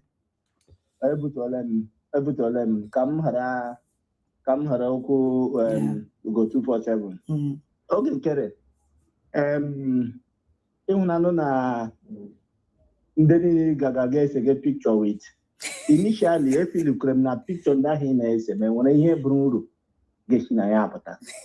But gradually now, we are seeing that all those things is just normal photo ops. There's no thing is coming out from that way, that angle, no gaga. Photoshop. Nothing is coming out from there. So, Maazị Oge Nkere, biko, I got you in Finland. I got you in Finland. Mba mụ I like it fair because mụ achọ ndị ogbu akwawa. No. Ndị ogbu akwawa it doesn't. Ọ na-eje godo na-eje fụna ọgbata obi esi nso nọ prison. Nke a ụzọ ọchị ka ọ bịara echi ya. Ọ ife mma considers. Ọ bịakwa nwekwa ma ọ ya nọ meela onwe ife ọ chọrọ ime ma na propaganda ka mma akpụ ya. I don't know if I'm say even Ngozi Araba plan achọ m ịhụ ha na Finland. Ha niile they should come to Finland, all of them. Eunice ọ bụ Chicago, ọ bụ Chicago. Ele we onye aha anaghị m ahụ ọ bụ Chicago. Ọ bụ eziokwu o tekwe na videre na social ese nebe. Biko kpọgodi ya aha eziokwu ọ bụ Chicago nna ọ bụ eziokwu ọ bụ Chicago ọ bụ eziokwu. Gịnị mere? Ahụ ọdụkwu ya biko ya wụrụkwa na ahụ dị ya ahụ. Biko ijoso eme ịkpọghala ha aha ha mapụta. So ọ bụ Chicago biko ada nne gị na-asị ma ha dịkwa gị. Come out and let us know na ahụ dị gị. Ọwụ Biafra ka anyị niile na-adọ. Dịka ọ bụ Chicago anyị ejiri anya anyị achọ gị nwa onye hụrụ na gị. Madam Eunice Oge Nkere na Mr. Snow Oge Nkere amaghị m position o ji na company Oge Nkere. Ke onye nke ọwa Mr. Snow. Ke Mr. Snow. Mr. Snow. Ọ dịka ya nwawo ọ dịka ka chief of staff ka ọ gị na-enwe ihe ọwụtụ Oge Nkere aka ya Mr. Snow. Ọ ihe ọ na-aza na Twitter, Mr. Snow. Mr. Snow. I got you gị na Finland. Ugo eberele na mgbagbu. My grandmother na-asị ọgba mpere ụsọ akwụrụ na gị. Ọgba mpere ka anyị niile wụ na ụsọ akwụrụ na ndị ụsọ ahụ kwụrụ n'ụwụ August 4th Because in diaspora, it's easier to secure a visa when you are in diaspora than when you are back home. Then back home. No Europe any visa. No minimum how Mr. Snow no US. No need the visa. And no American need the visa in Finland. So because they can know America. This our man no Canada. They can know Ontario, Toronto in Canada. What's his name again? In your Batobia. Because actually who na Finland. Everybody come to Finland. Mande USBO, USBGO, yes. Mande Ogenkere, Mande CRCO, Mande IPOB, DOS, Mande Ashracho, Mande Kano currently. Ma Benine, we want to see you. As what the Manda Cholacho Mando no currently. Van Chaichor, when you're on Finland. I today like onye man no all man oh go say do genuine and that genuine. Yes, Mazi Metusela, the peacemaker. Okay, no Austria to Finland. You need even you can go with train or Flixbus. Oh, by you 1 minute. About 1 minute. Because Mazi Metusela with the squad. Okay, we need the people in Finland. They are no Finland. Because no, one night you want to come back to the EU. And when you hear about the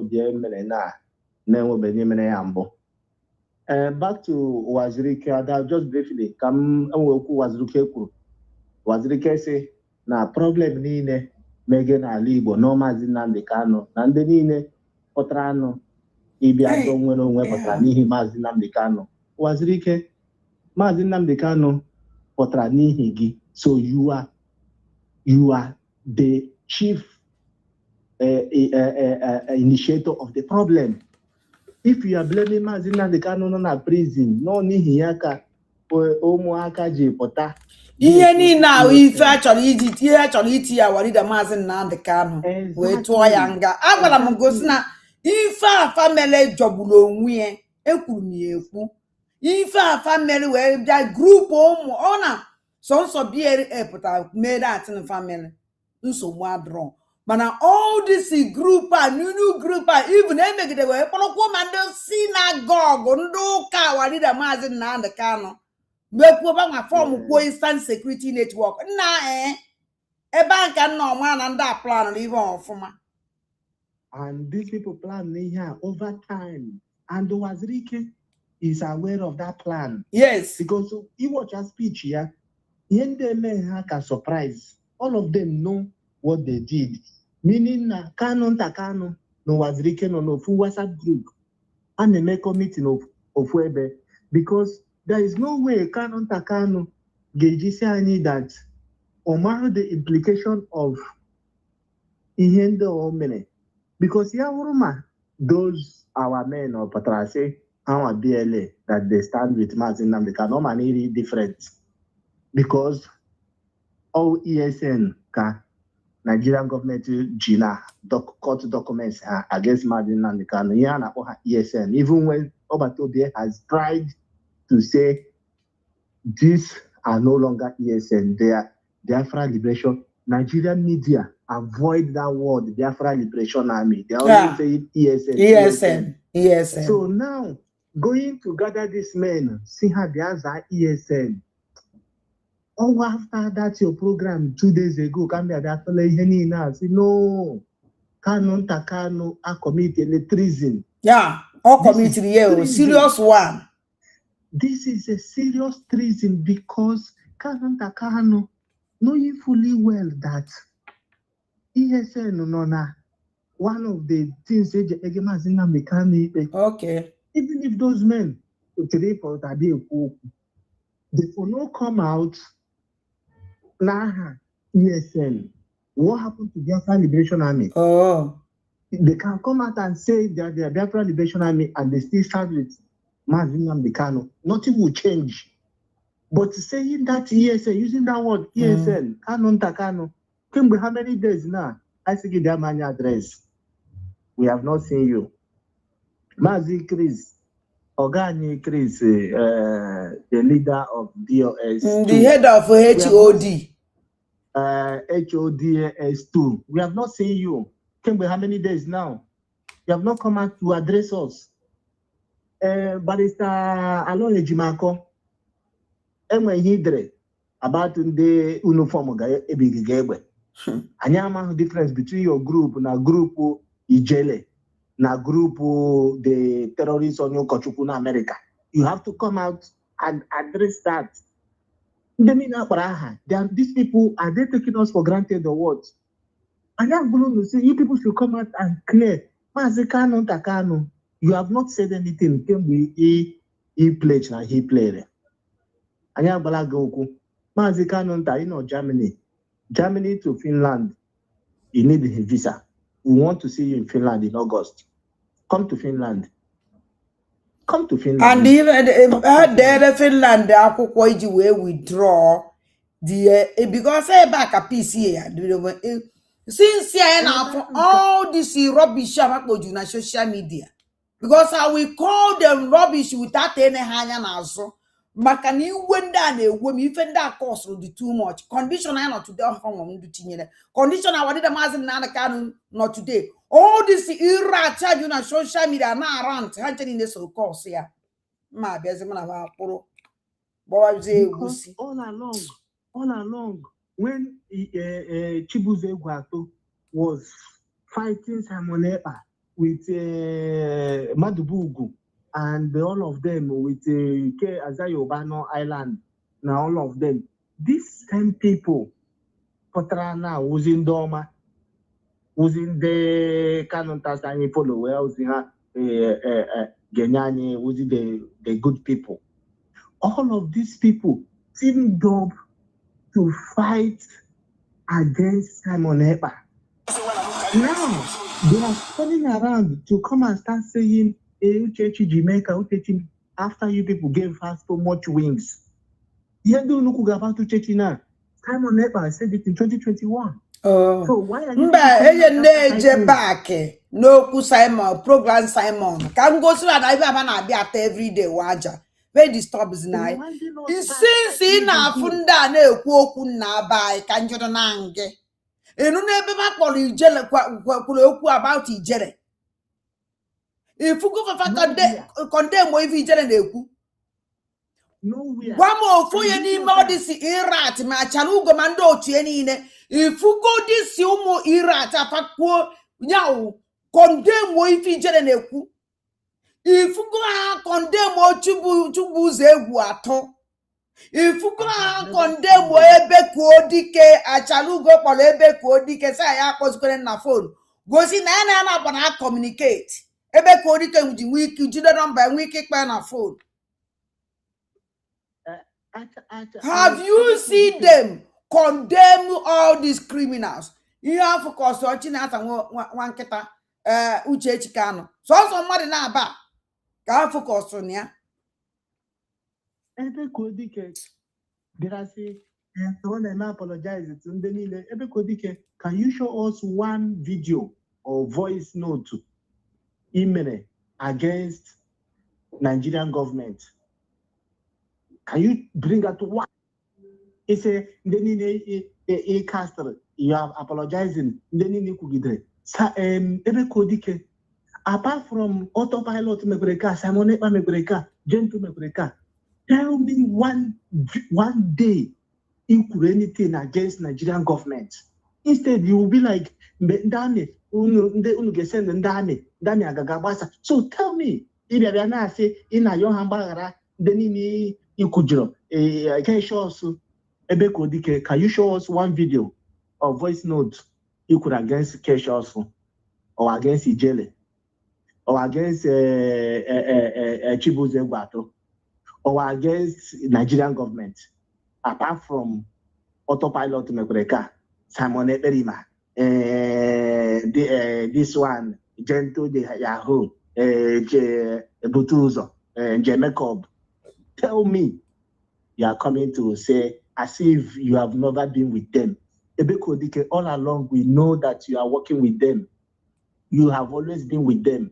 Owunu anaga atoro haka de hane burunu. Owunu aneso ha. Aga every operation, every killing, everything aru neme na live.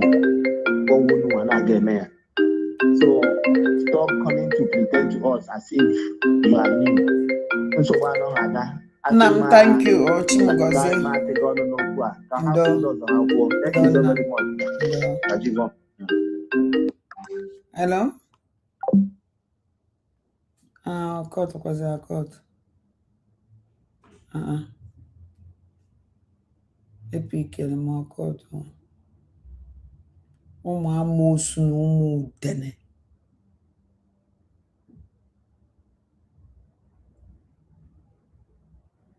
Hello? Na mani ne kumani ya watching back phone maybe don't pali onwe. I make am produce some certain things. Pachima says one them big call or back.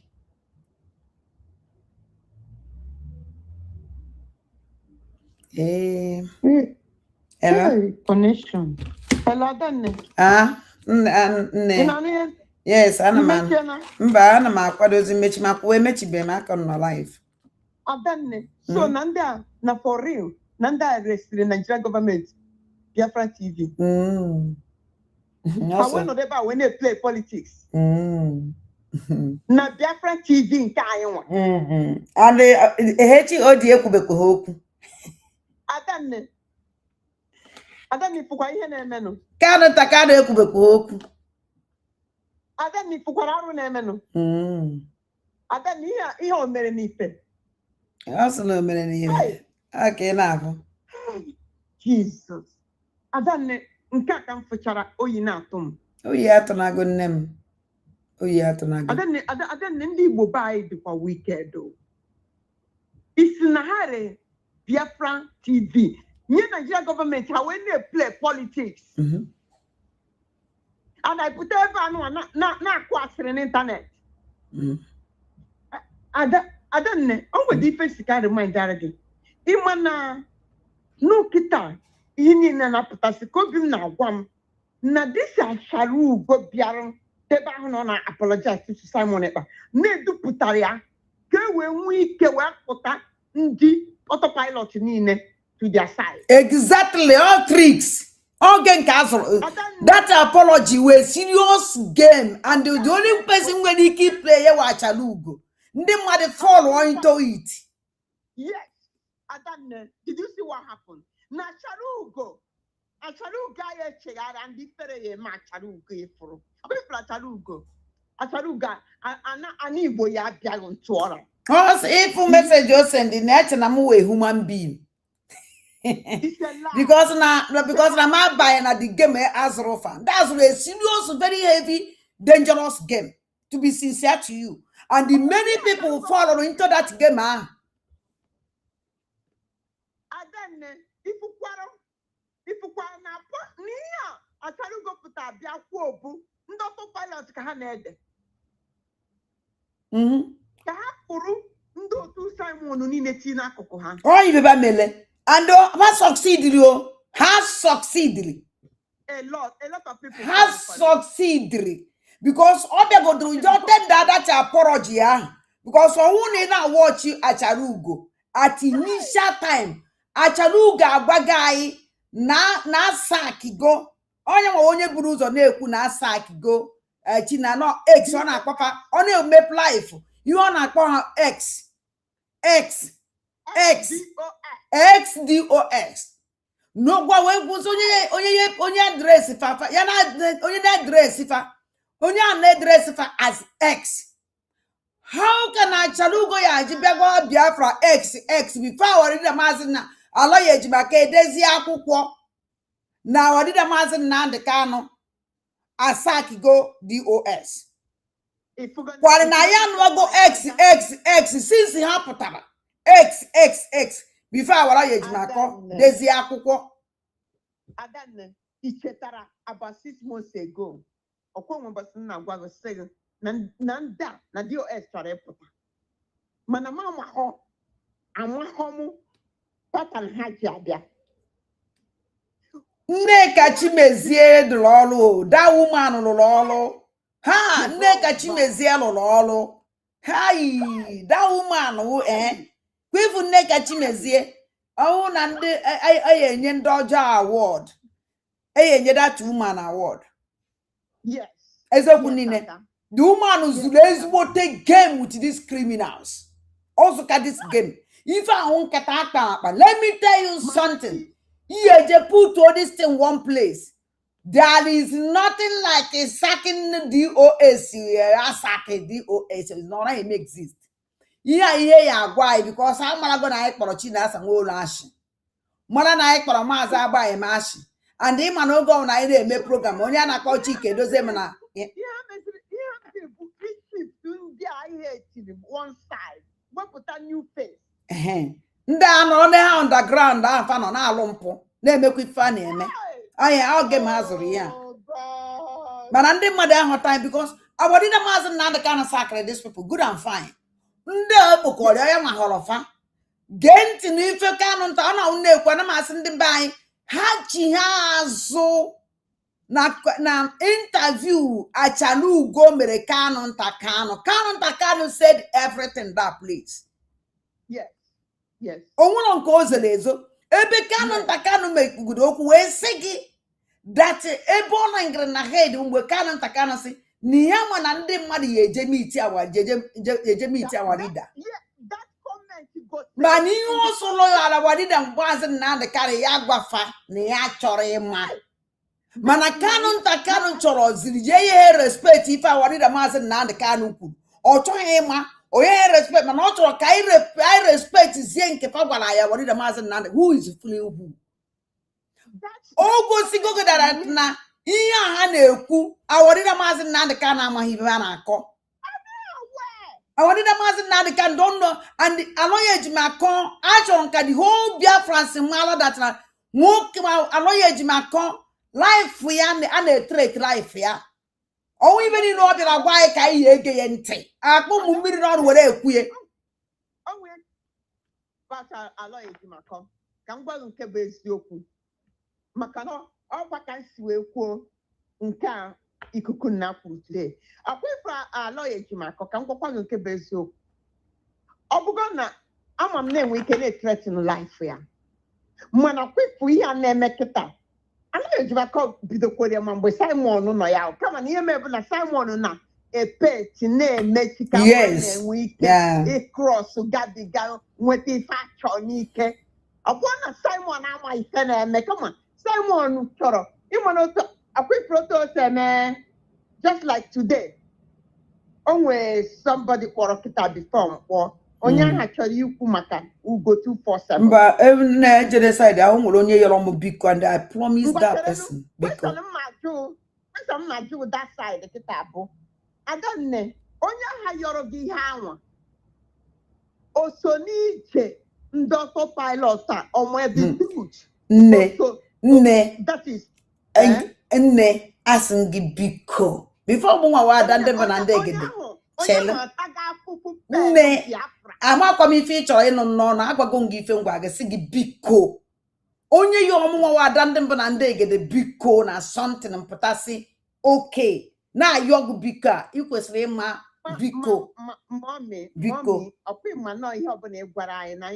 ya ka m na-agwa gị sị gị nke a ihe ekwe 100 times ọ nwere naghị ekwe ị na-ekwe ndị nke ọzọ 50% biko agwatụgo ngị ụdị okwu a before biko tawa so nne so unu gbarụkwa na-enwe akwụnye maazị Nnamdi Kanu nwekwa onye ose ndiri anything onwekwa new DOS ọhụrụ egwanụ Kanu nta Kanu chọrọ igbu nwanne ya nwoke na ahụ ibe ahụ Kanu nta Kanu ebe Kanu nta Kanu bịa ajụrụ Achalugo onye jụrụ ya sị na anụrụ na fa na Shemi Tinubu make a deal amụrụ na ndị be anyị ọ na-efolo kwado ibe a na-ekwu ka onye bịara n'ọnọdụ a o wee sị na ọnwụ ya na ya na-abụ na ya na nwanne ya nwoke na Shemi Tinubu gwara nwanne ya nwoke dat na ọnwụ na papa ya win election na 2027 na onye elele ize awadida All deal. That is a deal, my sister. That is a deal.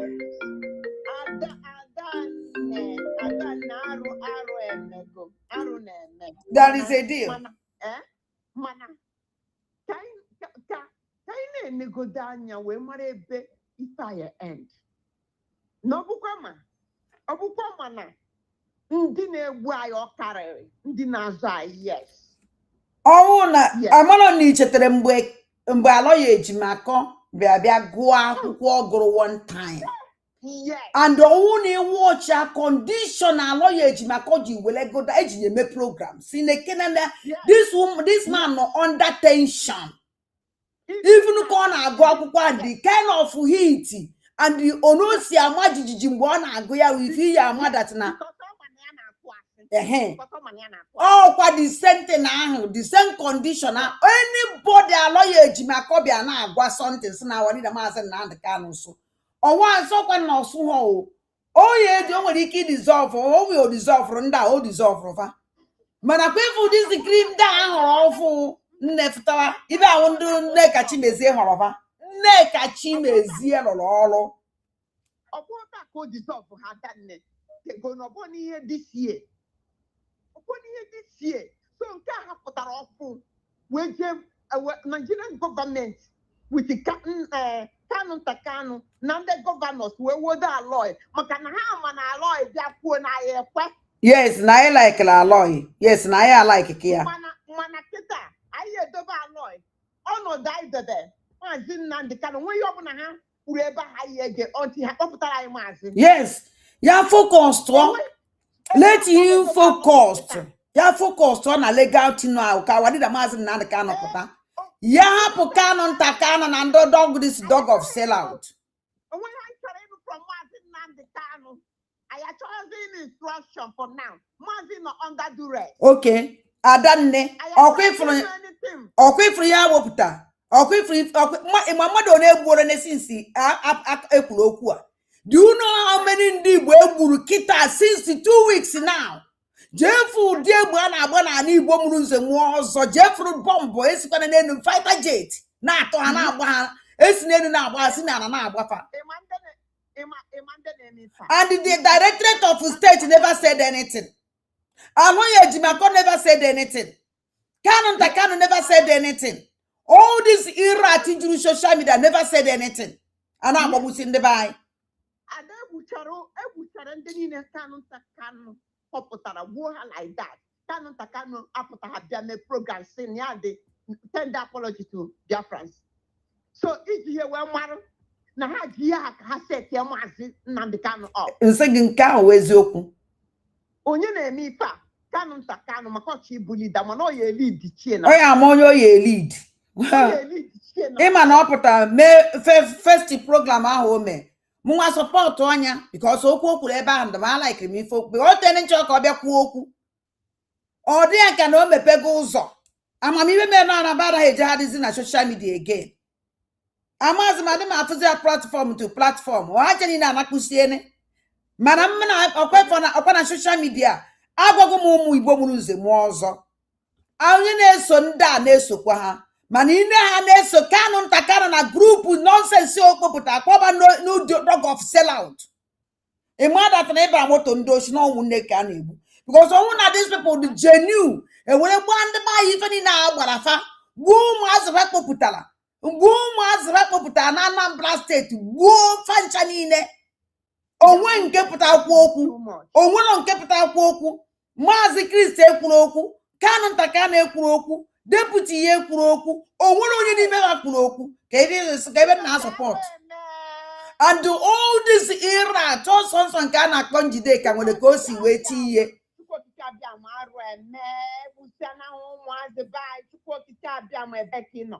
Adanụ m ka mmadụ jụrụ maka obi Chicago.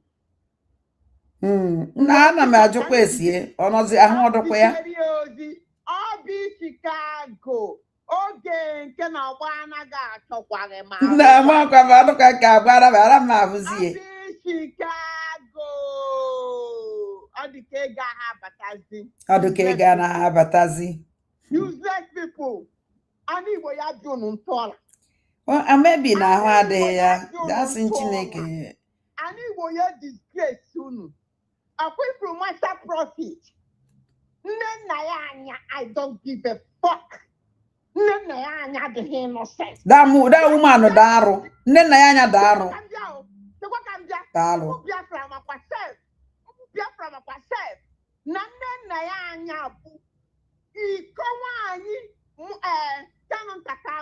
Germany. No. Ndị Biafra makwa na mgbe ejidechara Maazị Nnamdi Kanu na nne nna ya anya goro Kanu Ntakanu jeep. Ebe ka nne nna ya na-arụ ndị Biafra nwekwara idea na mgbe ejidechara Maazị Nnamdi Kanu na nne nna ya anya ji ego atụkọtara dị na akaụntụ n'ebe ọrụ Kanu Ntakanu jeep SUV. Immediately, o nwekwara mgbe m nụrụ akụkọ ọkwa eziokwu. Ya Ada na-enwe m proof nke a na-agwa ya. onye nwere mgbe m nụrụ kepu a na nne nna ya anya goro Kanu Ntakanu moto. Yes. Adanne mgbe ejidechara Ahamadike ọkwa ifuru atọpe ọ kwụrụ cash nne nna ya anya ọ goro Kanu maka na ọ na-edina nye ya na-agba awa ịrọ ahụ ezo ya ezo bebi agadi nwa bebie ebe ọ na-eje eri ebe egusi na ebe onugbu amala si. Master profit nwaada master profit na nwoyi dị master profit eri obe 500 Kanu Ntakanu eje eri obe ejune na ebe onugbu na nke nne nna ya anya emechaa ma apụta ewere ba ya agbabure ọ ya ka ekwuru. Kanu Ntakanu master profit na nne nna ya anya 5 and 6 they egwu. They can never separate. People that program after their gossip na Mazi Horror new DOS. Financial ministry.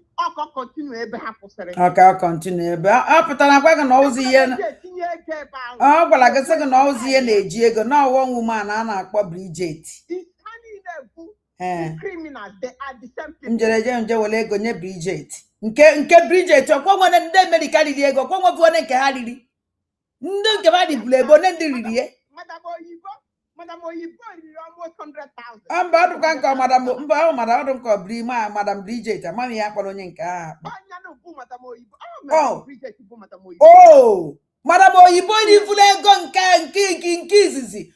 Ọ ya ka ị were bụ ọnwụ na Kanu Ntakanu sọpọtụ ka Madam Oyibo jibekwa ego onye nwe na Kanu Ntakanu maka esi handle the money. Chineke kpọkwaba ncha niile ọkụ ọkwa ego nke elili na America. Oh my God, Chineke meele m ebele. Kanu Ntakanu n'ife eji ọkọ na Chinasa nworu nne nna ya anya master profit no ka ha wee chọọ igbu Ahamadike. Nke ahụ eziokwu. They are after his life.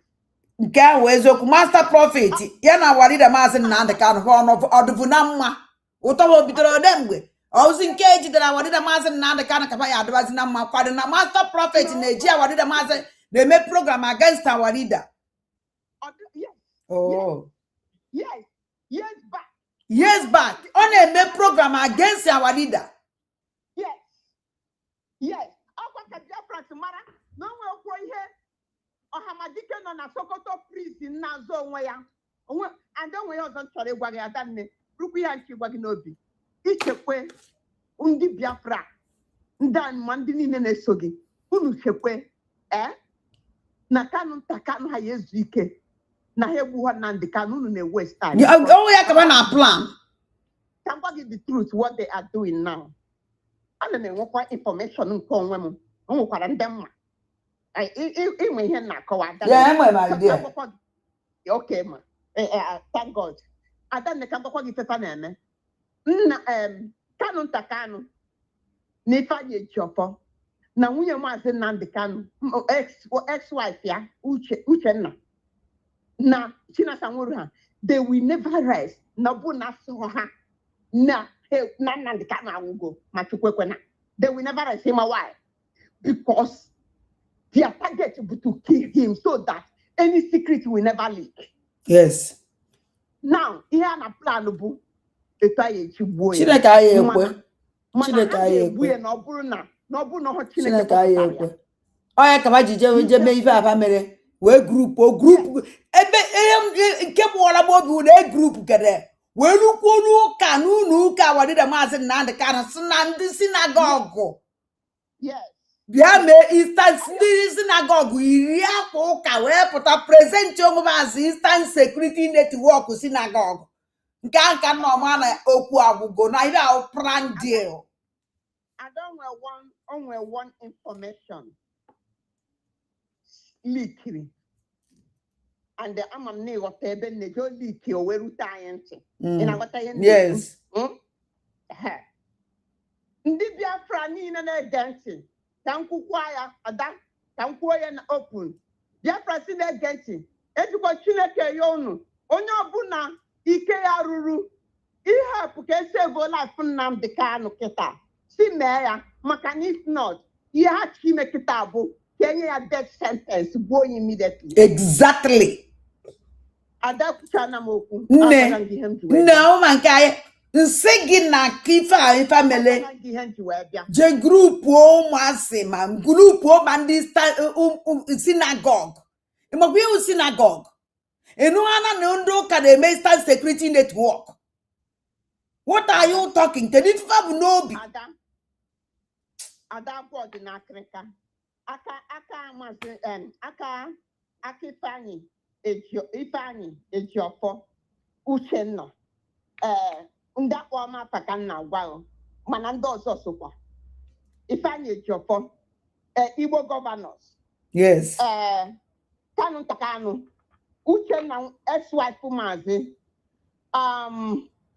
Masa Profit Kahaha Ifefa chọkịta bụ Ifefa na work bụ death sentence Ngozi Orabueze oge nkere ya na work kitabu death sentence nya that day na court ekupie ye ase die by hand oya atọdime mana oya ya succeed ọwụ na watch nne Kachimeze ekwe mana nne Kachimeze kwuru okwu a sa ya na-echi anya nne Kachimeze kwuru ihe na death sentence a wadida maazị Nnamdi Kanu finish bekwe na ọka nakwa na-eche na mme ha na ibe ọzọ na ikpe ọnwụ nke ya ma wadida maazị Nnamdi ama ha anaghị ikpe ọnwụ epụrụ na nsọ ya ozugbo ozugbo na egbu ya ozugbo ahụ oti aka na tebụl na nne Kachimeze kwuru okwu nri nne Kachimeze kwuru ya na plat na program ya open nne Kachimeze kwuru ya open na sentence ya na umekọta ha na me ọzọ na Nigerian gọọmenti ya akwụgbuye and ozugbo a na-epronounce ozugbo ahụ ka a na-egbue so that onwe onye ya abịa pụta asụsụ mekwa ebele nne Kachimeze kwuru ya okwu na okay ndo nne m Chimugozie ndo even nne Kachimeze kwuru these people walk by the name of nne Kachimeze ife niile nne Kachimeze gwara fa kwuru o mezugo ya kafa complete ife a Eastern Security Network Eastern Security Network let's support Eastern Security Network ngwaneze n'anya pam ikinne Kanu Ntakanu kpokuno ma ndị o kwesịrị ikpokuno and ifo ji wee je kpokuno the group of synagogue who because of na ha na-apụta na-egwu egwu na-aga ọfọ so na ha sọpọtara wadida maazị Nnamdi Kanu oya ka o ji wee je group ofa so ha mee nke fa ndị amara ife believe onya wee yiri akwa ndị synagogue wee pụta present onwe fa as Eastern Security Synagogue Eastern Security Network mpụ ụmụnne m onye na-akpọ n'ụkpọ because ọ na mkpaghachi azụ my phone juru eju ome ka delete some certain things so mmenweta unu so biko kpọọ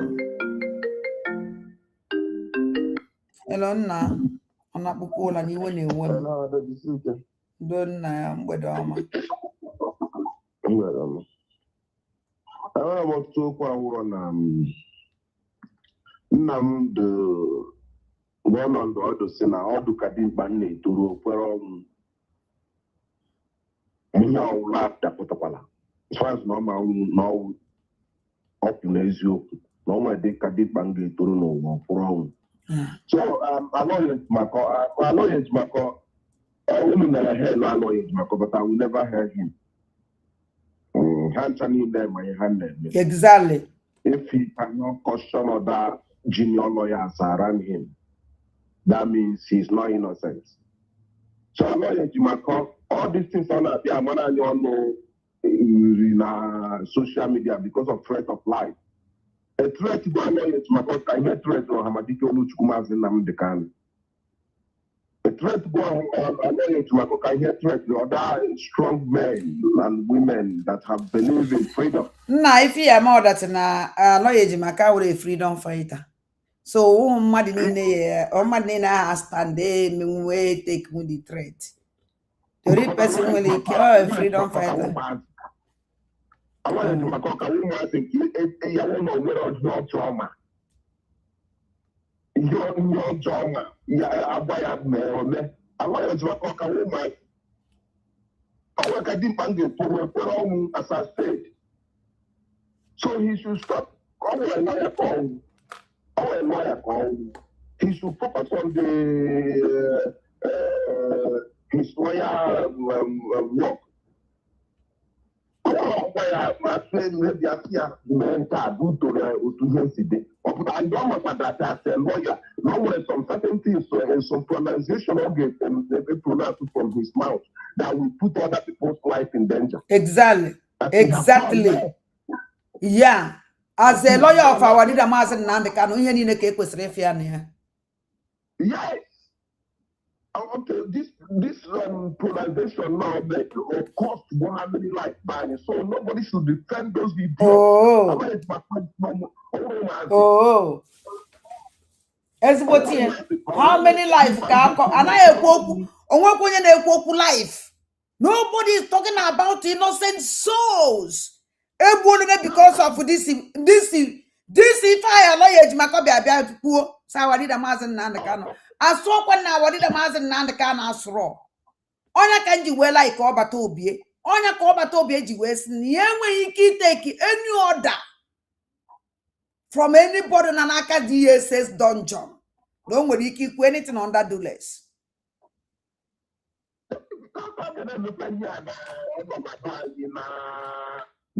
Threat of life because of our lawyers, because of our lawyers, threat of life, now they threaten the on our culture, then all the young generation they represent Igbo in future, which has been. And remember, as I said, no record dim as far as him and help so can you always become Geji will come on Taga, get red now, order, come and I will go up for Colonial Room Tata the Hawaiian. What it I know. These guys, they are young and you bad from my. Amad me on Amad na lawyer on the sound of the kind of Egbe and Abana today. I'm on the sound. I'm on the sound. Na Nugua will say back with that sound and I will say Nani Bomo's and the more listen. People, over 3 years, 4 years ago, but I gave a serious war on Alibo. I gave a war on Alibo to go for here. Now, one of them came back and now, one day, one the band, I gave a waste, but also sometimes they now had the wounds to understand it. And the outcome came Buga, you know, where you but they were an apple, because I was thinking, but on Alibo. Again, serious. That is this Biafra war in no nonsense. It's already happening, but again, we're serious open war now, Igbo. But why you get to war anyone Igbo? Why? Abomination. Why? That war close. The problem is one name. Why have you draw this war close to our land because of ego? It's not that drinking a man. One name when they can't it's our stream leader. Because I get times 21 calendar you what not even over the calendar. And you follow his enemy, you follow your family enemy to destroy your brother. Calendar, why? Master Prophet, why? If there is God on them, they just go who see each other. I be a Master Prophet, Umada. I call Mada Kauzi. I want to go working. No, I want that. Oh, if I was it. If I will Becca, no, Mada. Every morning, night, after calendar, why? Every day, man, I have calendar now. Because I want to every morning, man, because the calendar was something that say when you calendar was the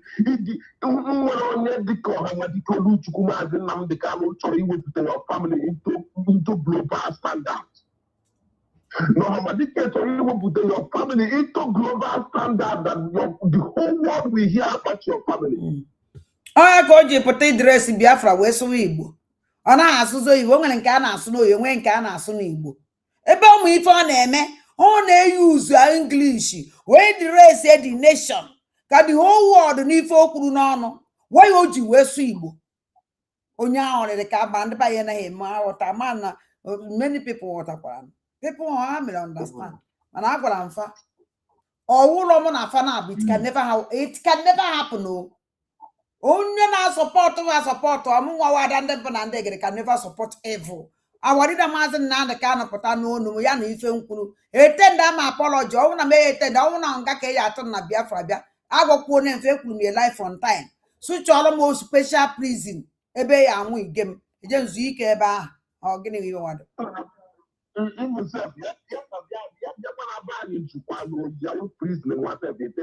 What even also?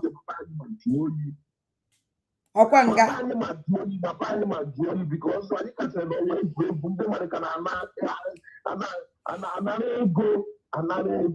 another go. It's another go. Sell out and another go. There's zero impure.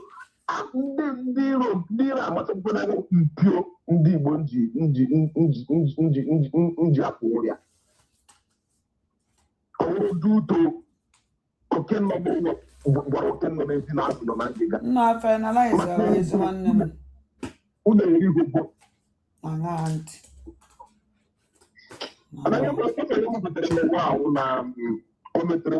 Is what Biko. It was the home as it was the home as a ballista for that matter. This is how I know why can't you see them? Why can't you see them down and organize them? If they don't want to listen to you, you shout and come out and tell the whole world. No, finalize that or we can finalize this one. Finalize that. Now catch you.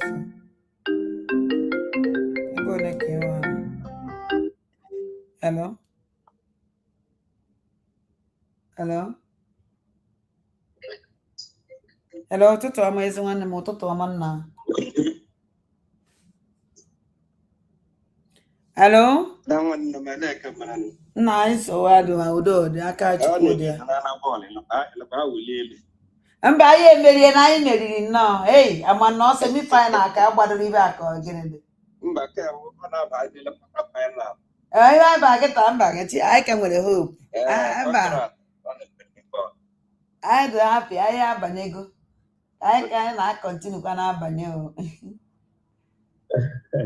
Ụmụaja ekele na m unu. Ekele dịrị nwoke dịrị nwaanyị.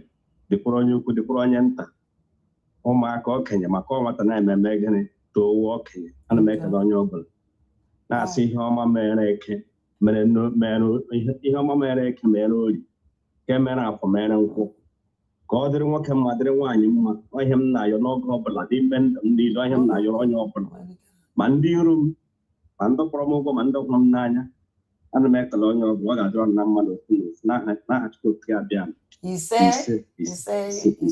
ise anya na-anọ ụbọchị na-anọ Igbo ji ụbọchị na-anọ nwanne m ada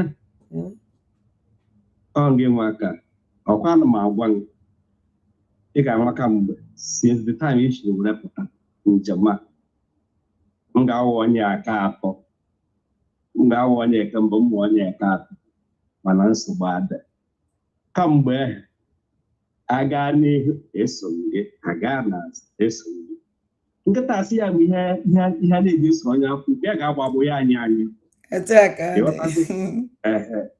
so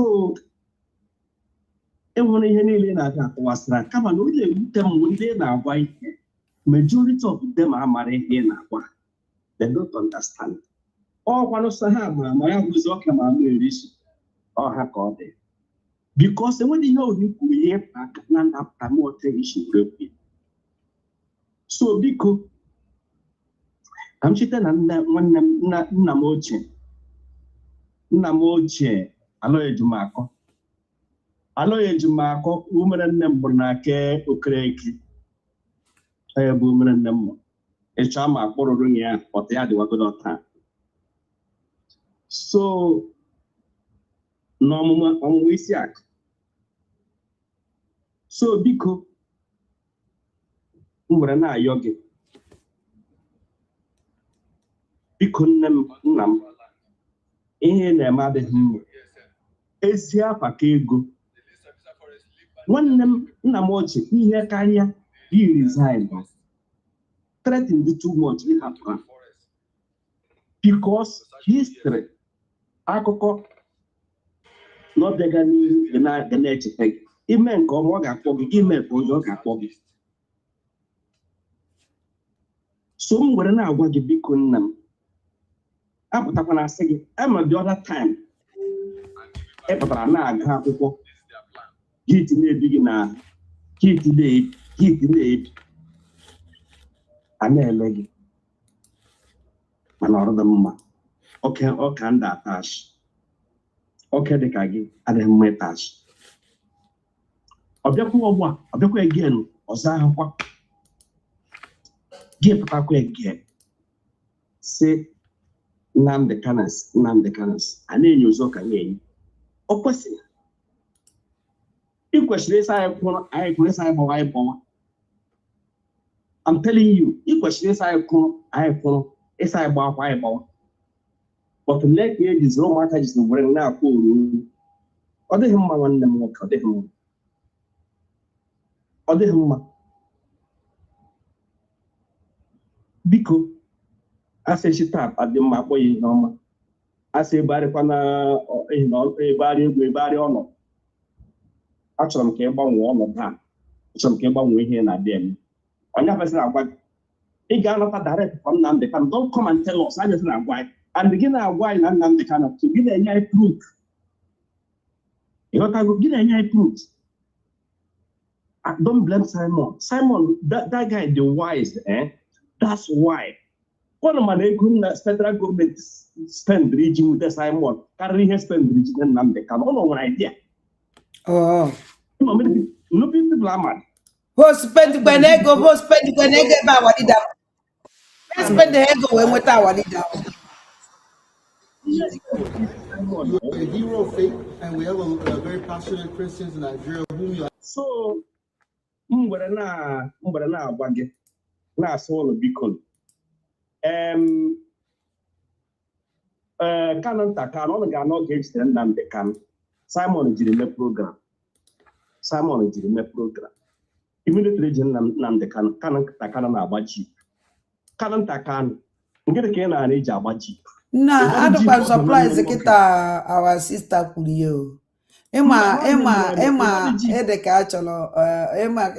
ede ka achọrọ onwe ihe gbasara njem nwere onwe ọ bara ya ime ọfụma ịma na ndị mmadụ na-akpọ na program ha anaghị amakwa na onye nwe onye onye ahụ dị iberibe ndị a dara ha na-ama onye nwe onye ha chee na ihe na even ha mmadụ they don't know ha people at times ọ na-ewute m ịpụta na onye pụta ị ga because of a na-eme ihe struggle ị ga-ahụ agav na-enwedo uru ọbara pụta na-akparị onye ga-enye nye family ya nye kindred ya na-epụta na-akparị and ha na-akparị ụdị n'ụzọ ziri ezi nke kparị na m hụ ebe m gbakọtara ụkwụ na-akparị nkekwanụ shọ buru m gaa n'elu ebe ole isi na m ji akparị nga mgbe ilekwa ya wuru eziokwu so ya bịa were ya so ọ ga-ehe jidere Nnamdi Kanu Simon jiri mepụrụ Kanu nta Kanu na-aga egoro ji na-awa nna-achị Kanu nta Kanu mgbe nwanne nwoke na outside na-enwede aka na-ejide ya ịgbado ji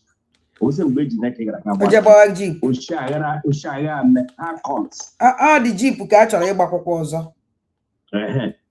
utu ọbara ụmụ aja ka bịakwara na-asa anyị na ahụọla new dimension ahụọla new cabinet o new DOS mana ha si mebichi ihe niile ewu ana m sị yes mgbe dizi ọbụla achọrọ m ka enweta people dị well organized ọ ga ha gwa anyị okwu anyị kweta mara na yes ọ wụrụ ụmụ even mgbe ha mebiri everything mgbe a bịara bịa sị Nnamdi ka nne nna ya anya ọ ga ya tiga ejiro se o mba mgbe a batiri ejilo ka nna ọma na ndị a aba na moto ndị oyi ha ya ọgba akụnụ bịara na ọ na-abịa ọ na-abịago mgbe nne ka nna pịhụ ole somebody like me nne nna ya anya even Nnamdi Kanu pụtagodo today si na ya nọ ihe brother finance penny bag grab why because ọ ga-emere anyị akaụntụ ego nọ na IPOB money ma Nnamdi Kanu nwee problem bụ ihe o jiri ya mee I can never drop my centimo atọrọ m ihe emere m agwọ ihe na aha ya emere m fundraising n'aka Nnamdi Kanu emere m aha ya na monthly due the same thing a na-ebugara ndị nna ya anya send ọra ya gazie na-enwe life insurance onye na-enwere ihe ọwụ before nwee life insurance na na-eri salary 5,000 a na-akwụ ya ụgwọ ọnwa ndị mmadụ na-azọ Biafra nna biko kwere kọrọkwana ga-akwa ụgwọ ọnwa ya ka ọ bịakwara ka a tụwakwara ya ọzọ ụgwọ ibu mara ndị nke na-aga ọrụ everyday dute nwetara m such money ọ bụ nwanụ otu a si ekwu okwu a na-akwụ salary asụta 2,000 ka a na-akwụ imeritere ya ka ihe wetara for this program lem n'ihe pụtara nọọsụ nne nna ya nyebara as financial secretary ka ọ financial minister ebe ihe otu ihe niile awalida maazị Nnamdi Kanu jebiga evụrụ nne nna ya na kọtụ evụrụ ya oje kọtụ na Naijiria evụrụ ya oje mana ha nche niile na-ejecha unu na-alụ manshọn ndị ọjọọ ibe a chọrọ ma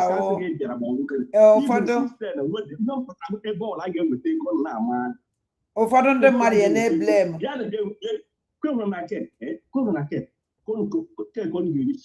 awadida ada ndị mbụ na ndị egede iwe some people ya na-ekwu kịta ada ndị mbụ na ndị egede awadida maazị Nnamdi Kanu wetara ọda irespect ha ọda awadida ana m anụ ndị na-ekwu ụdị okwu awụ ndị amaghị awarida anybody nwere ike believe na this dog of sell out second group of criminals ahụrụ na awarida maazị Nnamdi Kanu hụrụ ya ịma na onye amaghị awarida maazị Nnamdi Kanu ịma na you don't know the leader that you are following ma the kind of leader awarida maazị Nnamdi Kanu si that na onye owu na commit the atrocities na Biafra land na-ekwesịrị ịchụpụ ya awarida maazị Nnamdi Kanu nwere okwu were sị mmadụ jụrụ ya mmeweta dị interview ebe Simon Ekpanjọkụ jụrụ ya ajụjụ o nwee sị na ọnwụ na Biafra bịa na ya ha achị Biafra n'ọdụ Biafra ya ahụ onye ya achịfanụ somebody dị genuine. Yes. Kedizi ka awarida maazị Nnamdi Kanu ya esi wee ngọzi ndị grupu ọhụrụ oje ha ọdadị genuine ndị gburu nwanne fa ndị kọvala mpụ kọvala alụ eje ha ọba Ono chefuru na kana ntakara nwere mgbe ọ na-epost after Nnamdi Kanu onyanwụ after Nnamdi Kanu ono chefuru ya ọnwụ eziokwu na abapele big prize protest emegere ya own brother. And not only that, give you again that this second time you again now condemn for the same protest. And the one we replace that protest. What do you plan? Now what the Nigerian government replace nothing. All the not and what do you plan? On raise the case and then they can raise it you on the doubles. Mukwe Pantan comes around that one. Yeah, was doing business. No one here for your size. And that happened to me how that is I'm serious. Believe me, a lot of the things to book a shot now. American the Biafra.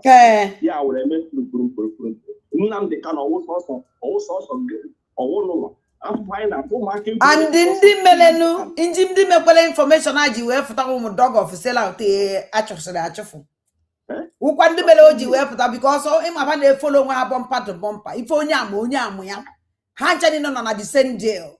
But I don't know canon Takana family made their own deal. No dog of sell out Amala. No dog of sell out of made because Honey now don't have information ever. Hanchani may be wrong on one platform. Happen on a field of one million, you know what show. Let me tell you. As long as social media is concerned, before on a maybe cannot work again. How did you go do 100 men and women? How did you go do 100 men and women? Where better? With you hope na who cry with 100 men and women. However, that na I don't them and they get a pochi. Then they pochi them non 100 men and women, and I'm proud of myself. I do very only told me now the 100 men and the women Joseph getting how far? How far?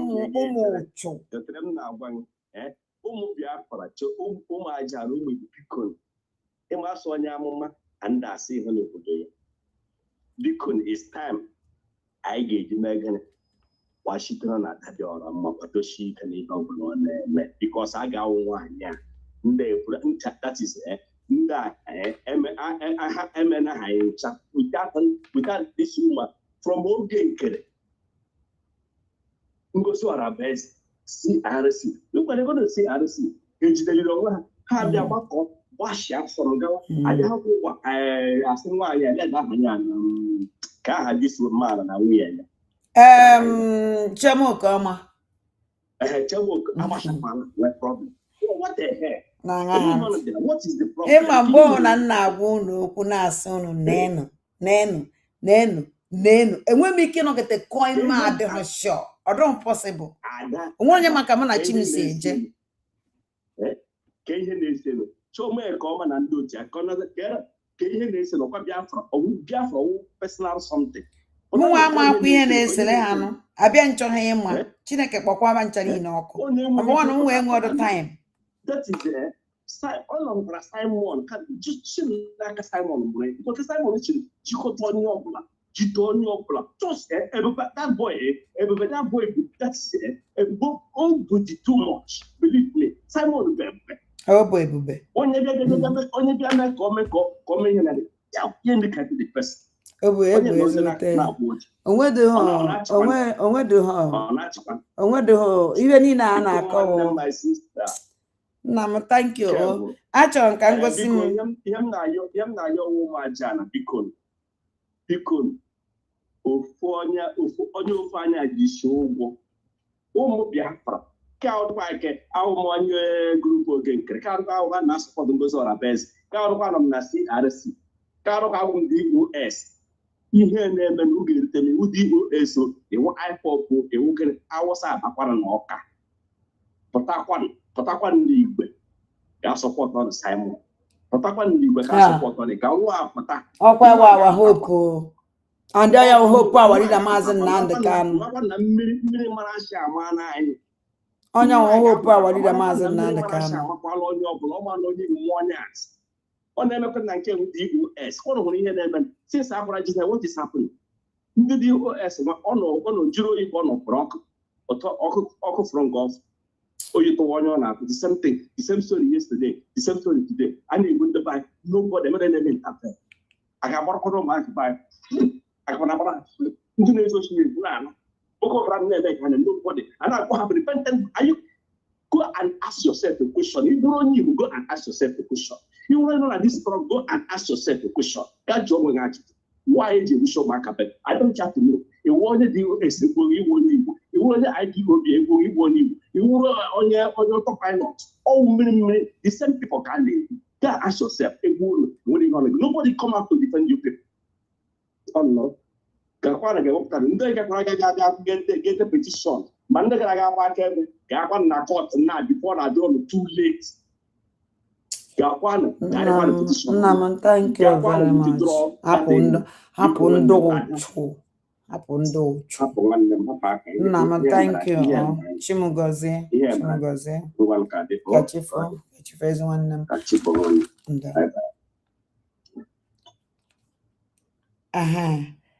Achọrọ m ka m gosi m Kanu Ntakanu Maazị Aloy Ejimakor. Ihe a na-eme na 3rd July 2026.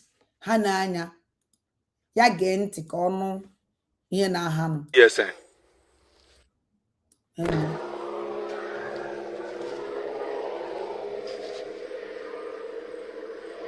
Today, 3rd of July 2026.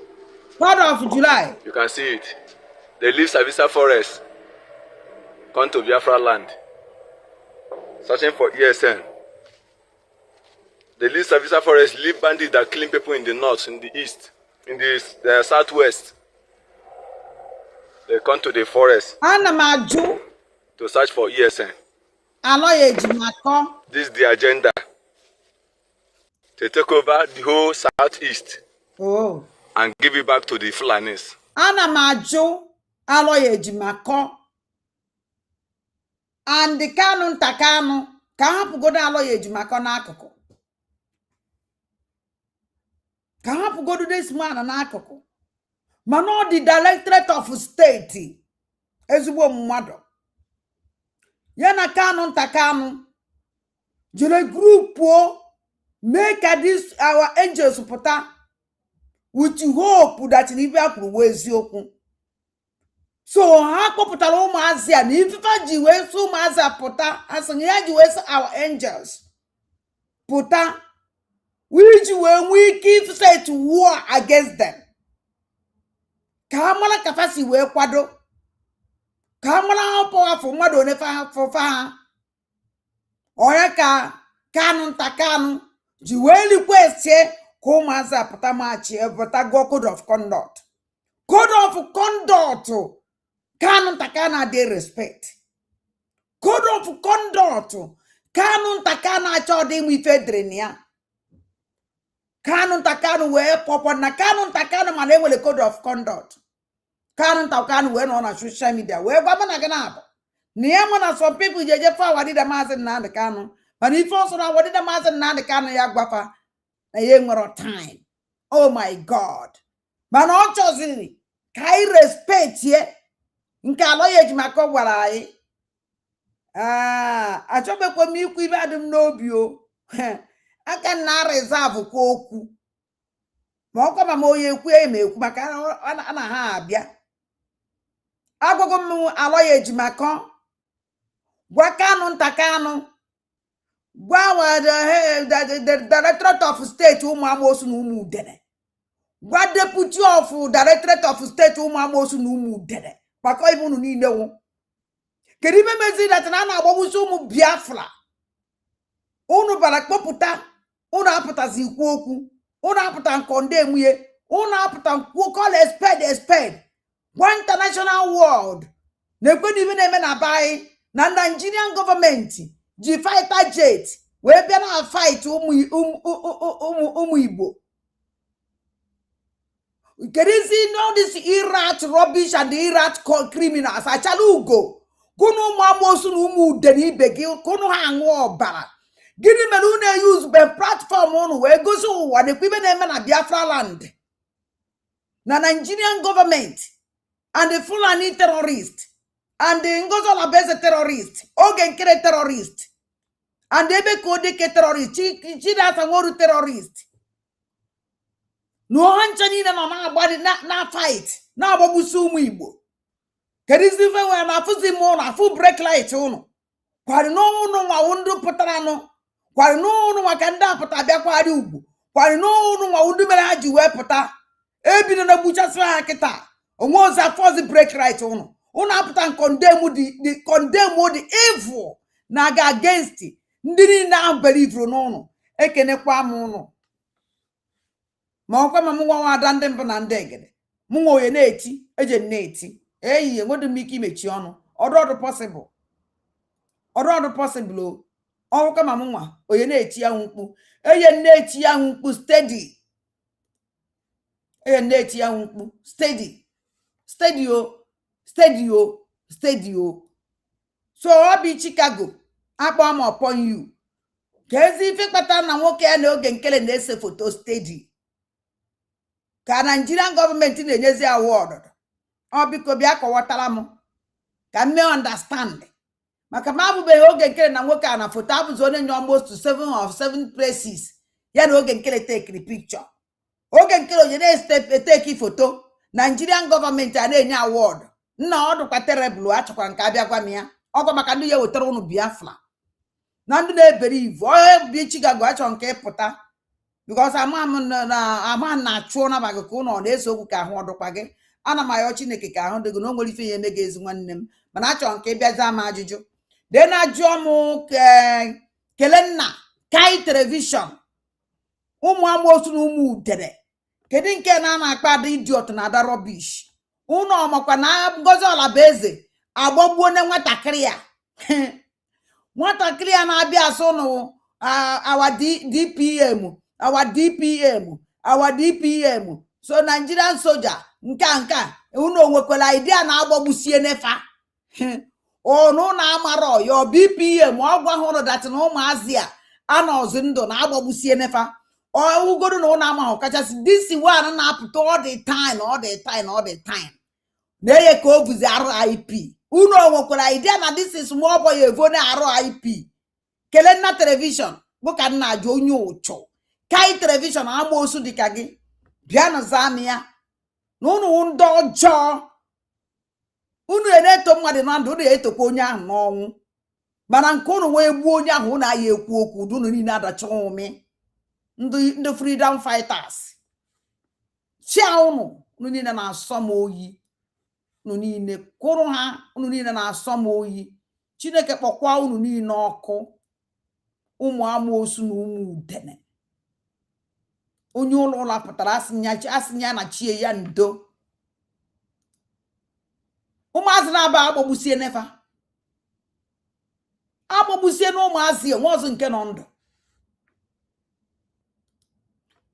ụmụnne m asị nka nkene ụnụ Chineke gọziere m ụnụ ka chi fonu o ka ọ dị na echi niile ọla dịrị ka nna ya Chineke n'isi ụnụ anyị wụ ndị France anyị meniri anyị emerigo